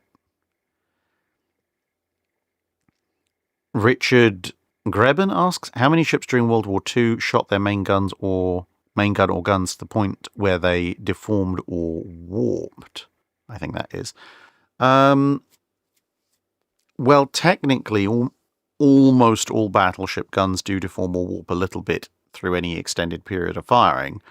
It's just that either through gradual cooling down afterwards or through the restoration process later on once they've been shot out, they kind of fix most of those issues.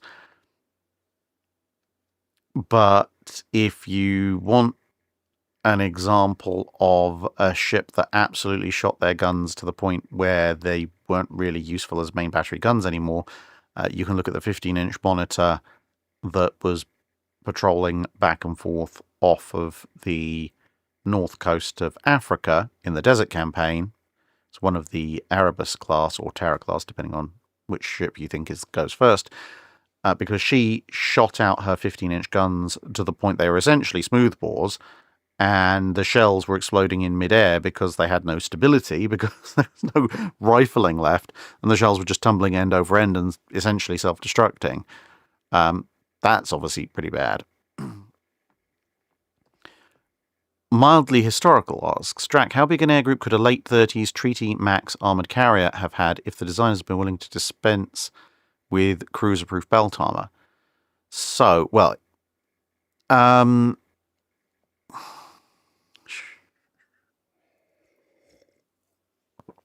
it depends if you're talking London 1 Treaty carrier, Max carrier, which is 27,000 tonner, or London 2 23,000 tonner.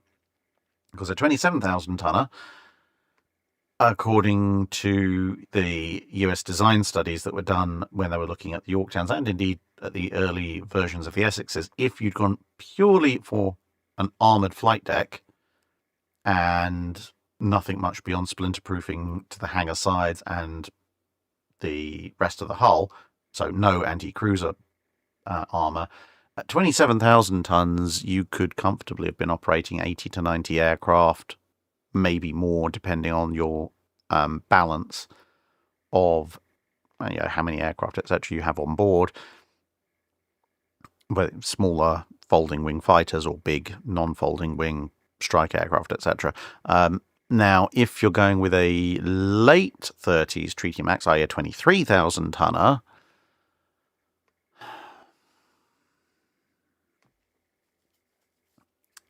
well, depends how you're operating it. If you're operating it British style, where everything has to fit below the flight deck, probably about 50.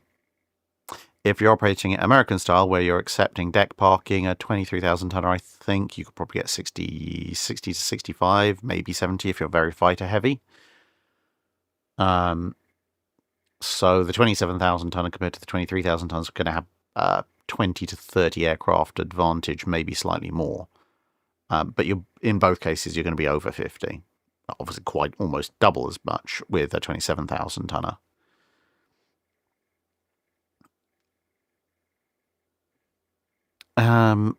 Hanover Fist asks, you're in charge of ABDA command. Now, with your knowledge and experience, how do you maximize your chances of inflicting the worst damage on the Japanese Navy? If I have all my knowledge and experience, then the best way I'm doing that is I know where the Japanese fleet, the various formations, I wouldn't say fleet, where the Japanese invasion formations and cruisers and destroyers, I know where they're going, I know where they're anchoring, I know where they've been anchored, I know where they're going to anchor. At which point, I'm summoning the Dutch submarines, mostly because they're the only submarines in the area that are vaguely working, and I'm going to tell them exactly where to sit and wait for incoming Japanese ships. That will do a lot of damage. I'm also going to know that there's something wonky with, say, Exeter's gunnery, so I'm going to tell them to fix that. I'm going to know about the long lance torpedoes, so I'm going to brief people in how to look out for long-distance long lance launches, and then when I see the launches, I'm just going to pull my fleet away for the however long it takes the long lances to run up to their maximum range and then run out of fuel. And I mean, it also depends on when exactly I get charge of ABDA command, because if I'm around, say, from the beginning of December 1941, obviously ABDA command doesn't exist quite then, but if I'm around from that time, I'm going to try and drag Prince of Wales and Repulse into it instead of sending them out on their own. But yes, I'm basically going to play shadowboxing with the Japanese. Mines, torpedoes, submarines in the places I know that they're going to be, specific anti-long lance tactics and improved gunnery drills if I have to fight them in a straight-up combat, but I'm going to try and avoid fighting them in straight-up combat because, frankly, no matter what combination of forces I get in ABDA command, realistically, outside of actually getting Prince of Wales or Repulse somehow, I do not have the firepower to beat the Japanese in a straight-up fight. What I do have is enough ships and firepower to absolutely maul them in lots of little, strike and run actions.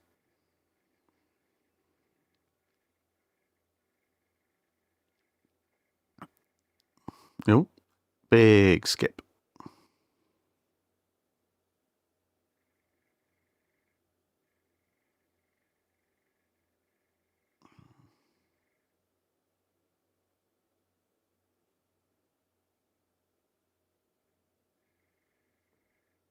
Okay, it's midnight. I think we'll do 5 more questions. And then I'm going to call it a night because, as I say, I do have to get some sleep and I do need to press on with the Patreon Drydock recording.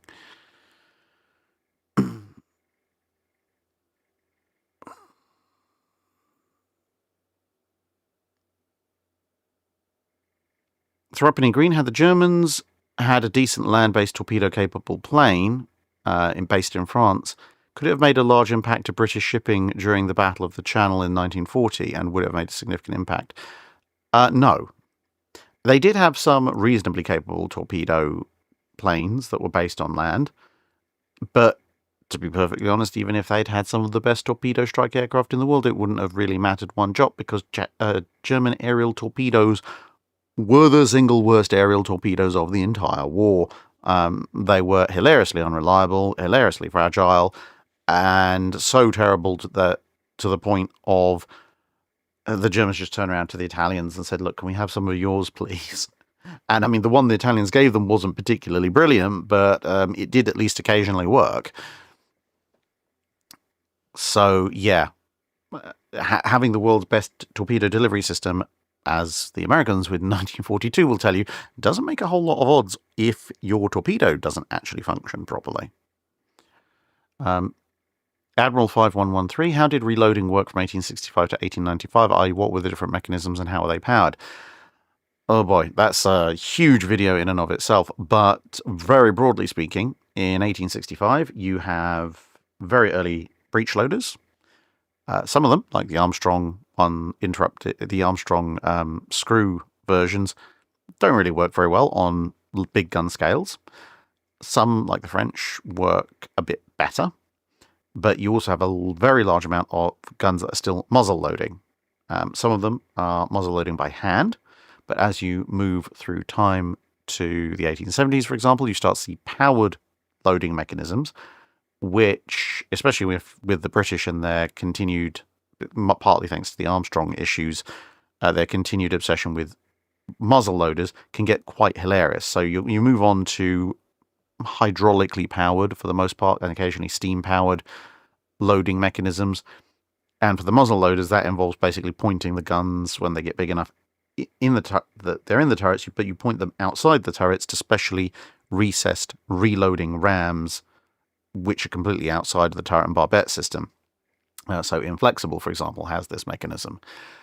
Whereas on the breech loaders, obviously, you can bring the shells and charges up inside the turret, stuff it all in the back, and use similar but smaller rams to get the things in.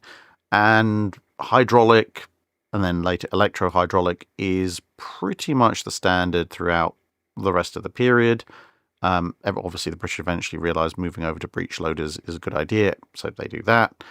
And by the end of it, you are beginning to see some pure electric ones, particularly in places like France, but they are still somewhat experimental.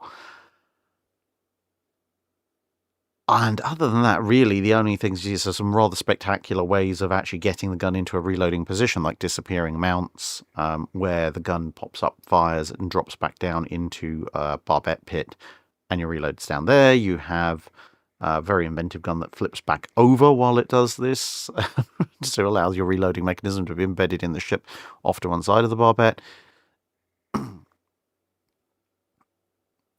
Yeah, it's all quite fun, but it's mostly, once they get away from hand reloading, it's mostly variants on various kinds of hydraulic rams.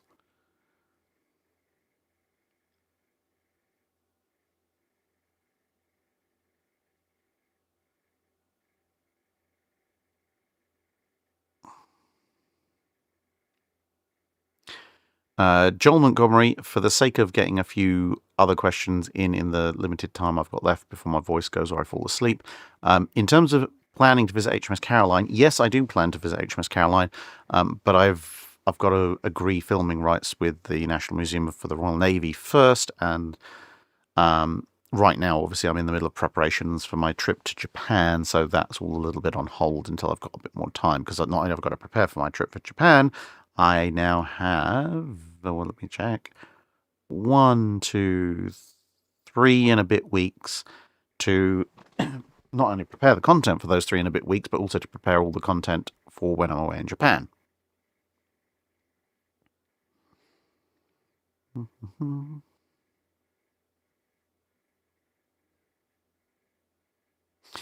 Todd Webb. I did have a plan at one point of doing an April Fool's video that was sponsored by Raid Shadow Legends, but by the time I had the idea, Raid Shadow Legends had stopped sending me sponsorship emails.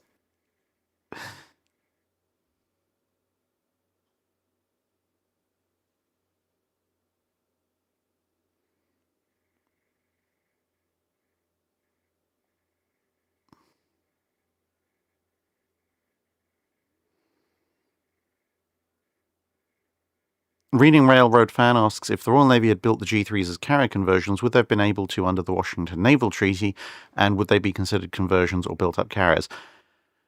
It would depend on how much the other powers wanted to complain about it, but in very, very, very, very, very technical terms, there is evidence that the keel plating, at least, was laid for at least some of the G3s.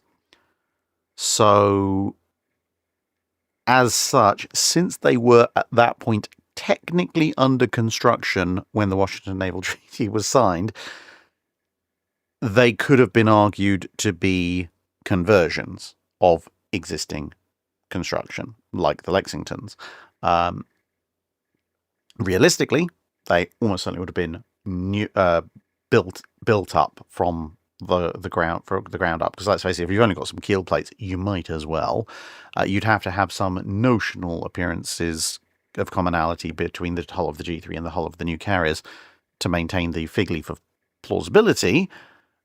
But yes, from a very legalistic standpoint, you could do that. If they hadn't done that work, then they wouldn't have been able to build them to the kind of size allowance that the Americans had negotiated for the Lexingtons, the Japanese got for Amagi and, as it turned out, Kaga. Well, Akagi and Kaga. Amagi, the reason they got Kaga was because Amagi fell over.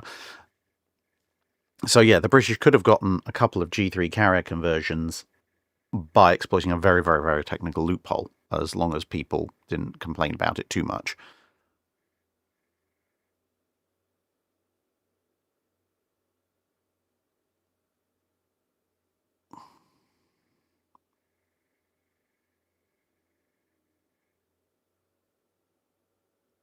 And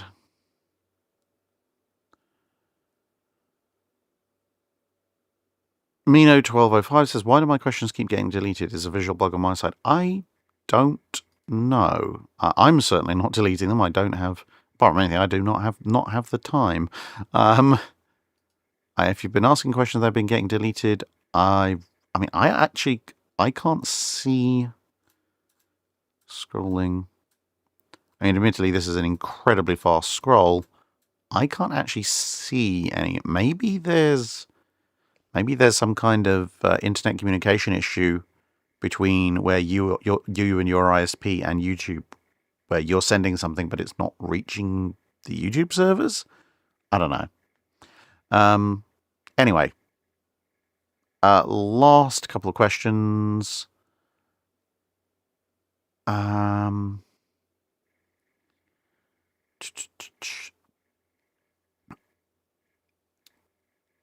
Glenn Ricafrente asks, what about a Halloween special on naval hauntings through history?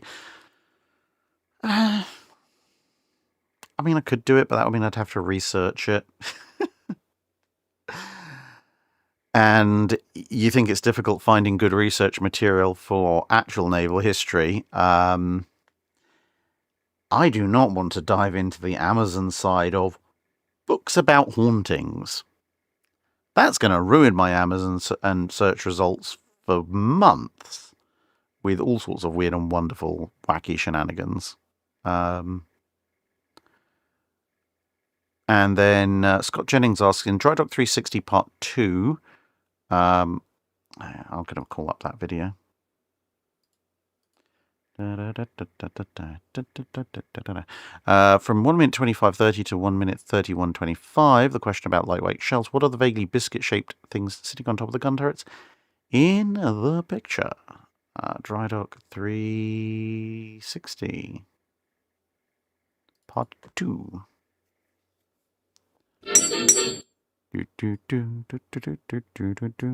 1 minute 25. That's Ben. Why did I do that? Yeah, merchant ship. A better choice to retain that.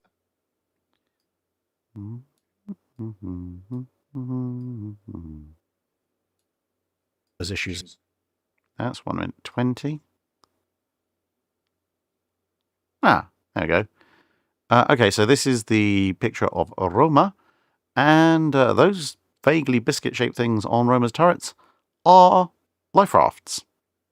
Basically, essentially the Italian equivalent of a Carly float, but with tarpaulin covers over the top.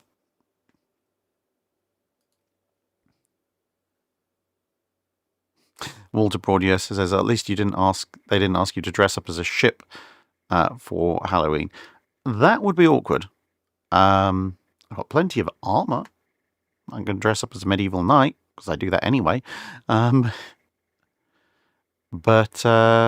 yes, it's coming up to midnight, so... last question will be, Valentine Holbert, were there any follow-up plans to the Revenges, like an evolution of the R-Class, a bigger version, an upgunned version, etc.? Yes, there were. As someone actually already mentioned in the chat, Renown, Repulse, and Resistance were supposed to be slightly improved, but there were plans going ahead for kind of a follow-on to the Revenge class, but that all got curtailed in the early design stages by the outbreak of war. And as a result, they hadn't finalised on exactly what they were going to build. Much as, when they were looking at building the Queen Elizabeths, you had options for a very fast ship with 6 or 8 guns. You had an option for a ship that would be essentially vaguely what you actually got historically. There was an option for a 10-gun ship that was standard, 21 knot top speed, essentially Iron Duke, but larger with 15-inch guns. There's even some rumour that somebody put the slowest but most heavily armed and the fastest but least heavily armed combinations together and suggested, if not necessarily drew up a full option for a 10-gun 25-knotter, which would have been, frankly, quite terrifying. Although, as I say, depending on your source, it depends whether people think that was actually an actual design option or just someone mentioned that someone should try.